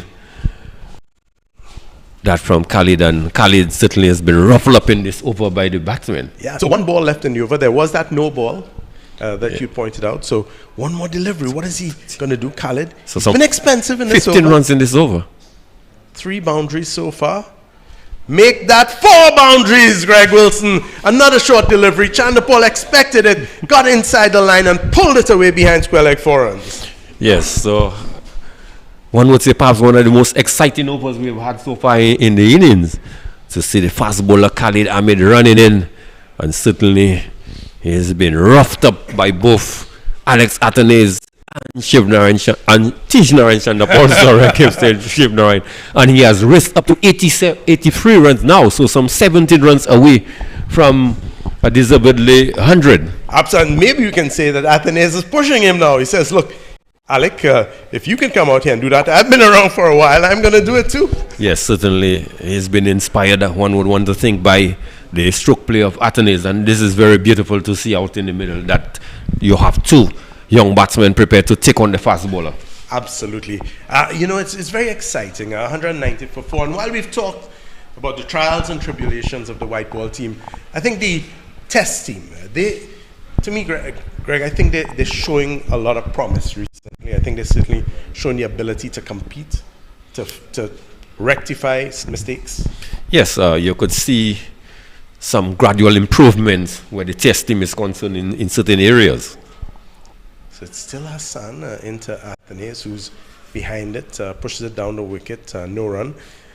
The West Indies on 191 for 4 now, and these young batsmen putting their hands up and saying, look at me. Desi, look at me. Yes, certainly. They are sticking a claim. And he's down the wicket, drives outside the line of the off stump, didn't make contact with that, but he was looking to hit that in that vacant position down what they refer to as cow corner. Didn't make any contact. If he did, the head went up a little too early rather than staying over the ball. Yeah, trying to distribute that one by the Rodney Bay Marina. Tej Narain having a little word with him, saying, look, lad, there's no hurry.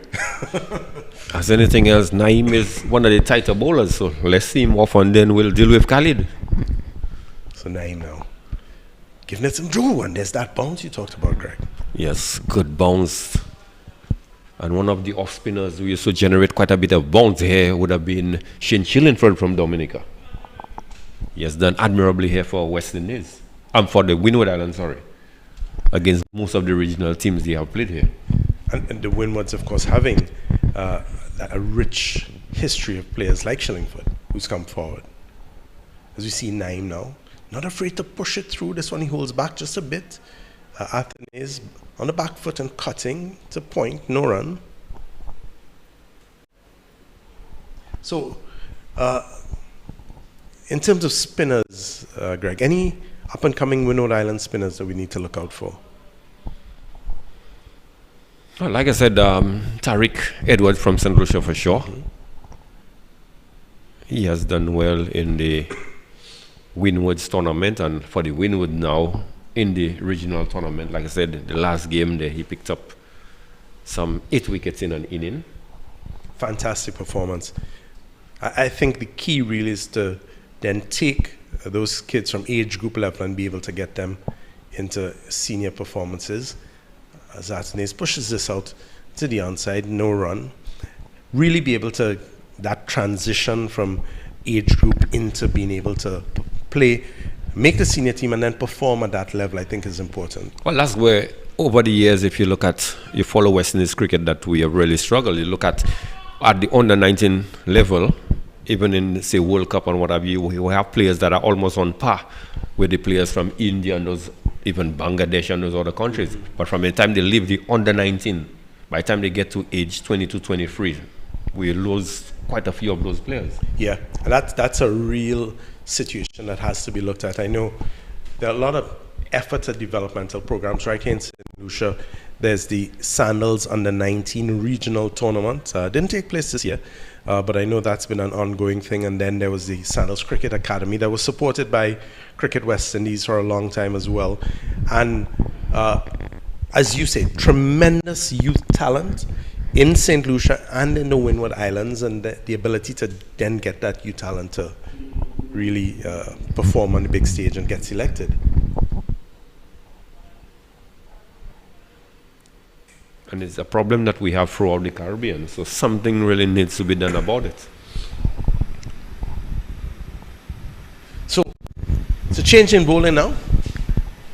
We've seen Islam come in after the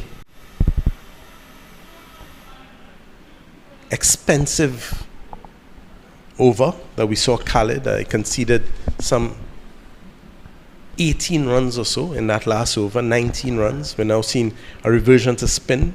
Islam now from this media centre end, left arm over the wicket. Bowling to Chanderpaul. It's watchful as always.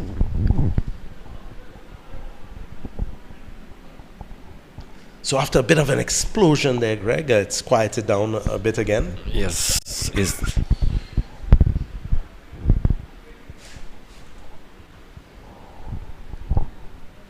This one, given a little bit of flight, Chanderpaul's not to be tempted.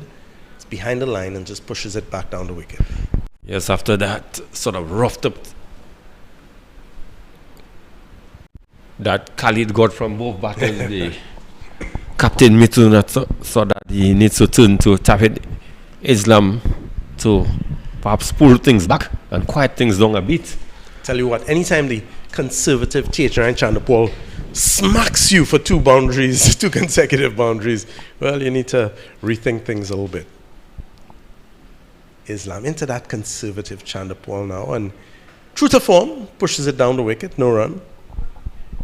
He's on 83. 257 deliveries.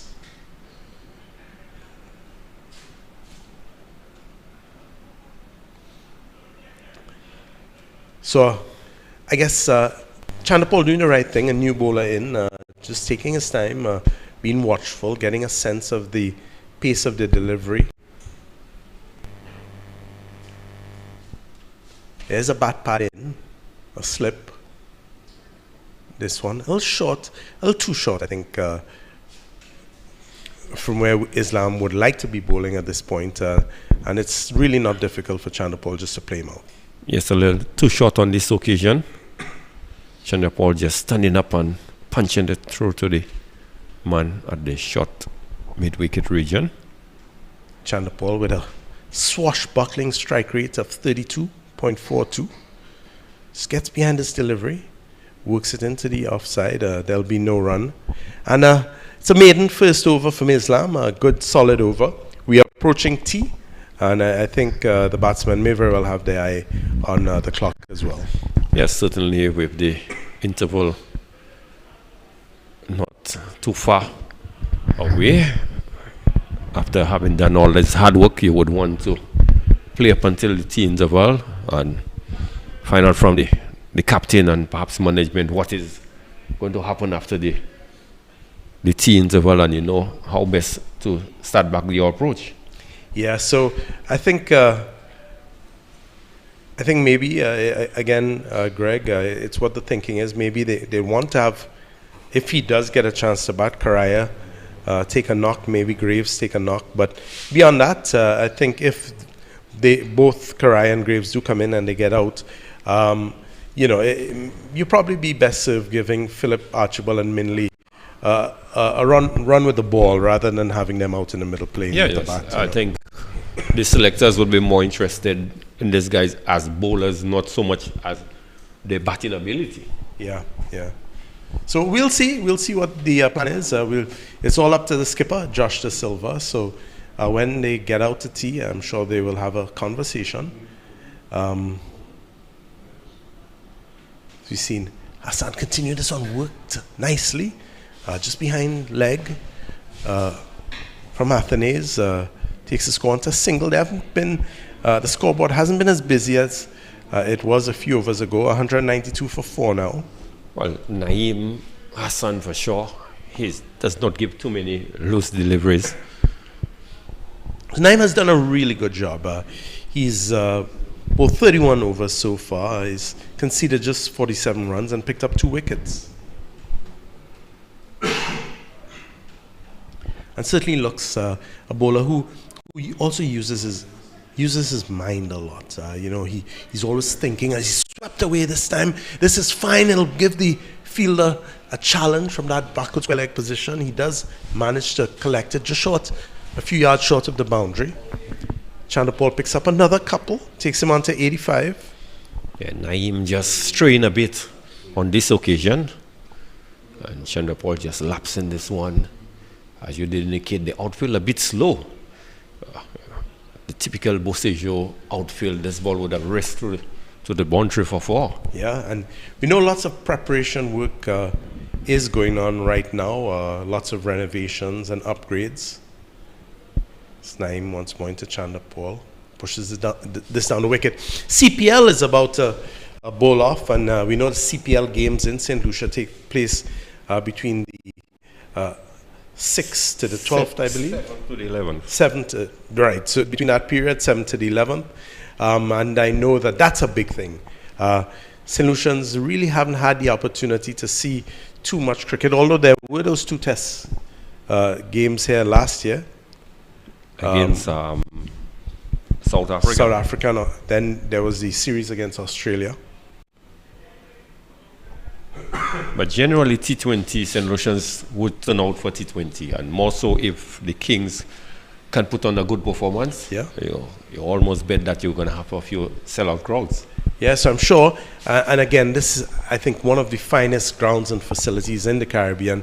It'll certainly be a place where the teams will get to perform. They'll have good wickets to play on and a good ground. So most of the teams come to St. Lucia looking to put on a good performance. Correct? Yes, most times the matches here are always high-scoring matches. You seldom get games would be in the, say, 120, 130. You look at 160 upwards. Yep. Chandapal works that nicely past the fielder at slip and picks up an easy single. So he's inching ever closer to that ton milestone, Greg. Yes, most certainly. Some 14 runs away. But like we were saying about the CPL, at the Bosejo, a team would get 80 runs, 90 runs, and you're still not secure with such a score. Right. And we saw Trinidad against St. Lucia? St. Lucia. Yeah, where Tyrone Pollard was hit for some 32 runs in and over by Darren Bravo.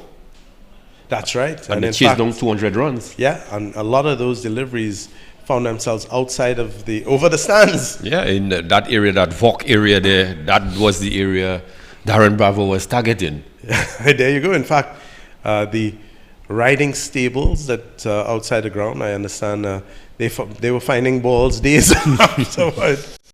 But always an exciting time. St. Lucia, an awesome place to watch cricket, an awesome island to visit. St. Lucia's has won the award for honeymoon destination in the Caribbean several years in a row as well. I think they won it again this year in 2022. It's a real jewel in the Caribbean, a lush tropical island, beautiful beaches. Redouy Beach, Grosile Beach, 2 of the most beautiful beaches in the Caribbean, Greg. Yes, certainly. VG is also a good stretch of beach. That's right.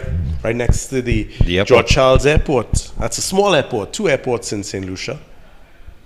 The big airport, a Huanora, one in South. It's where all the international flights come in. But if you're flying up for CPL, you can grab a Caribbean Airlines flight, maybe. If you're coming from Dominica, you could come down on Express des Îles, the boat. Yeah, you can jump on the ferry as well. Beautiful ride down. Just take your gravel. If you don't have those sea legs. So lots of cricket taking place in the Caribbean, lots of opportunities to see cricket. It's a good time to be a cricket fan. Just need to get some of those airline prices down. Airline ticket prices. Chandapal pushes this forward. Of course, the Caribbean not immune to what's happening all over the world. High fuel prices, they've driven the cost of living up. They've driven up the cost of so many things, including airline ticket prices, Greg. Yeah, but even before the COVID, the airline tickets were already sky high. Yeah, I know it's something that CARICOM has looked at. I know that former CARICOM chairman and former Prime Minister of Grenada, Dr. Keith Mitchell, it was something that's very close to his heart. He advocated several times for CARICOM to look at a way to look at ticket prices, because the truth is 50-60% of the cost of those ticket prices are taxes. Yes, I was just about to make that point, that if you perhaps could reduce on some of those taxes, then the prices will be much cheaper.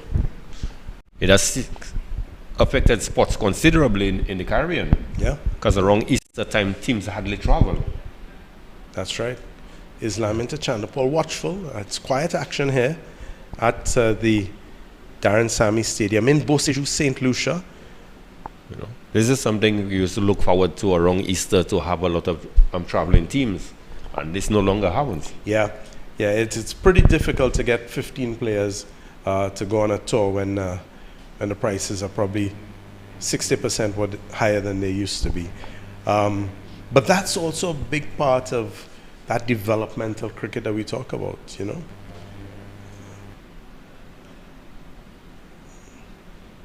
Chandapur works this into the onside, will pick up an easy single. But with a high cost of travel in terms of airfare, would the time be right now to look at perhaps ferry service around some of the Caribbean islands, at least the chain of islands?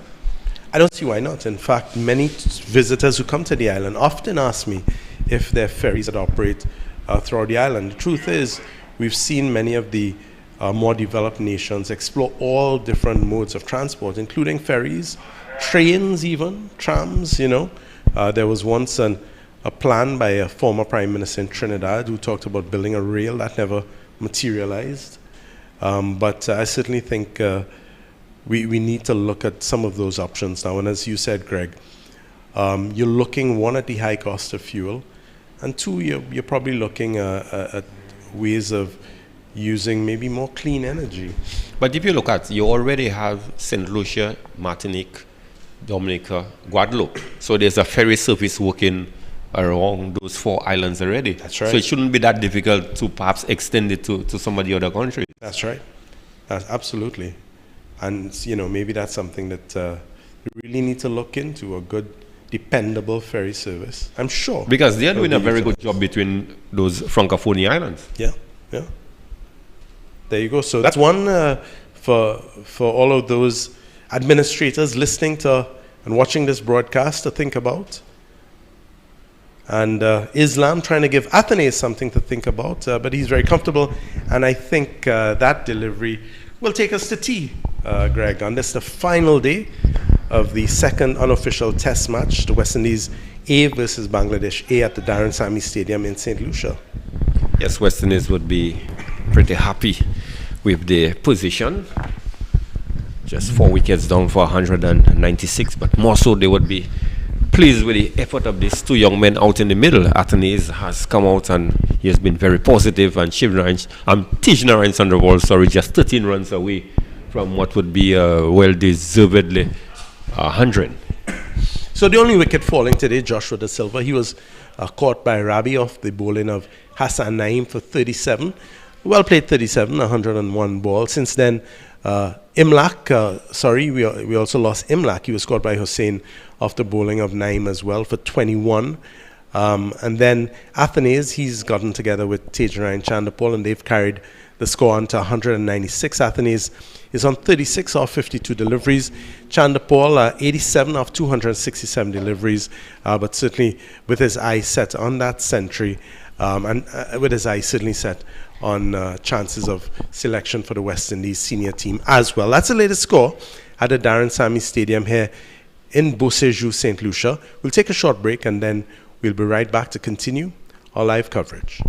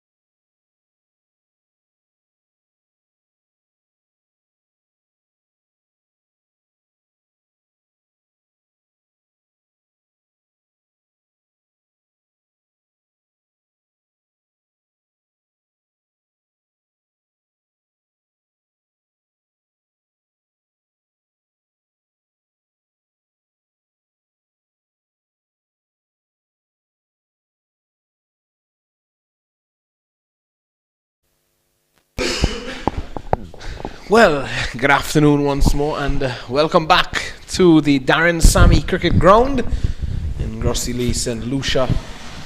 And it's action after the tea interval on day 4 of this contest between Bangladesh A and West Indies A. West Indies A at the moment 196 for 4.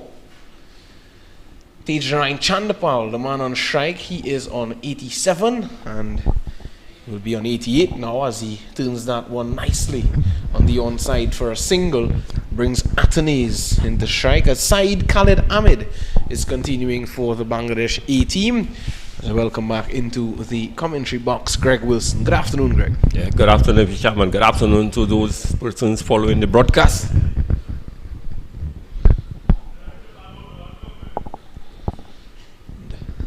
Continues to be a lovely day for cricket, and Ahmed hasn't had the best of times with the ball in this game. Last game as well, he started badly, but he finished off well. He was able to pick up a couple wickets, and not yet in the wickets at the moment. Saeed Khalid Ahmed was a bit too short on some occasions. He was taken off the attack after he was treated with disdain by Daren Chandapal a couple overs before that tea interval.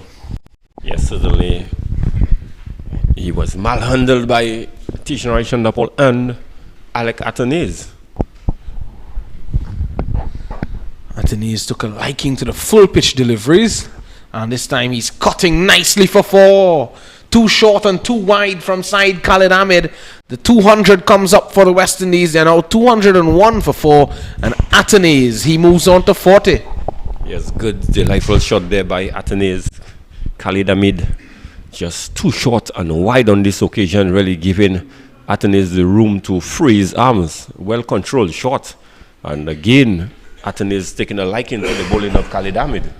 Yeah, and Ahmed not getting it right. I'm not too sure what's the concern for him.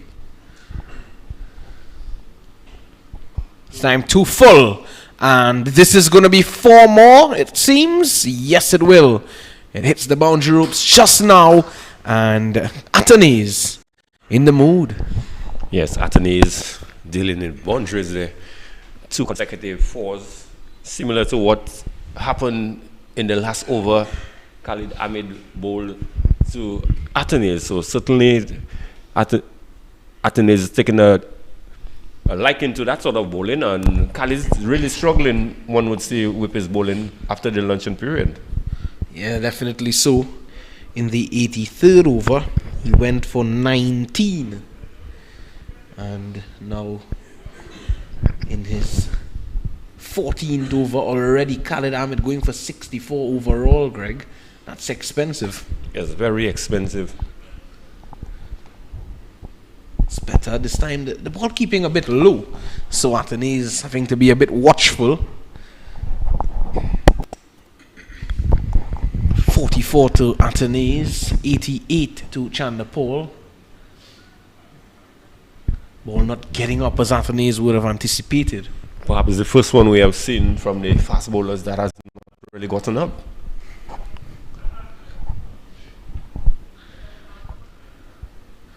This partnership is climbing already. The West Indies, they trail by 95 runs. I don't think that's much of a concern for them. Partnership 69 at the moment of 111 deliveries. At the end of 88 overs, it's 205 for 4. Yes, Khalid Ahmed continuing to be expensive. Certainly the captain Mithun would want Khalid to settle down into a good line, good length. But the West Indies batters, Atenes in particular, the last 2 overs he has struck Khalid Ahmed for some 4 fours, 2 in the last over and 2 before the last break. Says the spinner is going to continue from the media center end. It seems as though it is going to be Tanvir Islam. Yes, it's going to be him. The slow left arm orthodox spinner.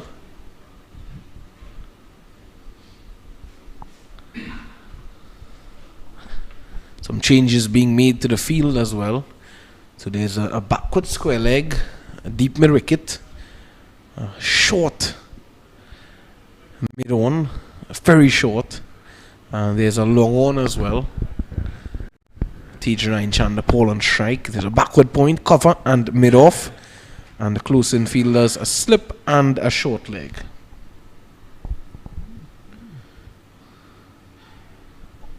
He has to be watchful here. Chanderpaul, don't want to give this away. It's an opportunity for him to get a big century here.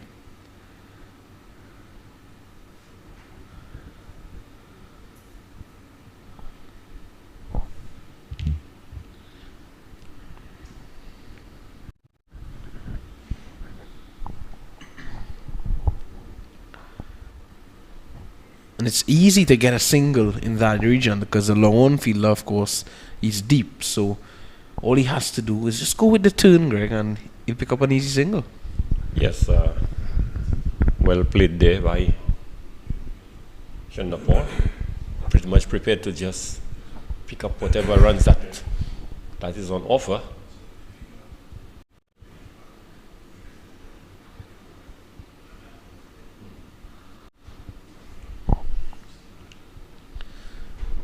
He's just settling himself, and different. I think it's a similar field. Actually, it's a different field for Atenese because that backward point fielder goes back on the boundary, and that gives him the opportunity to maneuver the ball in that region, and it allows him to get through for a single. Bangladesh team looking for some wickets here. They would, feel happy if they can bowl out the West Indies team this afternoon. They would at least get that out of the way, and that would boost their confidence heading into the one-day matches. And the West Indies, they would want to get past the 300 run set by Bangladesh. That would do the same for them.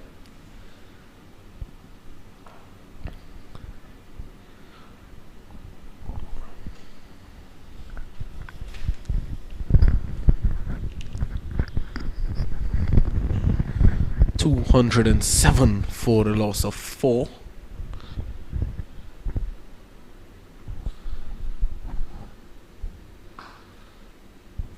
And rightfully so, working that one down to long on to get a single. And ground has dried up beautifully. And some rain over the last couple of days. Michael Rupwa, or weatherman, has suggested that there would be no rain today. He's made some good predictions, Greg. Yes, good predictions indeed. That's why I want the lotto number from him, and I'll give him 90% of the winning prize. Loud appeal there, and not out, says the umpire, Carl Tuckett. And Alec Atenese was prepared to play a reverse shot there. Really not called for. I've been batting so beautifully. Well, Tanvir Islam was confident there, and he appealed with conviction, and not out, says the umpire. So Atenese lives to fight another couple of deliveries, and he's in the nervous 40s as well because he's looking to get his half century, and I can't understand why he was looking to play that shot. Yeah, with so much time still left in the game, he's under no pressure. It's not a question of him playing limited over cricket. So there's no need to be playing that sort of forcing shot, considering the fact that getting runs so easily against Khalid Ahmed, and he's still in the attack. Yeah, so just lapse in concentration there from Alec Atenese, and he would be aware of that. He would know that that's something he needs to look at. Can't afford to do that when you're in such a good position. That's what we speak about, getting starts and then looking to throw away a wicket.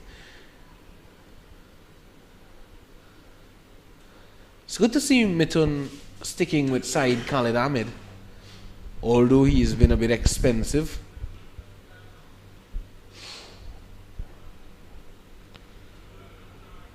That's an absolute pitch off a delivery there from Ahmed. pitching, bouncing and moving away from the left-hander. Yes, excellent delivery there. Stationary Chanderpaul was beaten all ends up after having been up there, out in the middle for 200 and some 72 wicket ball, and yet still he is comprehensively beaten. So certainly it was an excellent delivery, one would say. Yeah, excellent to say the least. That has been maybe the ball of the day thus far. This time he's edging and just short of that gully fielder. Well. The nervous 90s Greg Wilson. I was just about saying that he has gotten into the 90s now, and all of a sudden it's like the wicket doing all kind of stuff out there. It has turned into a landmine. Ball jumping on Chanderpaul there.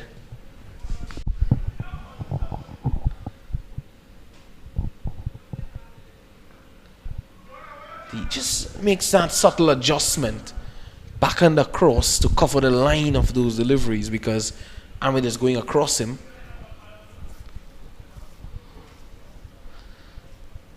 And I think he's bowling the right line there and the right length as well, because with him going across the stump and the ball moving away off the pitch, you don't want to be starting the ball too wide.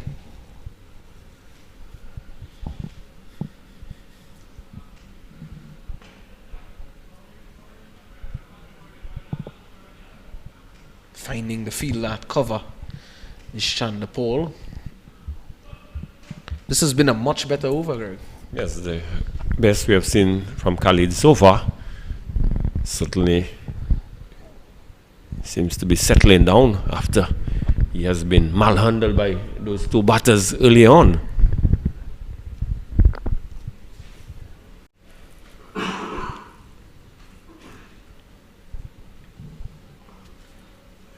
Expertly played there, getting on top of that delivery nicely to pick up one.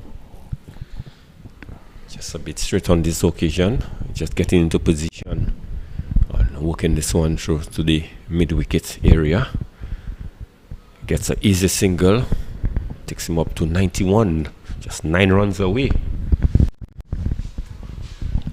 Sure, his teammates would be awaiting that moment if it does happen for Daren Chanderpaul.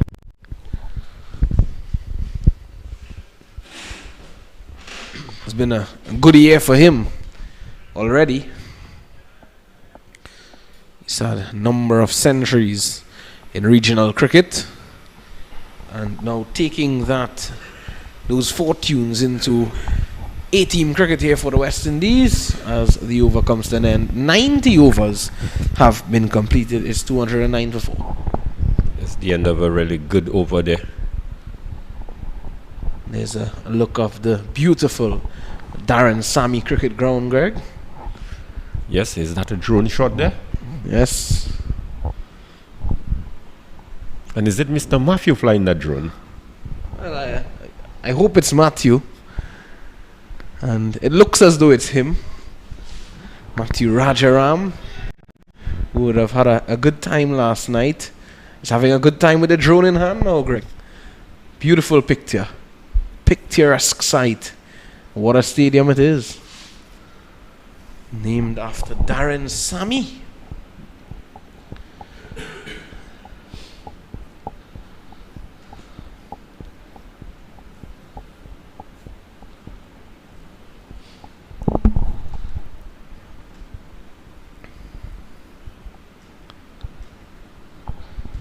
Of course, it was previously known as the Beausejour ground, and it was named after Daren Sammy in 2016, July of 2016, in honor of course, him being the West Indies captain who led them to memorable victories in 2012 and 2016 in those ICC World T20 tournaments, Greg. Yes, back-to-back championships they won. As we said, this ground as well has some history. It was, of course, in 2006 that the stadium would have hosted the first ever day-night one-day international in the West Indies after after becoming the first stadium in the region to install flood lighting. Yes, and again that was against New Zealand.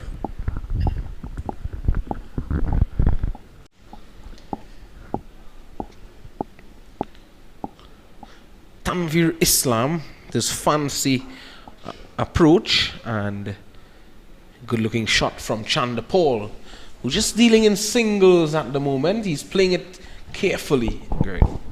Yes, certainly would have realized by now that singles would take him to the landmark.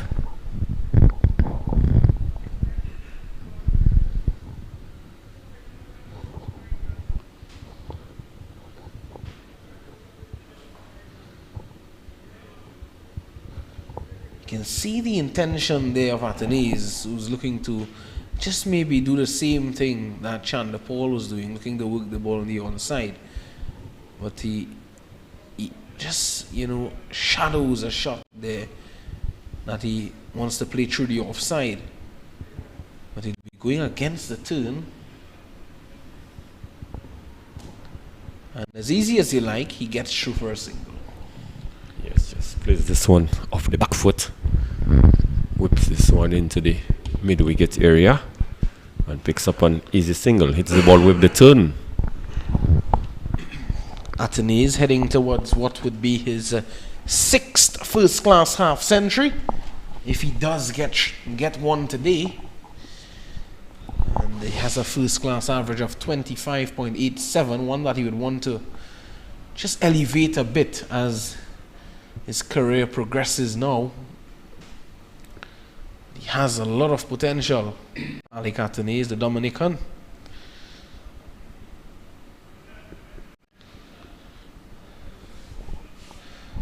Trying something different now, Tanveer Islam coming over the wicket. Certainly presenting a different angle.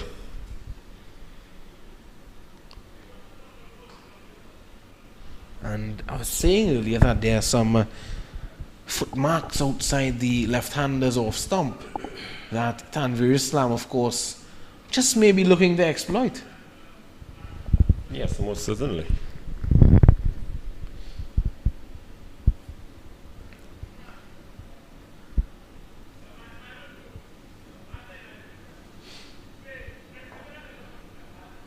Finds the fielder at short mid-wicket, and the over comes to an end. It's 2-1-2 for the loss of 4 after 91. Yes, both batters approaching a landmark. Athanaze just 4 away from 50 and Tijnari Chandapal 7 away from 100, so they would be a bit cautious. Certainly would not want to force proceeding there and then to give away the wicket. It's certainly all for the taking. It's just a question of playing sensible cricket, playing every ball on its merit, and certainly those runs would come. Yeah, and this was a partnership that was needed for the West Indies A team. I think it came at a very good time for them, and both youngsters, of course, spotting the opportunity and, of course, realizing what was needed, and they stood up to the occasion and they did it well. Both Chandapal and Athanaze. Chandapal, of course, 26 years of age, plays this one away into the offside. He gets one. And Alec Athanaze, 23 years of age.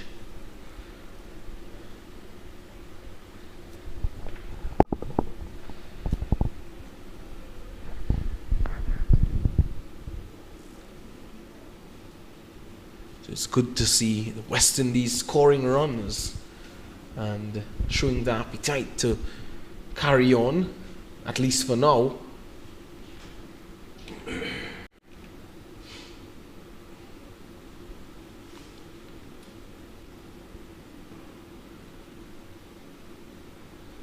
So he's changed it up now, side Khalid Ahmed. He's decided to come around the wicket to the left-handed Athanaze.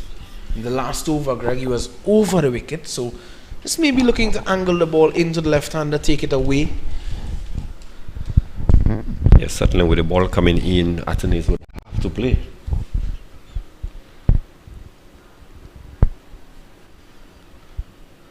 And now he's reverted to over the wicket.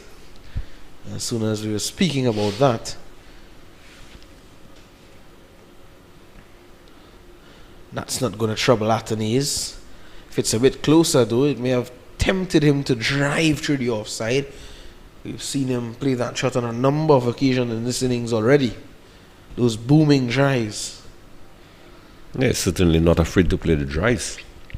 And perhaps that might not be a bad ploy to bring up the ball outside the off stump, allow him to drive.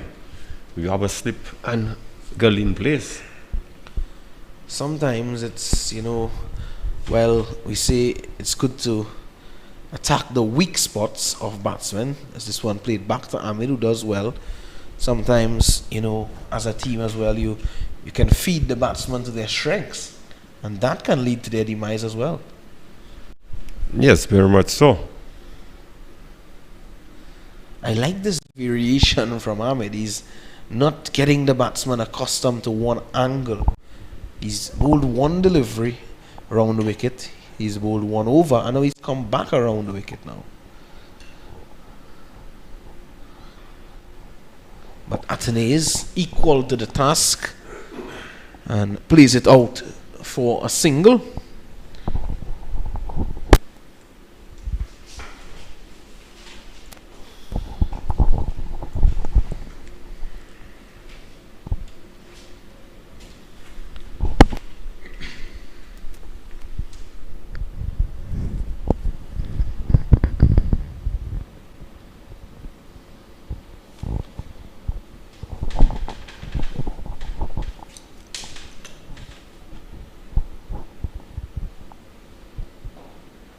Nicely played, but he finds that mid-on fielder there, Chandapal, and he's looking to work those deliveries back down the ground, past the bowler. Yet still, Greg, we have not seen too many batsmen in this entire series attempt to play the ball straight down the ground. We've seen the Silva attempted it. We've seen that from Naeem Hassan as well, but I don't think we've seen that much. Yes, most of the batters, when they're driving, they sort of close the face of the bat a little too early. Whereas, as you indicated, the Silva tends to drive with a straight bat. And with the mid-on, mid-off, a bit wide, the straight drive back past the bowler would guarantee you some runs for sure. Yeah, and a number of occasions you've seen the mid-on and mid-off fielders wide. So it's a good plan for the batsman, but for a spinner though, for Tanvir Islam, the long on, there's a long on fielder in position. So long on and a mid-off.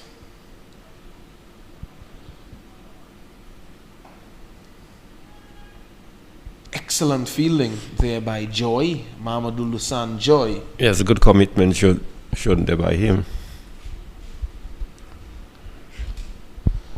And that could have been an easy single there had that went past him, because of course the long on fielder deep.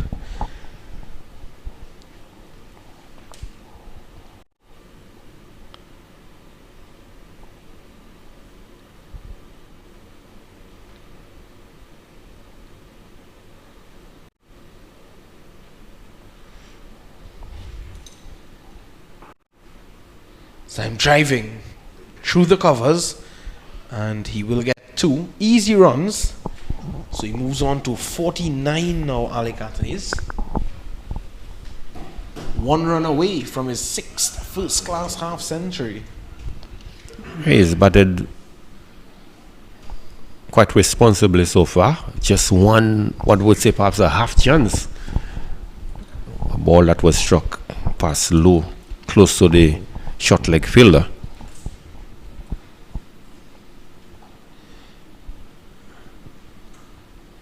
He's looking to get that run there, playing that one across the front pad, finding the fielder though. Would have thought that he missed out there. Would have wanted to play it a bit squarer.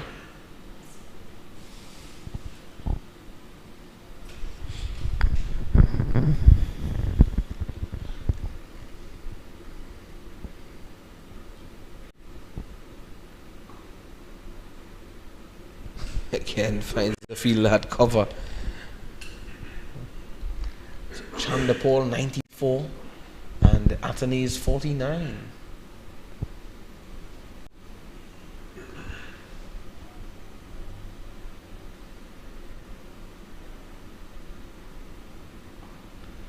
This time, that's the half century for the delicate Dominican, Alec Athanaze. Exquisite player, and he deserves this half century. He worked very hard for that, and he acknowledges his teammates now. Brilliant innings there, Greg Wilson. Yeah, brilliant inning indeed. Just a one half chance that he offered, but I was very much pleased with the way he played. Khalid Ahmed was very severe on Ahmed. Anything short that was presented to him or those half volleys outside the off stump. So certainly he would be happy and want to continue the foundation that he has set so far.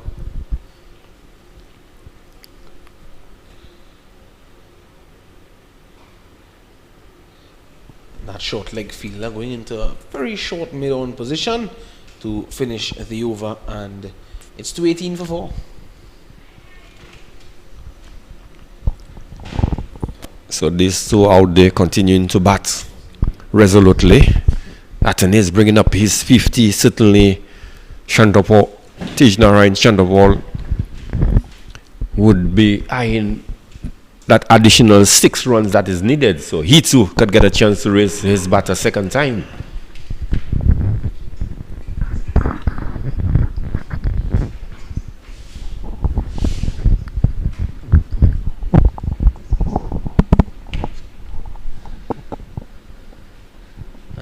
It's good to see Alec Athanaze back in the runs. He didn't have the best of first-class seasons,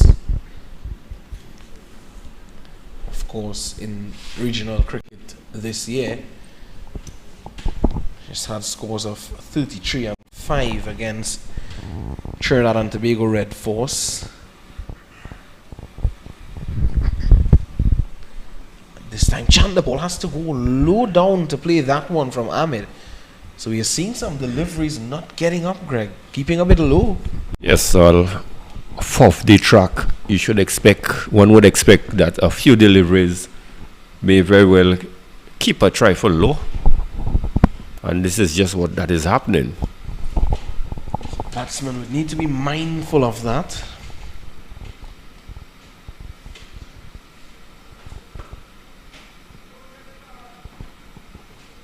He's getting way across his stumps to access those deliveries, and Ahmed realizing that he's just bowling that delivery just on about middle and leg stump, which I think is not a good line to be bowling at this time.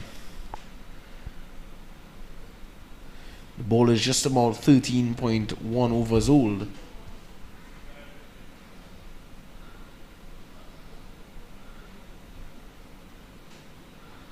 This time he's pulling powerfully, but he finds the man at deep backward square leg. He'll have to settle for one, Chanderpaul.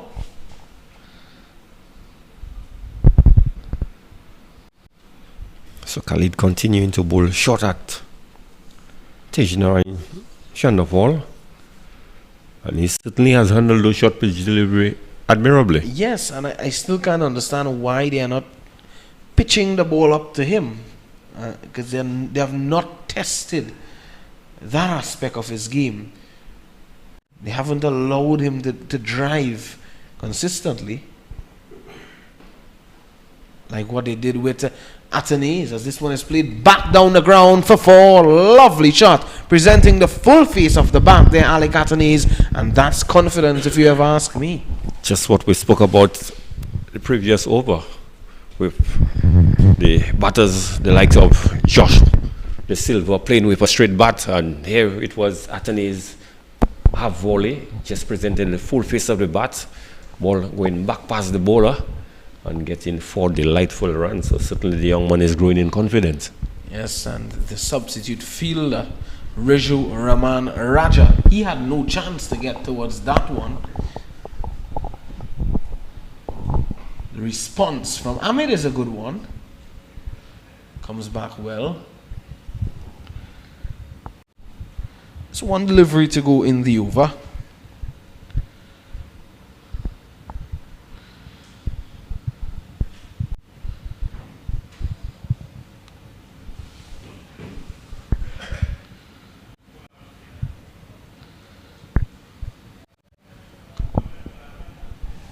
Ring of fielders on the offside. There's two fielders backward of square leg on the leg side, and this one played down to mid-off and completes the over. It's 223 for the loss of 4 wickets. A good over there for the West Indies. So Alex Attorney is getting a delightful boundary, one that was played straight back past the bowler. And certainly he has played some really delightful shot against the bowling of Khalid Ahmed. Certainly has taken a liking to Ahmed's bowling. He has, and both batsmen, you have to say, took a liking to him. Chanderpaul and Athanaze both latched on to a number of deliveries from side Khalid Ahmed. Ahmed has been very expensive. Bowled some 17 overs, not for 72. Very expensive side Khalid Ahmed.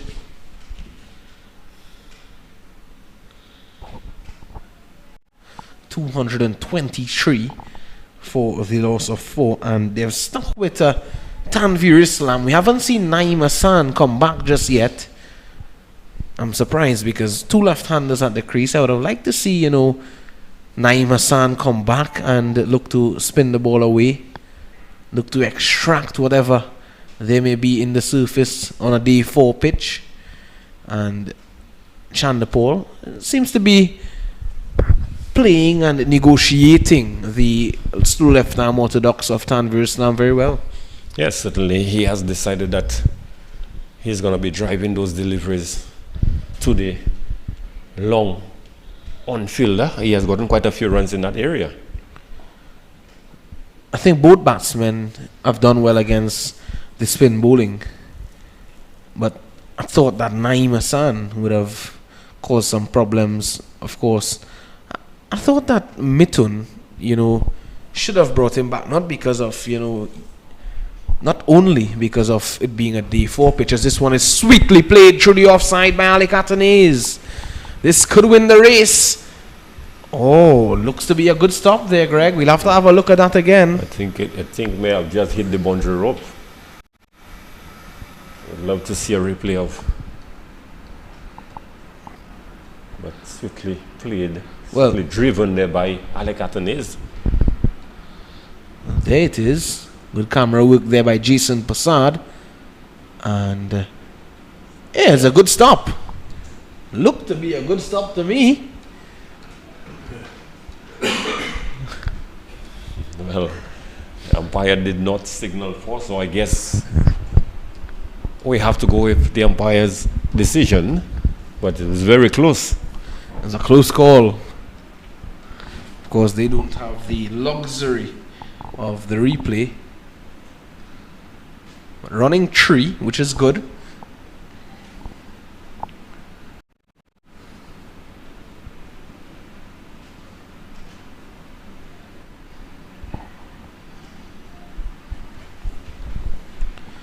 Chanderpaul 96. Is that stop again? And just there, stops it. He doesn't touch the rope. Oh, hits the rope and comes back. That's what happens. Can we look at that one more time? Need to have a look at that again. Because what happens is that when he steps over the ball, the foot sort of blocks the ball. But if you realize the ball is bouncing back, so it means that it has hit the rope and it gets back into play. Maybe we can. There it is again. So when he stops the ball with his foot, then you do not see the ball, but then you see the ball ends up coming back into play, which means that you would have right there, right? So yes. Yes. So you're going to lose the ball momentarily. The ball is going to hit the rope. You're not seeing it there, and it's coming back. And the ball was under his feet. No, you see the ball is bouncing up, so it means that ball would have struck the rope in order for it to bounce. Because if you step on that ball, the ball will not bounce. Think of it. Yeah. The ball would have had to hit the rope and then it would bounce back into play. This is exactly what happened. Well, all in all, the umpires, they stuck with what the fielder said, and you have to understand, you have to feel for the fielder as well. He may not have realized what happened. Yeah, he would not have known. So, but we have the advantage of the technology to look at the replay on several occasions. But I thought it was from the onset. I forgot to tell you, Greg, I was wired to Mithun because I just told him to bring in Naeem Hassan. I forgot to tell you that, Greg. Well done, well done. I was supposed to tell you. He's going to be bowling to Atenes. Good move by Mohammad Mithun, and no short leg fielder. The short leg fielder has now been removed and put into a very short mid-off position.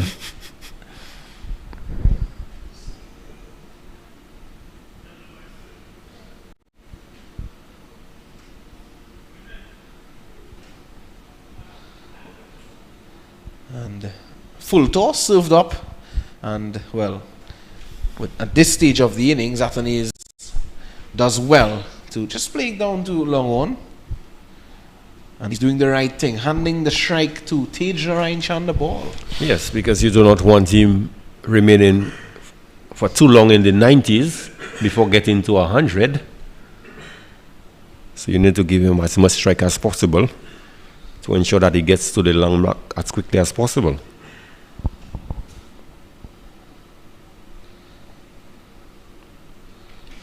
And he's continuing to play in the way he knows best, Daren Sammy the ball.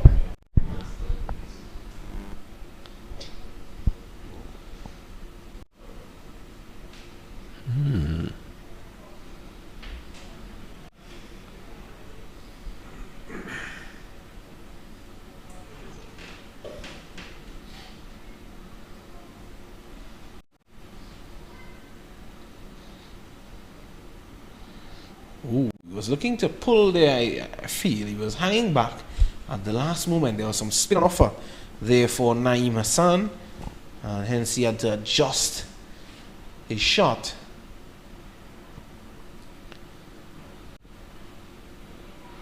And he will get runs there, Daren Sammy the ball.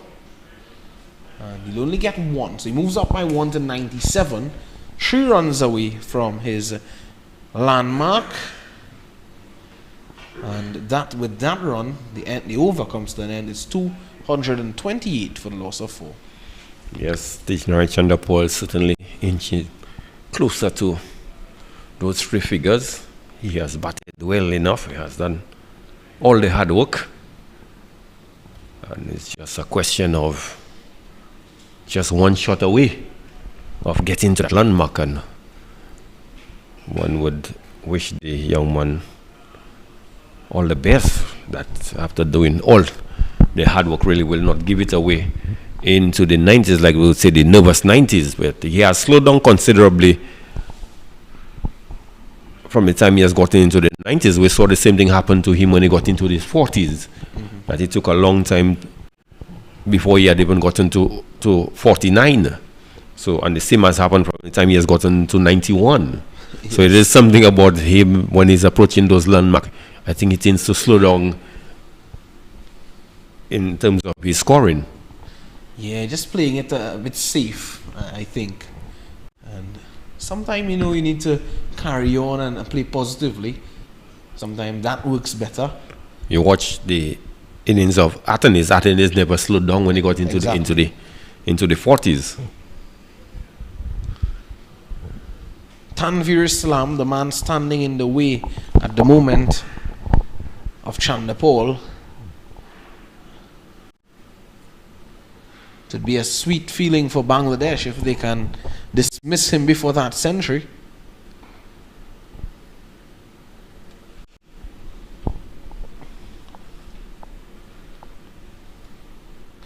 putting up a real good performance here, the West Indies A team.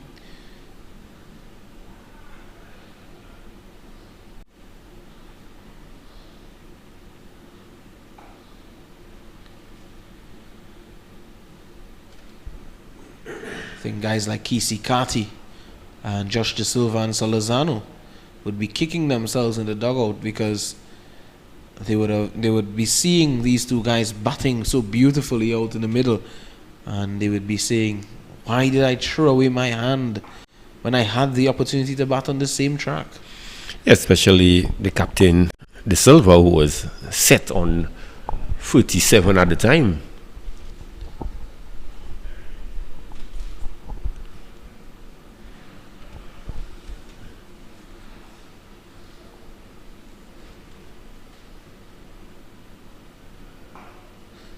Whipped down to long on, takes his tally now to 98. So he's inching closer and closer to that landmark. And I'm sure the photographers around would be getting their cameras ready, Greg. Yes, most certainly. See, you are getting your phone ready as we speak. I think Mr. Murphy is on standby already with his camera in hand. Well, he's already out there. He's a committed guy, Matthew Rajaram. As Atanese again gives strike to Tej Narayan Chandapal.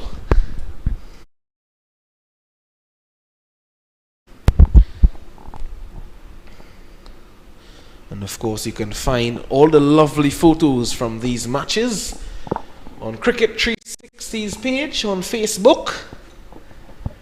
Cricket 360, of course, this is a Cricket 360's production of Windies Cricket's West Indies A versus Bangladesh A. You are looking on at, as the over comes to an end, it's 231 for 4. Good over completed there by Islam, trying to keep things tight. Just 2 runs off the over, but Tijna and Chandapal continuing to bat resolutely there. We're just 2 runs away from his century. And Alex Atanese, he has gone up to 60 runs so far. So in a blink of an eye, Atanese perhaps also eyeing 100, also some 60 runs, just 40 away. Alex Atanese, he has batted beautifully. He could very well get a century here this afternoon, Greg. And there's good old Matthew Rajaram in the action. Look at him go, Greg. Look at him go. Certainly. He's ready for that spicy shot, I was told. He's always ready for a spicy shot. Matthew Rajaram. Naeem Hassan is back in. And there goes Atanese again. Well, certainly Atanese is doing the right thing. Very early in the over, he's looking to get off strike and put Tijna and Chandapal back on strike so that he could get those remaining runs to get to his 100. Like this from Alex Atanese. He's already gotten to his half century, and like that he's giving the opportunity to Tijna and Chandapal. Let's see if Chandapal can find his way to that century in this over. Building up some blocks at the moment.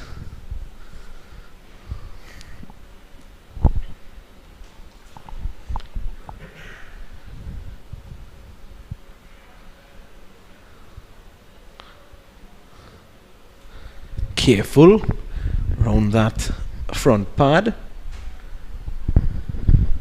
And certainly the fielders are in close position. They're not going to give him an easy single.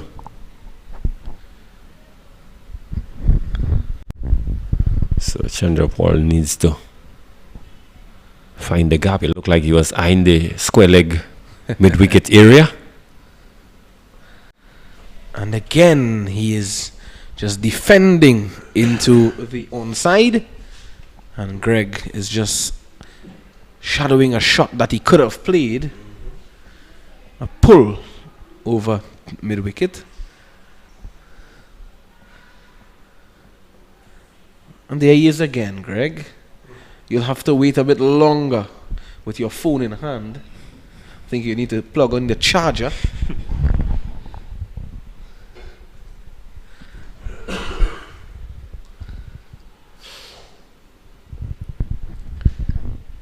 Hassan has him waiting on the other end. Have to feel it for good old Matthew in the sun there.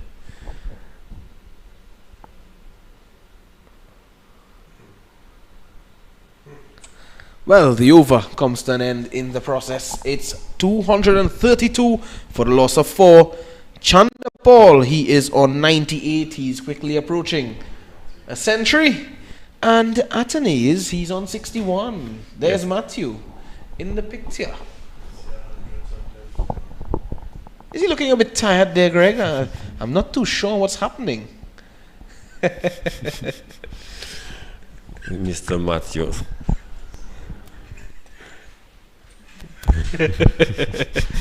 Good old Matthew. Looks a bit spicy today.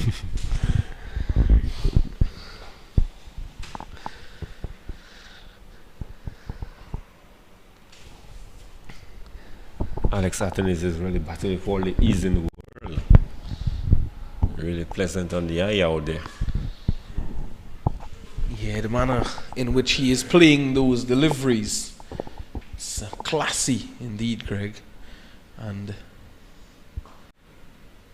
run scoring seems to be so easy for him now after having batted so long. Yes, certainly. He's playing on both sides of the wicket with ease. And even the straight drive as well was elegant a while ago. Well executed. Scored at a very healthy rate, 61 of 84. Looking for runs, and there it is. Just handing the strike over again to Tej Narayan Chandapal. I think Chandapal perhaps a little too cautious.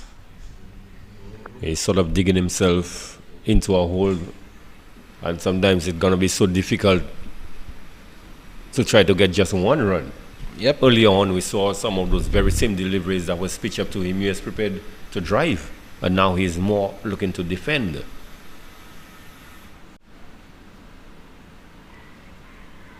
So it's important to get those 2 runs, but it's important to continue being in a positive frame of mind.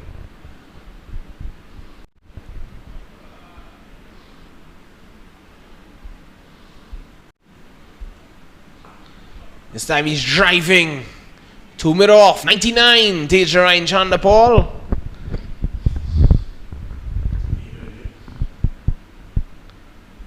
That's a shot that perhaps could have been played to Naeem, because Naeem gave that ball more generous flight than we see Islam doing.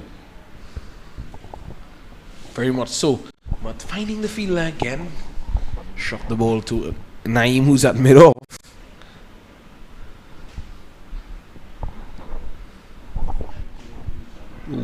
Loud appeal for leg before, and umpire Tuckett Going down. says not out. It seems to be going down, yes, Greg.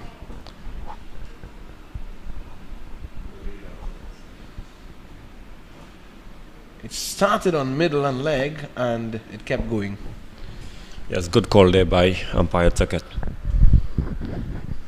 Full shot from Ali Catanese. Cramp for room.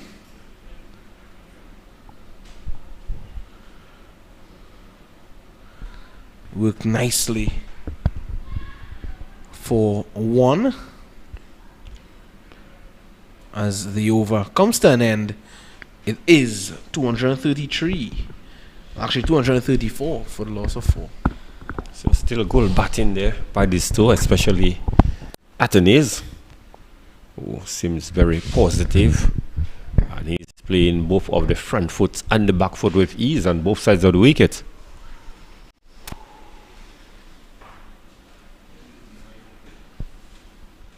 So Tej Narayan Chandapal has faced some 304 deliveries for his 99.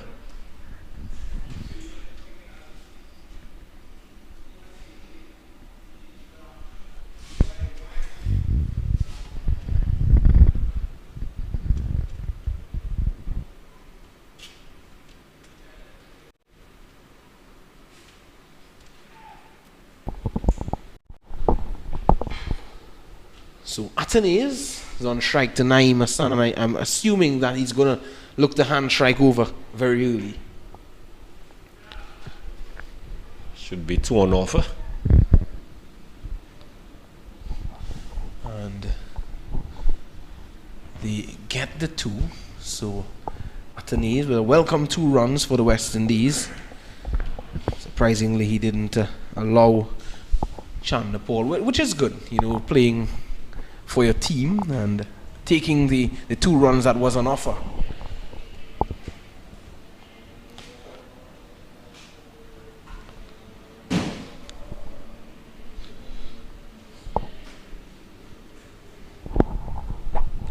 So looking to make some changes here, Naeem Hassan and Mohammad Mithun, as they look to get a wicket, to get a couple wickets here.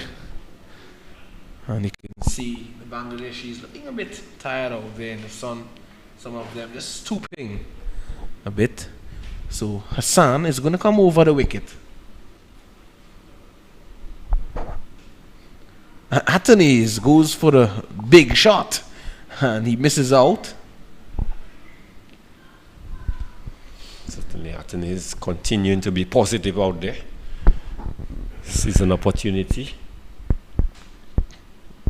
Attempted heaved into the mid-wicket region.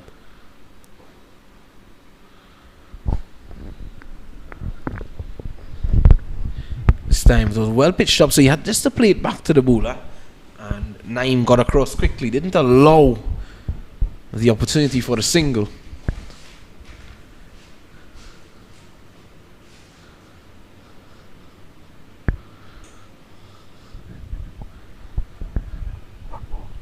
Utilizing the conditions well here, these 2 batsmen for the West Indies A team.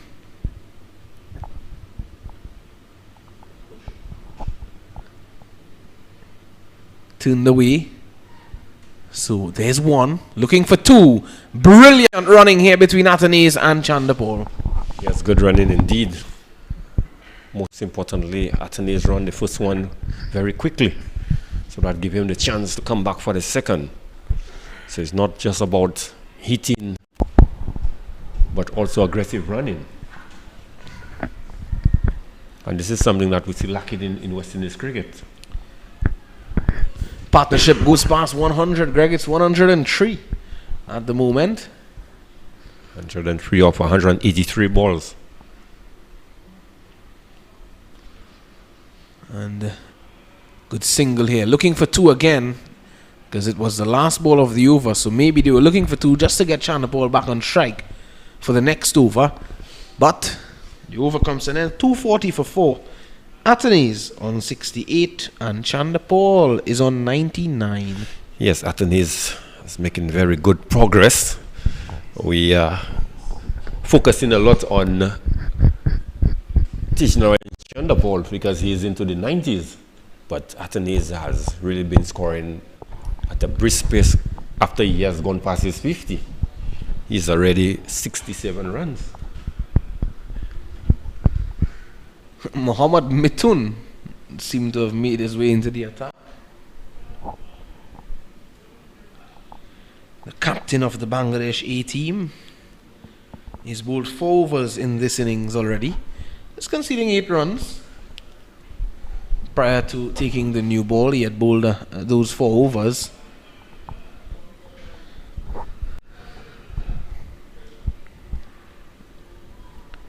Alec Atenes 68 off 93 balls, 7 boundaries in that. And normally you don't look at the strike rate in this format, but striking at just 73.12, which is good. Again, he has taken early single in the over. Chanderpaul has some 5 deliveries to get to his landmark. 99 to Tejnarayan Chanderpaul. 1 run to get his century. And Mohammad Mithun and the Bangladeshis coming inside the circle now. Coming in close. Asking him to play it into the onside. Let's see what he does. Century number 5, first class century number 5 for the man from Georgetown, Guyana, Tejnarain Chandapal, a much deserved century. What a knock, that century coming up off 305 deliveries, a brilliant knock, and this is his third first class century for the year. And Greg Wilson, what a brilliant innings this has been. Yeah, brilliant indeed by Tejnarain Chandapal. Really makes some solid defense with some aggressive shots at times. So certainly an innings to remember. Innings to remember indeed. And well, he is certainly just maybe opening the door for the selector a bit. He's knocked on it for sure. Not too sure if it'll be opened. We'll have to wait and see, Greg. But well, if it is not open, he's certainly at the back of the door, and he's certainly whispering for the selectors to be behind something. Certainly, young man has had an impressive season this year.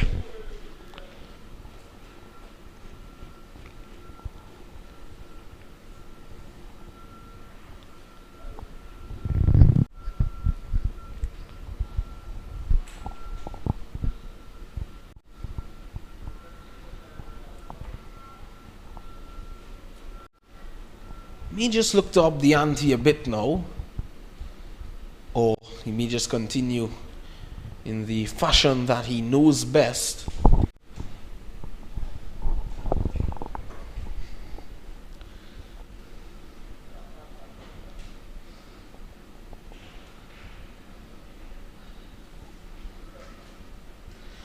One hundred of 306.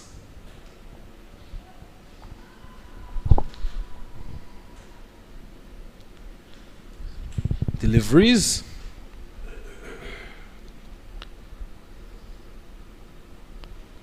This time worked away nicely for one.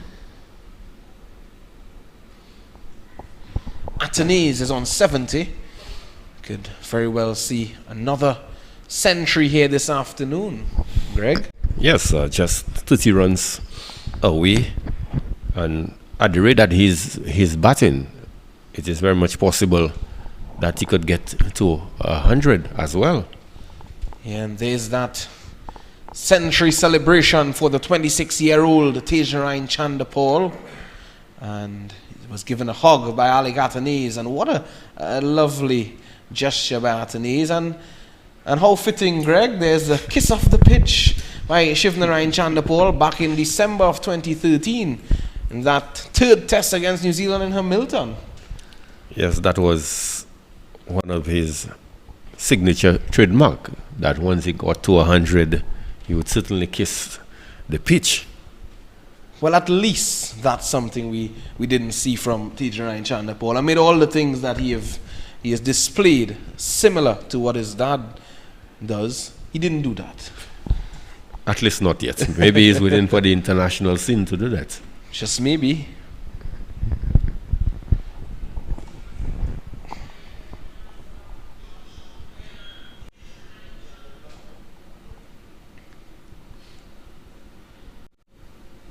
Well, Greg, he's continuing to play patiently.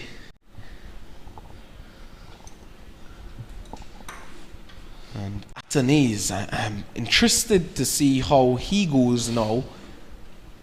If he would just continue to plug along, or will he look to be a bit aggressive here, like Atenese? Well, I don't think he needs to be any aggressive than he is presently, because he's going at a brisk rate. Yeah, so his strike rate was in the 70s. Yep.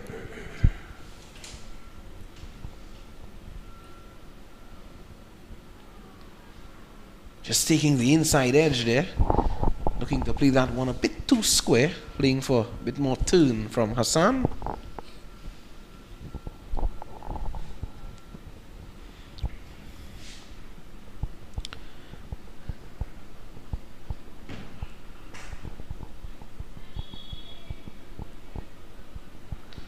Deciding to go on the back foot there. Brave move from Tejnarain Chandapal there, Greg. Well, the length of time he has been out there, he must be seeing that ball like a breadfoot.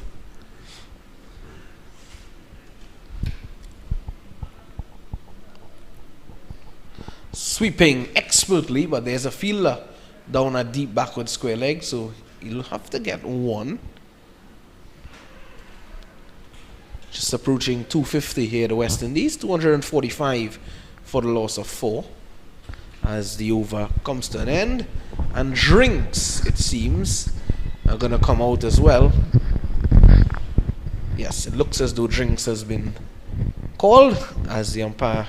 Chris Taylor comes out with drinks for the umpires, and the substitutes for the West Indies and Bangladesh, they are making their way out as well. So at drinks, it's 245 for the loss of 4 after 102 overs. We'll do have a drink of water as well, and we'll be back with more action shortly.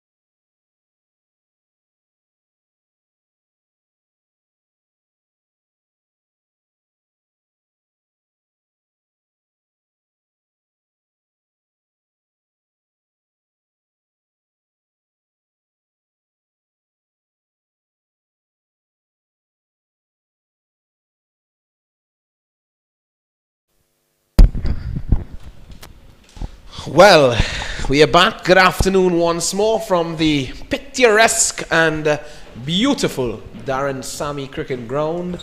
A broad smile across the face of Greg Wilson because he has a video to share later. And a couple photos of Tejarai Chandapol. He said he's giving Matthew Rajaram some competition with his cellular. Good afternoon, Greg, again. Good afternoon.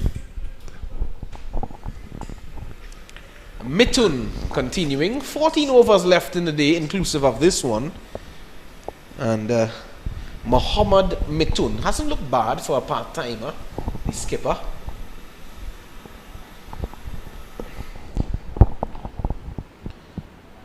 Paul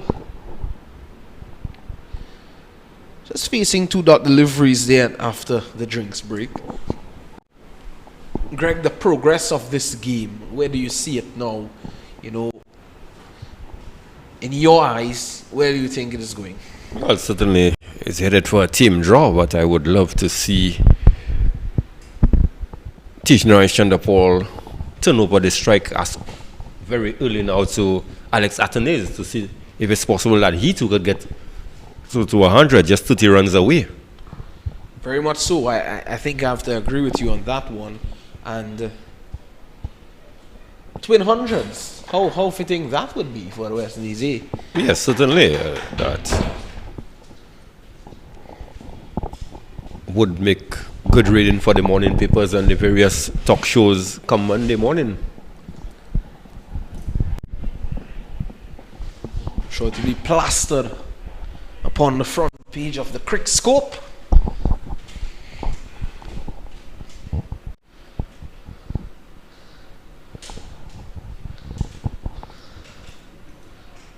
A juicy volley there from Mithun, and it wasn't well put away, you have to say, there from Tijnarine Chanderpaul, who is on 102. See, this is the sort of things that happen when you've gotten too much in a defensive mode. That even when you serve those full tosses and half volleys, sometimes it becomes difficult to put away. Is it the same, Greg, to when you're on a diet and you see some fast food or some junk food? Is it the same as that? Would you eat it or would you not eat it? You're probably asking the wrong person, not somebody who looks like a little one. But I would think the temptation would be there. Certainly it was there, but Chanderpaul didn't oblige, didn't feast on it.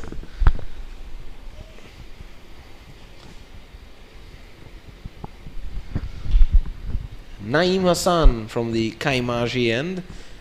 Athanaze, well, he just turning the strike over. Look how easy it is for Athanaze to turn the strike over. And he's been served just the same delivery.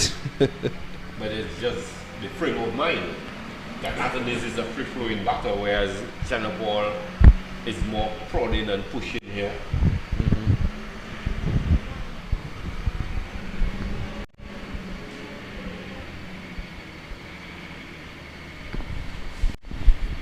Seemed to be a tractor that has been started up there, Greg. Yeah, just below our microphone. Chanderpaul not being able to get the single there, just looking to guide it, but guiding it straight to the fielder at backward point. A little risky.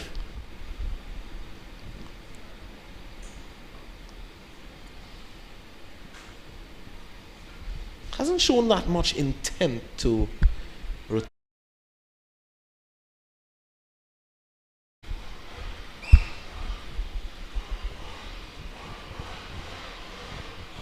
And certainly this is something you would have to do when you get to play at the higher level. Yeah. Because not only you're becoming up against more quality bowlers as well.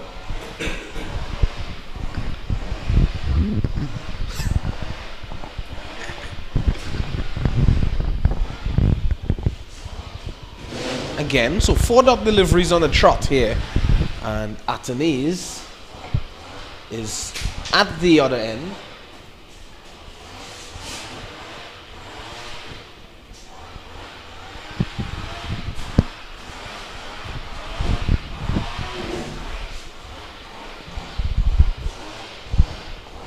Not too sure.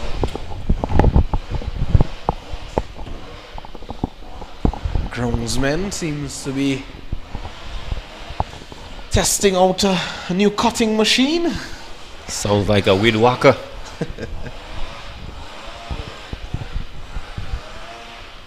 Well, Chanderpaul isn't testing out the cutting machine out there, as 104 overs have been bowled. It's 246 for the loss of 4. Yes, West Indies would be pleased with the performance of the batsmen, at least on this occasion. Chanderpaul and Athanaze, after getting a good start, Chanderpaul has gone on to register his 100 and Athanaze has gotten his half century, just 29 runs away from what would be a delightful century, and one would hope that he would look to continue to bat positive before the end of the day's play.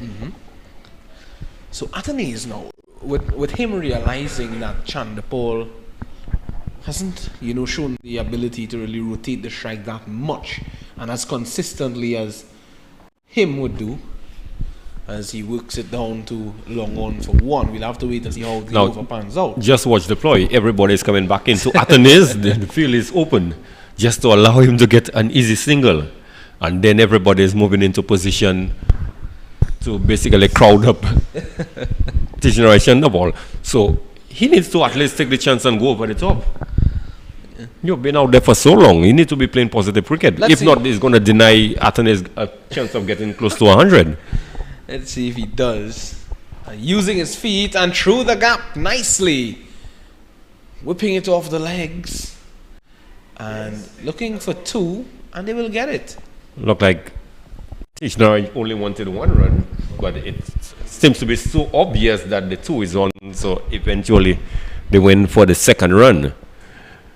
But clearly you could see the intentions of the Bangladesh team is to starve Tishnara and Chanderpaul of easy singles.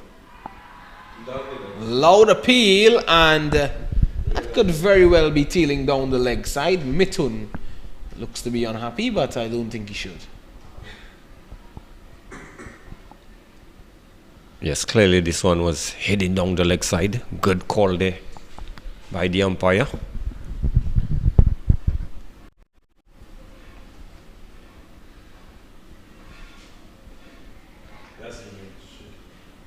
He finds the fielder. Seeing some problems here, Chanderpaul. Well, he has realized by now what the ploy is.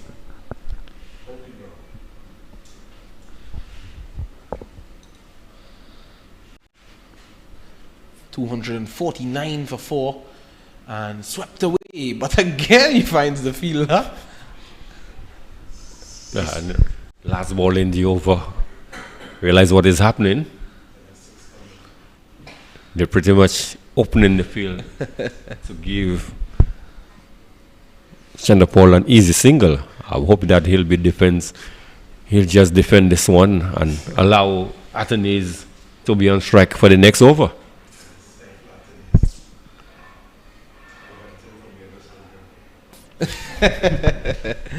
There you go.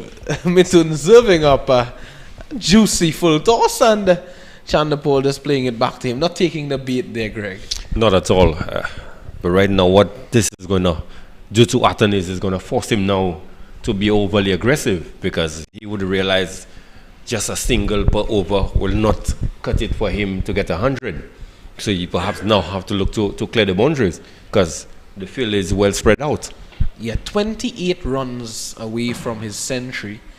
Or the other ploy, could be you have to measure the shot, drop it into areas where you could scamper for 2 runs. Yeah.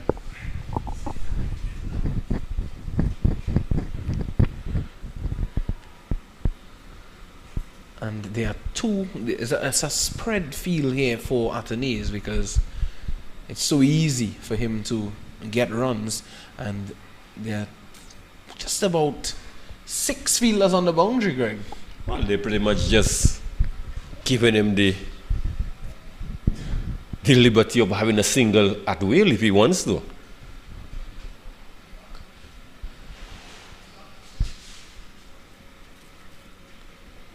Hassan, a loud appeal for leg before, and not out, says umpire Dayton Butler. Let's see that again. Ooh. Maybe with the angle going down the leg side. I think that's what umpire Butler took into consideration. But hand to boot there, Greg. Stealing in. I think it's going down. Yeah.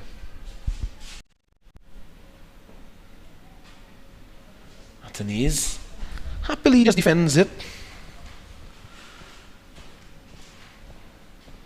Atenese now should, anything he gets, we could hit with the wind, he should profit that opportunity. He'll be going against the spin if he does, but he'll be going with the wind. Good point. And this time he just plays it out to deep cover and he gets one.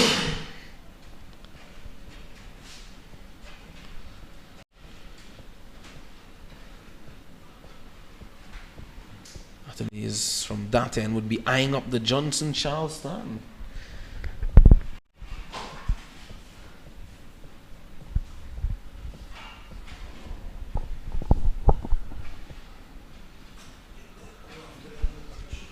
Well, Tej Narayan Chandapur, he's enjoying himself.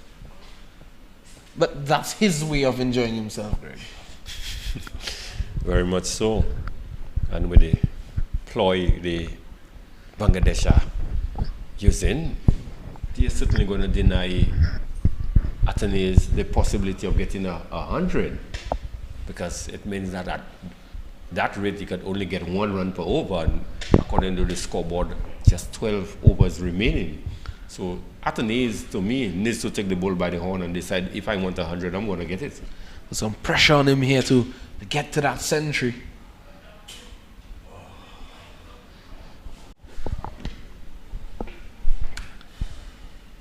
But he has shown that he can hit the ball. Yep. So he just has to choose the right deliveries to hit. Mm-hmm. Not afraid to take on the bowling. I think he deserves a century, Alec Atenese. He's batted so beautifully today. And he's partnered Tej Narayan Chandapur well. Seeing him practicing some shots there at the non-striker's end. Maybe we could see him playing some of those. Well, we've grown accustomed to seeing this. At the end of 106 overs, it's 250 for 4. West Indies A, they still trail by 50 runs. Yes, good reply by the West Indies team. And more so, good batting by Tej Narayan Chandapur and Alec Atenese. These two have put on well over 100-run partnership. Just what the doctor would have ordered at the time. But the focus now would be what sort of approach that Alec Atenese would have if he is to go on to get those remaining 27 runs. So he has the strike now in this over, at least. Mithun to bowl. And maybe looking for 2, but he does not take it. He had the opportunity for it though. I think the slight mix-up they had in the run-in, where they almost run into each other. So let's see if Chandapur looks to take on Mithun here with the fielders coming in this close.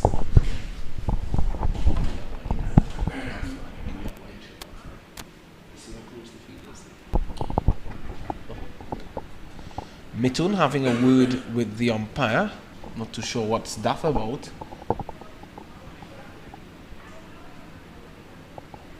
Umpire Tockett.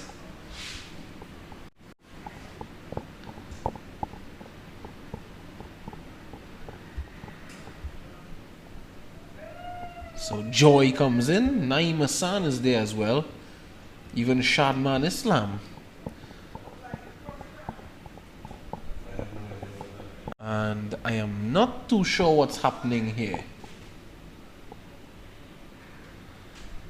Umpire Dayton Butler gets into the action now.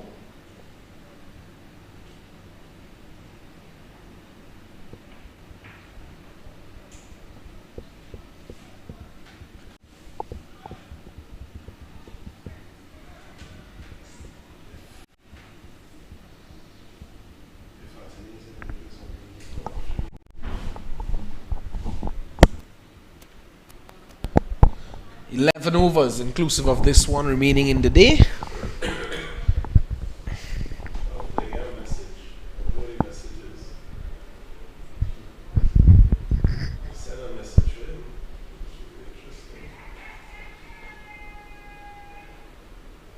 I'm seeing Sherman Lewis, it seems, with the coat on, the sub.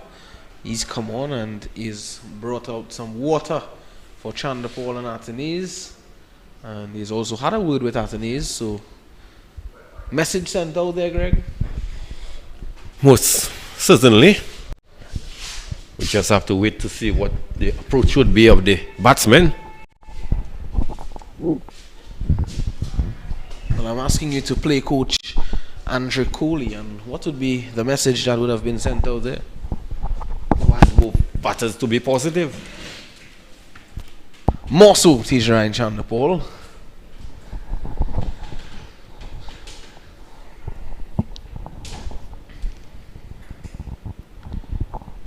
So the Bangladeshis, they are taking their time at the moment.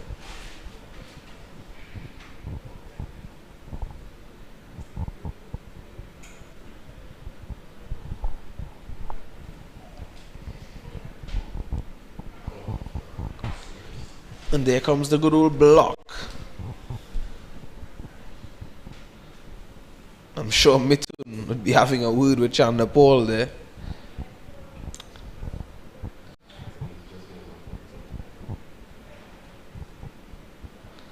Atenese is giving a thumbs up to Somebody signaling message to him.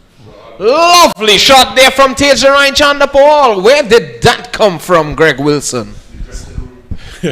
Certainly exquisitely driven there through the covers.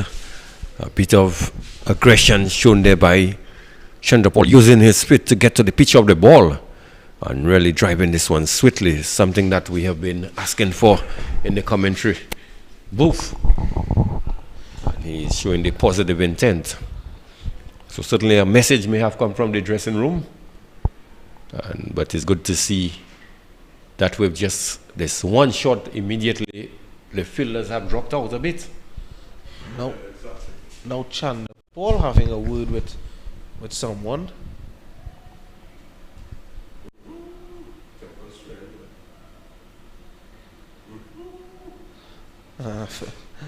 Friendly word, Greg. Well, certainly they're not going to be discussing out there where are they going to dinner this evening.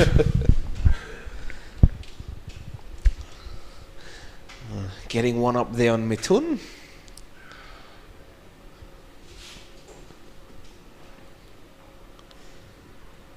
Short and just punching that one. Protection out there, so Atenese has strike. This is going to be interesting. A message was sent out, a thumbs up was relayed back to the dressing room. Let's see if it's going to be a different approach here from Atenese, maybe a bit more aggressive. 74 runs to him. Need to hit straight.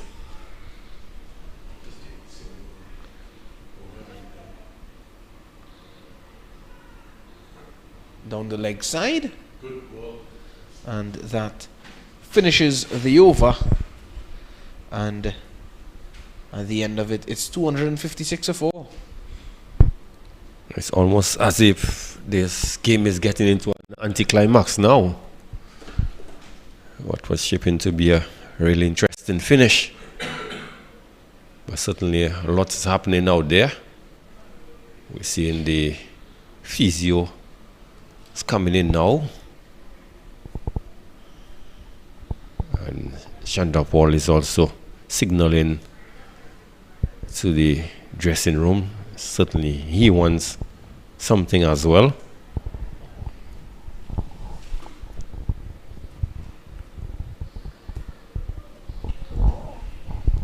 So what really is going out there? Well, at the moment it seems that as though Naeem Hassan is getting some treatment, and Chanderpaul just asking for maybe a towel just to get rid of some of that perspiration there, Greg. Quite hot. at the knees as well.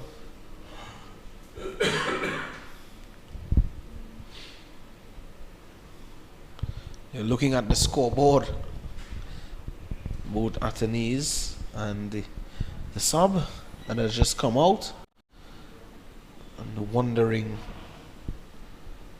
what's next. Chandapol, he's having none of it. He's just on his knees to the far right of them.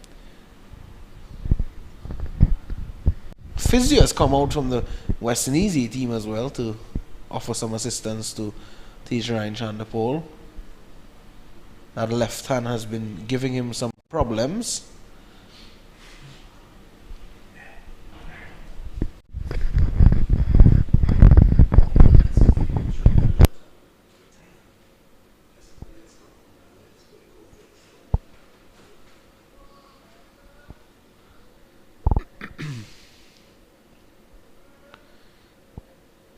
And subfielder just giving Chandapol a tap on the head. It's maybe telling him that needs to get at the knees on strike and a bit more often as well, and look to take on the bowling. Don't be afraid to do so. You're already gotten past your 100. Nothing to lose now. Yeah, nothing to lose.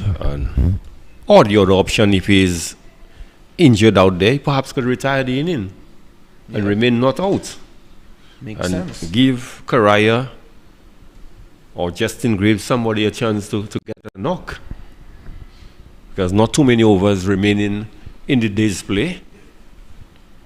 Just 10 overs. And it looked like Chandapol is walking out. Well, that's exactly what's going to happen here. Greg?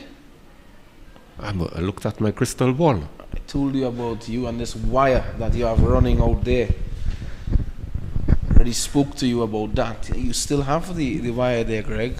Come on. So I think it's a good decision. It is. He has gotten 100. At that rate, I don't think he's going to get to 150. Yeah. So he should be pleased with his effort. 109 not out. So that's a good effort from 136 balls. Give someone the opportunity now to come out there and free their arms, get a good knock, as you said, as we look to head towards the one-day matches. And that will be fitting, and looks to be Yannick Karaya making his way out there to the middle. Yes, it is him. You know it's Karaya when he has those skips as he comes out. And he's going to join Atanis. So two left-handers again at the crease.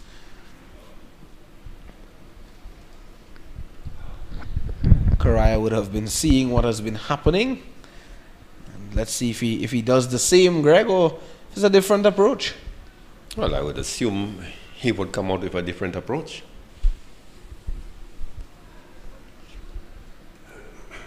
He's someone who's not afraid to go big as well, but he has good ability to be busy at the crease, to rotate the strike, and that is something Atanis would relish, especially in this situation.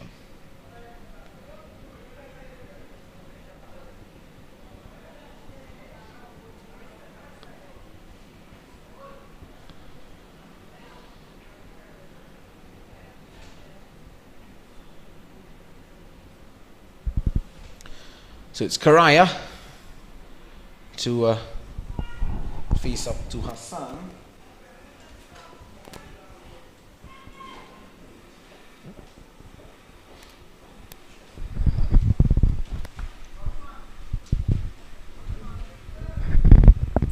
So Karaya settling in.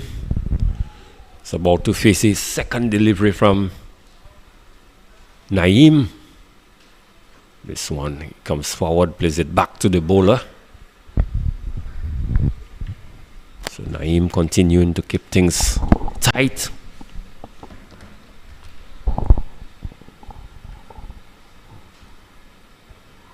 He's playing back to this one. An appeal. Not out, says umpire Butler. So clearly there would have been a bit of bat involved in there. So a little testing period up for Karaya. Yeah, I thought he was a bit brave there to play on the back foot.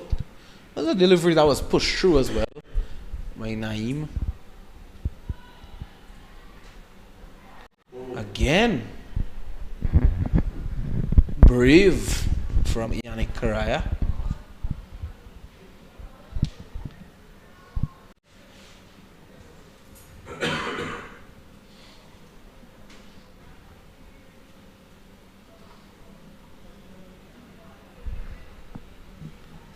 Using his feet this time, padding that one away.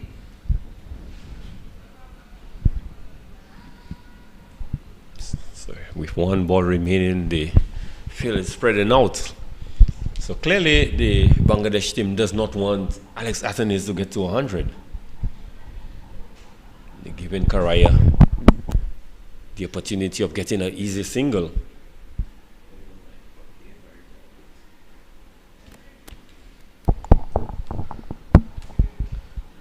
Karaya plays it down the long off, and rightfully so, he doesn't take the single. So that will leave Athanaze on strike for the other over. 2-5, 6-4. Greg Wilson, the West Indies A, they still trail by 44. Yes. But all eyes would be on Alex Athanaze and what would be his approach. If he's going to up the ante with the last 9 overs as the scoreboard is showing, to ensure that he could get the additional 26 runs that is required for him to get to what would be a well-deserved century.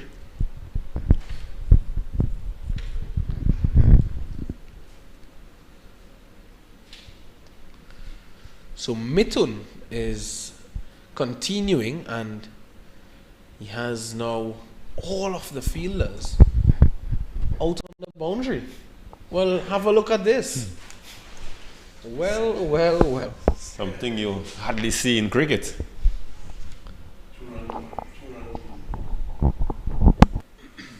Athanaze defense, really playing with the mind of Alec Athanaze. Mithun having a laugh, he sees the funny side.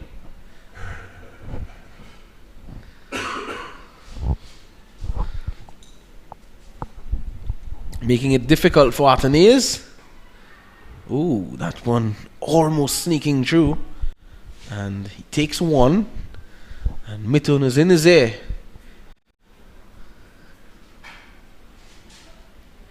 Not going to give him an easy time out there, Greg.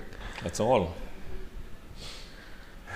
But I would rather see Athanaze perhaps get it 85-90 not out.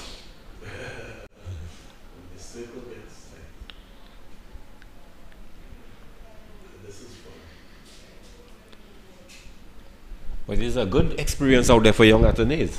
Certainly, only 23 years of age, Alec Athanaze, playing against some senior Bangladesh players. And Karaya this time looking to turn that one around the corner. He finds a fielder at short fine leg.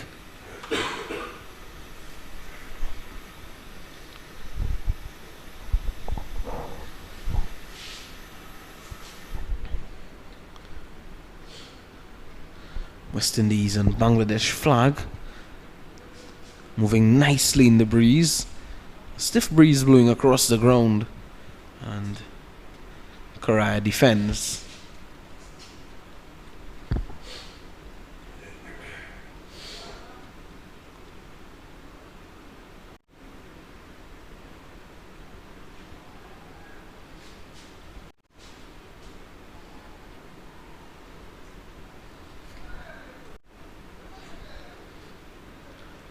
Mithun, just tying his shoelaces, playing for a bit of time as well, Greg.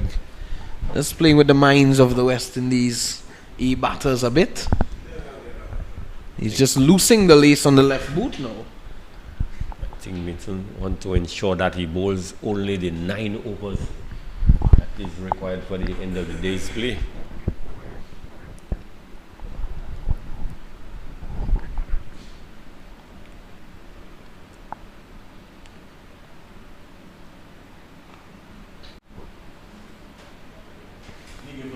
And a lovely shot for 4.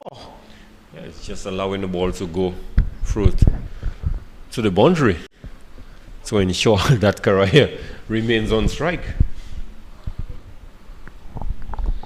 Wasn't a bad shot at all. Pleasing on the eyes. It was a good shot played by Karaya. Getting to the pitch of the ball and driving this one swiftly through to the covers. So Karaya's off the mark with a boundary, a flowing drive through the offside. And now they're just going to tempt him to get the single, but of course he would not. And Mithun giving his fielder some extra work.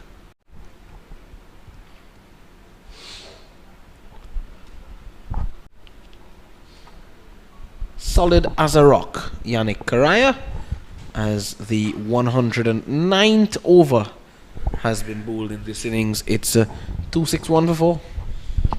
Yes, the Bangladesh team continuing to frustrate Alec Athanaze. They want to ensure that he does not get to that 100 landmark. Certainly a bit of byplay going out there when he's on strike.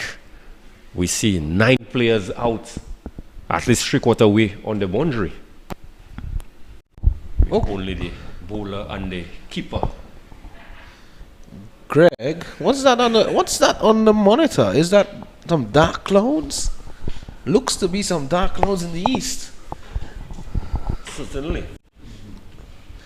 Michael Rupwa could be wrong today. I think you want to retract your plan to get the numbers from him.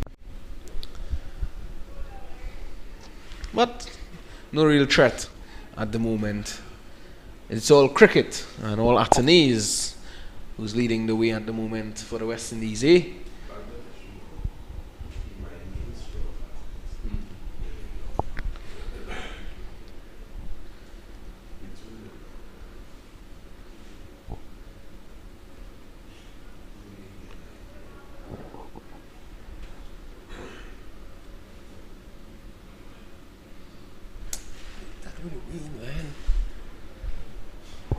Greg just stands up and plays a pull shot, but Athanaze just works it down into the onside and doesn't take the single.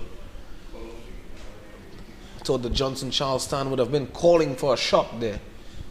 Yeah, I think Athanaze is pretty much contented in just playing for as long as possible, and he'll be satisfied with his score because I don't think he really wants the 100. Okay. So he's looking to go and go hard, but he misses out. Good intention. Hitting with the win.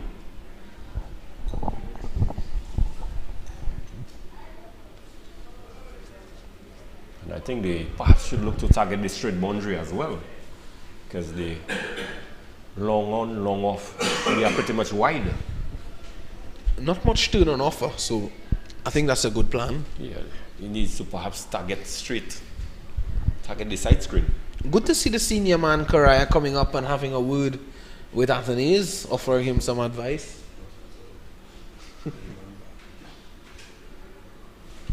Cracked away through the offside, but no run.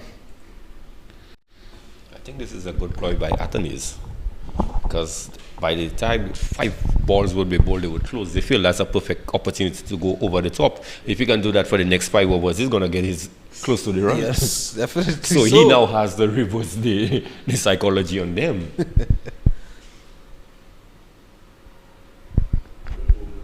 Don't want to be chasing those deliveries. He finds an edge outside there. That could be very unfortunate. So hiding the ball. That was a perfect delivery to play the reverse whip. Yes. Outside the off stump. Hiding the ball, Naima-san. And now the reverse whip comes out.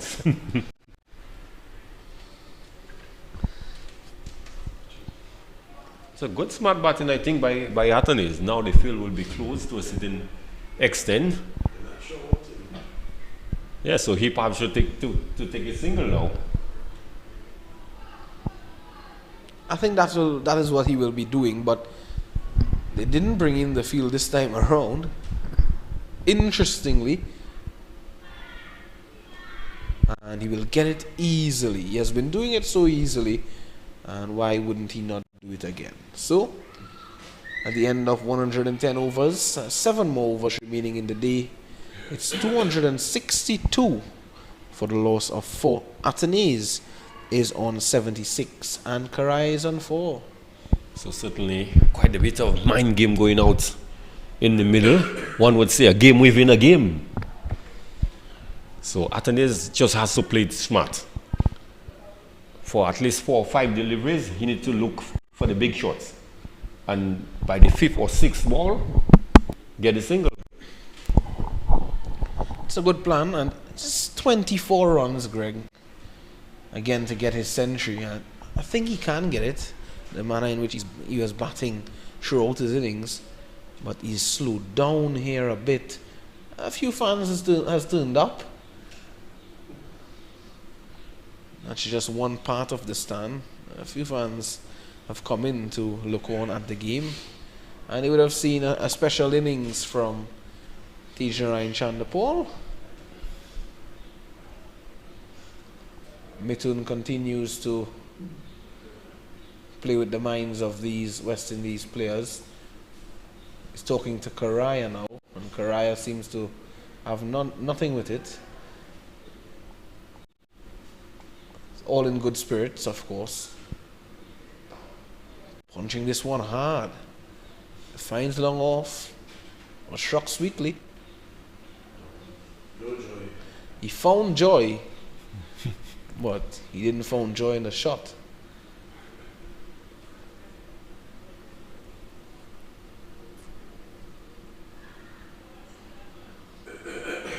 Anthony is looking everywhere. He's looking behind the wicket keeper as well.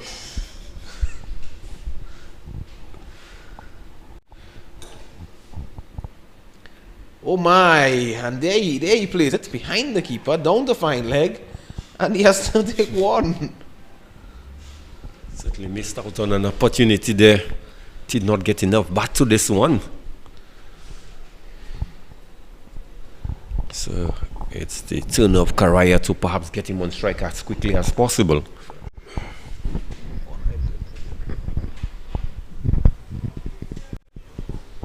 Field coming in. It's been that kind of an evening, kind of an afternoon, I should say. You can see some fireworks, some Karaya, who knows. Oh, looking to take the quick single, but it was struck straight to the fielder. You don't want to risk it. And Anik is down now. Everyone seems to be going down.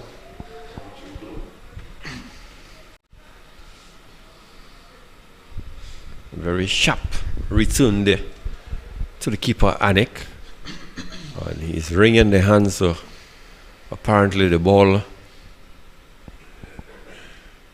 must have hit him somewhere above the thumb area. Yeah, he's taken off the inners from the left hand. Here's that again. Let's see what happened there. Oh, he's taking it with the left hand, and the ball dropped out. So immediately he looked to be in discomfort as he rolled around there. The physio is coming out, and they've taken that time as well to have a drink. In the meantime, we'll have a drink as well until Anik gets back up on his feet. We'll be back with more.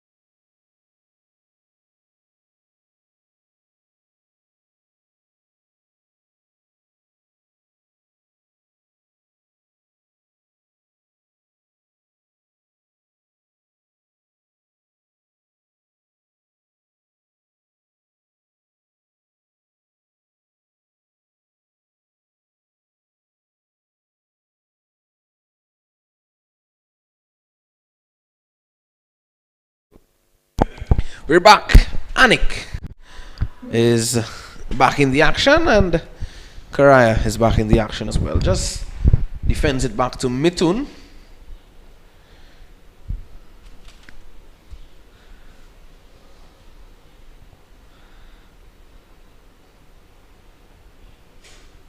Turned around for no run.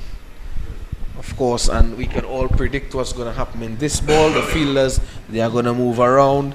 And Mithun is going to bowl. It's going to be a dot ball.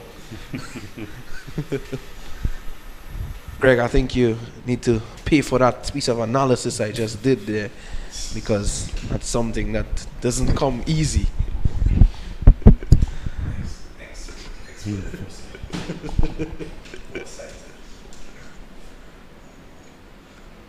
Well played.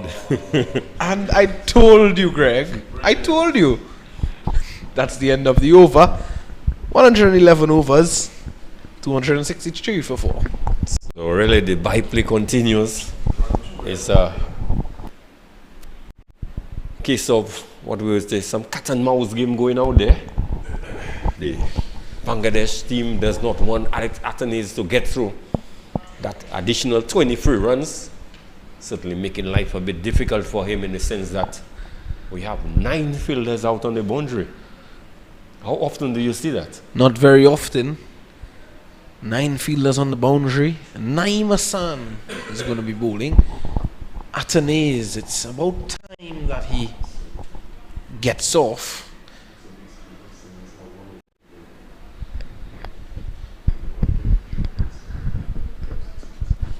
Seeing Josh De Silva on the balcony at the moment. He's waiting there for maybe an Athanaze century, upon which he would decide to call in his players. 6 overs to go in the day.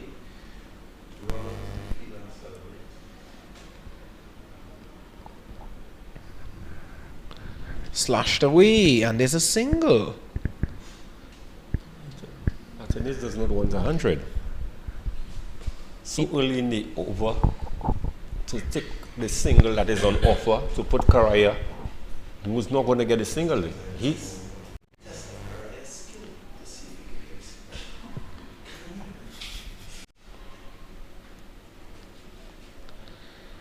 four to Karaya.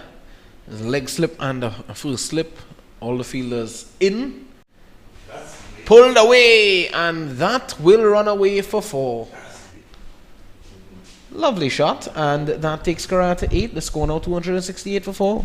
Yes, with the sort of field placing that we see, they're going to deny Athanaze some runs, but it's plenty runs on offer for Yannick Karaya to fold his boots. There is good old Joshua De Silva. Serious man there, Joshua. He's waiting on that century from Athanaze if he can get it.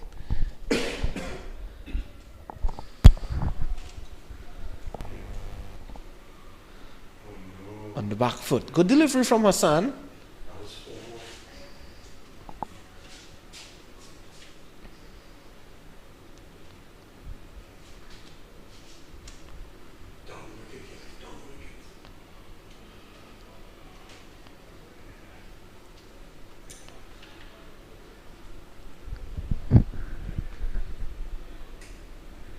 Well. Karaya defends.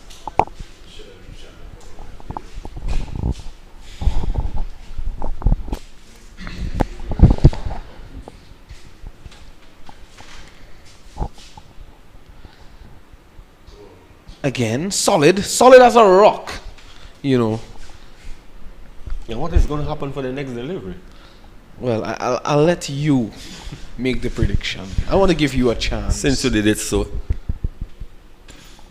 expertly a while ago, I'm going to say that Karaya is not going to play a shot in anger.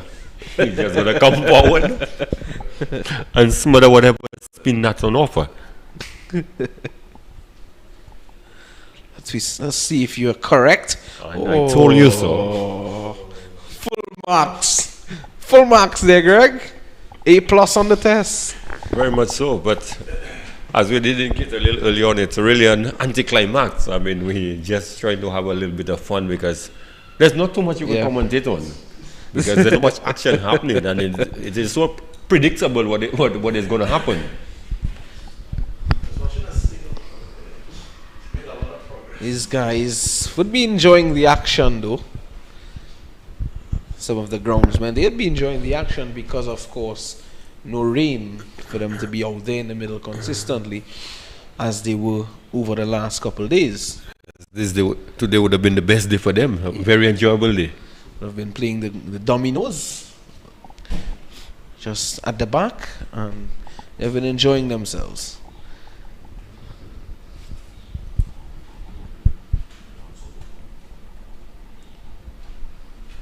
Well, Mithun is giving himself an extended spell. And is that Atenes? Yes, it's Atenes. And he takes a single again, very early on in the over. Well, like I said, Atenes clearly is not playing to get the 100. So perhaps the captain may very well do the honorable thing and call off the game if he is not prepared to take the chance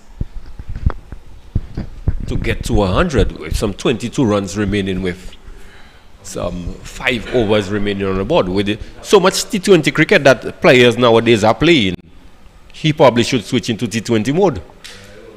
Why not? Why not? And there is Karaya, gets a single just past the outstretched hand of the fielder. 270 for 4. So Atenes should now treat those last 4 overs, 4.3 overs as a T20 game, and tell yourself you need 23 to get in those 4 overs.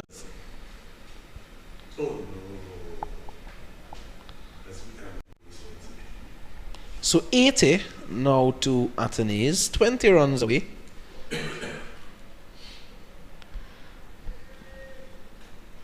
That's not difficult to get,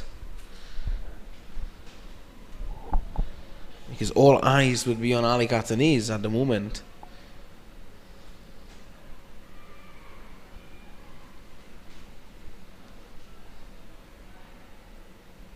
Ooh, where did that came from there, Greg? Some bounce and turn. And the keeper did very well to hold on to this wall.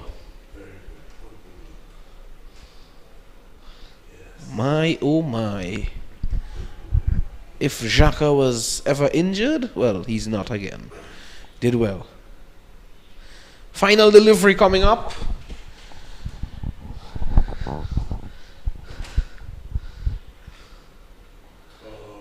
And tight in defense is Yannick Karaya. That's it. And, well, it's not it. It's Karaya just going to get something.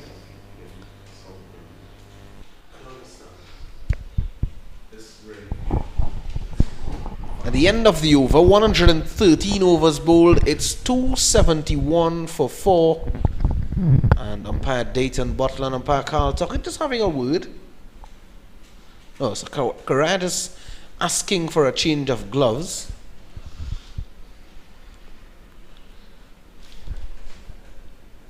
So with some 4 overs remaining,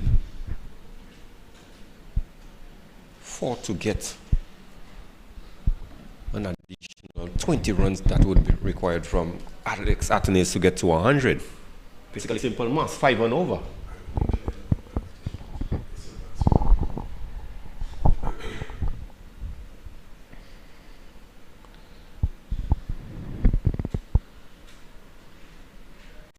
So he has the opportunity here now, and let's see if he goes mighty. All of the fielders again on the boundary.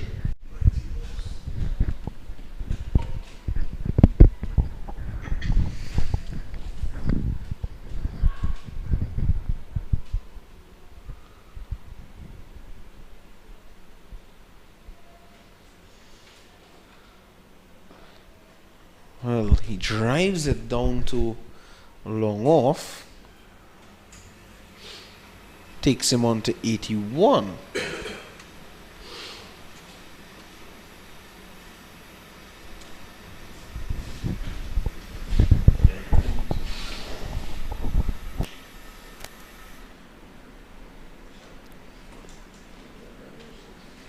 Athens is now rehearsing what shot he perhaps should have played, but one really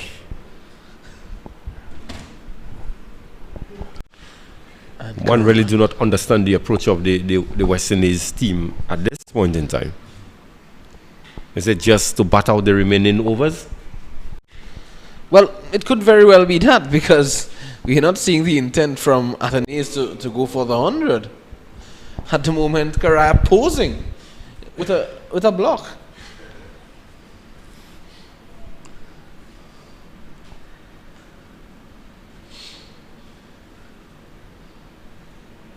I think if Athens goes in without getting a century, that could be very unfortunate, and he would only have himself to blame. He had every opportunity for me to get to 100. You need to play positive cricket. It's not reckless cricket, but play positive cricket.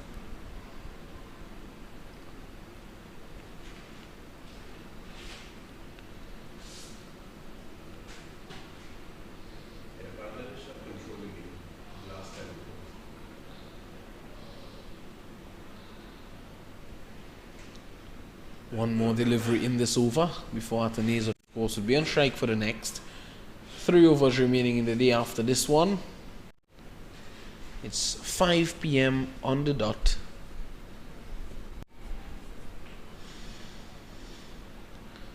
Bangladesh, with the wealth of spinners that they use today, would certainly finish off the day quite early.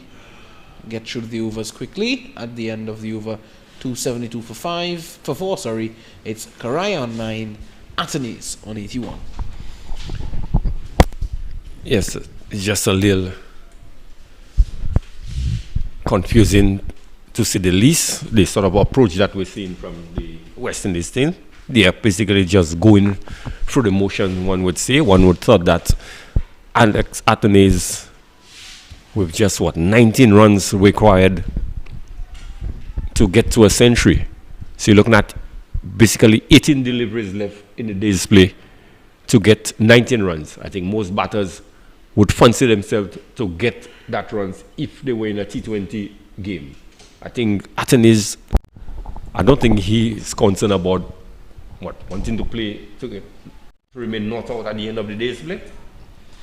Well, So me, there's a golden opportunity to get 100 against Bangladesh A. Where a wicket that you could trust the bounce and you could play through the line of the ball. I think he should fancy himself to try to get those runs. the chances running away at the moment.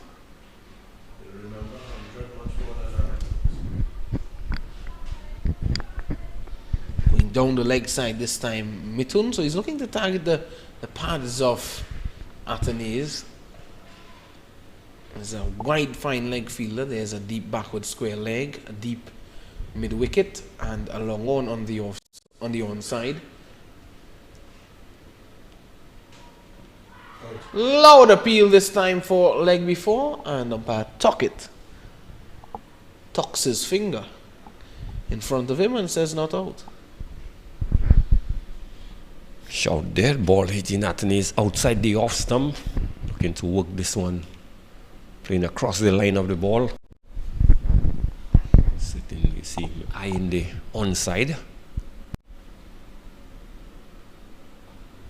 Well, works it down to a deep backward square leg, and he takes one.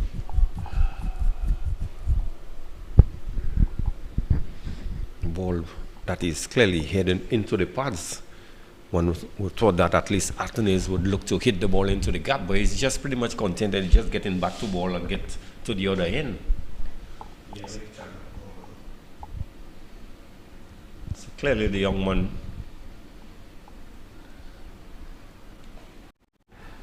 Well, this is the way to do it. Karaya pulling this one away for 4. So Karaya dealing in boundaries. Certainly the opportunity is given to him, once he goes over the infield, it's almost certain that he's going to be getting 4 runs. Yeah, 3 boundaries in his 13 runs scored.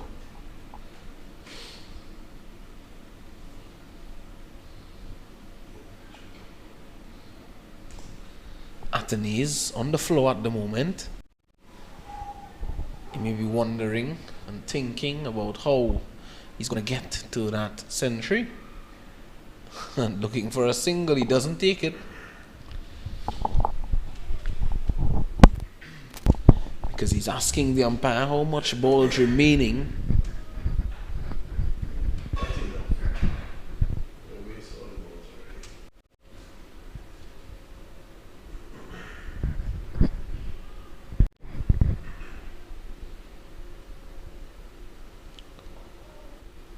Textbook defense ends the 115th over, and Athanaze 18 runs away from a century.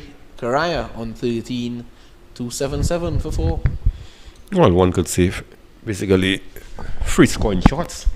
If you can get 3 sixes, it's possible to still bring up his 100.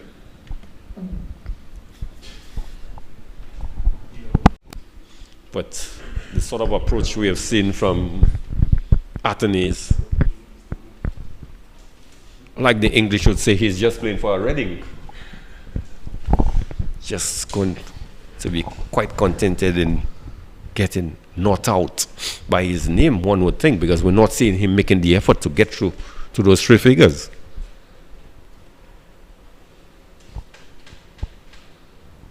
So Bangladesh just taking their time, and that's all in the mind games, of course. Wide outside the off stump, and Athanaze allows it to go into the mitt of Xhaka.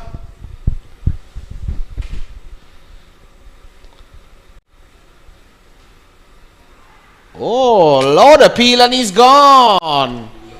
Umpire Dayton Butler sends him on his way, and Athanaze has to go, unfortunately, for 82. Well, Athanaze, one would say, really dug himself into a hole, so to speak. He was very casual out there and getting the outside edge and being caught behind. So it's a disappointing end to an inning, one would say. I would have preferred seeing Athanaze being caught on the boundary attempting to get his 100 than to just look to push one through the covers gingerly and being caught behind. Yes, Greg. And in the meantime, the Silva has called in his troops with the fall of that wicket, and the game has officially ended in a draw with the fall of that wicket of Athanaze on 82, who really didn't look as though he was going to get to that century, as he went into a shell, so to speak, Greg. Yes, Athanaze really looked positive from the time he stepped into the crease, and we saw him going through the 30s and 40s to get to his half century very quickly, and he looked positive, because at one time we were looking at Chandrapal being in the 90s and Athanaze was already into his 60s. That's to show you how positive he was batting. And then the opportunity presented himself for him to perhaps look to push on after Chandrapal retired. And he basically got into a shell, was pretty much contented in just pushing the ball very early in the over, getting a single, and at the end, just giving away his wicket, one would say. Yeah, definitely so. And the West Indies A team finishing on 277 for 4, still trailing the Bangladesh A team by 23, but that's how it ends here at the Daren Sammy Cricket Ground. The second unofficial test match between West Indies A and Bangladesh A, of course, have been ended in a draw. Both games ending in a draw, Greg, unfortunately for the two teams, but we managed to see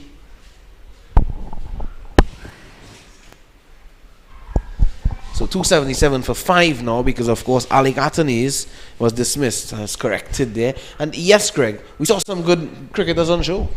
Yes, some good cricket on show certainly with a full day's play. We saw, well, the captain Joshua De Silva really getting a good start again, but certainly the man of the hour, one would say, is Stationary Sandapol getting 100, and also a good knock by Alex Athanaze to get to 82. Yeah, definitely so. And that's the summary there for you. Bangladesh A being sent in on day one by Josh De Silva. We got started at 3:15 p.m. on day one. And they finished on 300 for 9 declare with the fall of the wicket of Saif Hassan on 146. Was heading towards 150, and with the fall of his wicket deciding to declare because of him not getting to that milestone. And Jaka Ali Anik, he supported with 33. Shadman Islam had 25. And in the wickets for the West Indies, Anderson Phillip had 3 for 72, Colin Archibald 3 for 48, and Yannick Karaya 2 for 53. In response, the West Indies 277 for 5, trailing by 23. But that's all she wrote here at the Daren Sammy Cricket Ground. As Athanaze, he fell for 82, and that led to the declaration and calling off the game, by Josh De Silva and Mithun. So Chandapal, he led the way with 109, and Josh De Silva, he had 37. Naeem Hassan, one of the better bowlers we've seen in this round of 2 matches for the Bangladeshis, he had 3 for 69. Mrityunjoy Chowdhury had 2 for 38, and Khalid Said Ahmed none for 72. Greg Wilson, how do you sum this one up? Well, certainly both teams would be pleased with the effort of both the bowling and batting. We saw some bright spots. Certainly Saif getting 100. Jaka Ali again had a good start. Islam had a start. But for the West Indies again, you had Phillips who bowled pretty well. Archibald who got a game. He bowled well, and I think Yannick Karaya did bowl very impressively in the first spell that he had. And for the West Indies during the batting, I think they would be pleased with the efforts of Chandapal, Alex Athanaze. Again, we got start from Josh De Silva, and Naeem for Bangladesh was pretty consistent in the series when it comes to bowling, and Mithunjoy Chowdhury getting his first game, and he was very impressive as well. So both teams have certain positives that they could take away both bat and ball from the series. Yeah, definitely, Greg. And that's how we end it here at the Daren Sammy Cricket Ground. At the end of the second unofficial test match between West Indies A and Bangladesh A. Remember, the action continues. 3 one-day matches starting on Tuesday of the coming week. And on behalf of everyone here of the Cricket 360 team, we want to say have a good evening and join us back on Tuesday for more.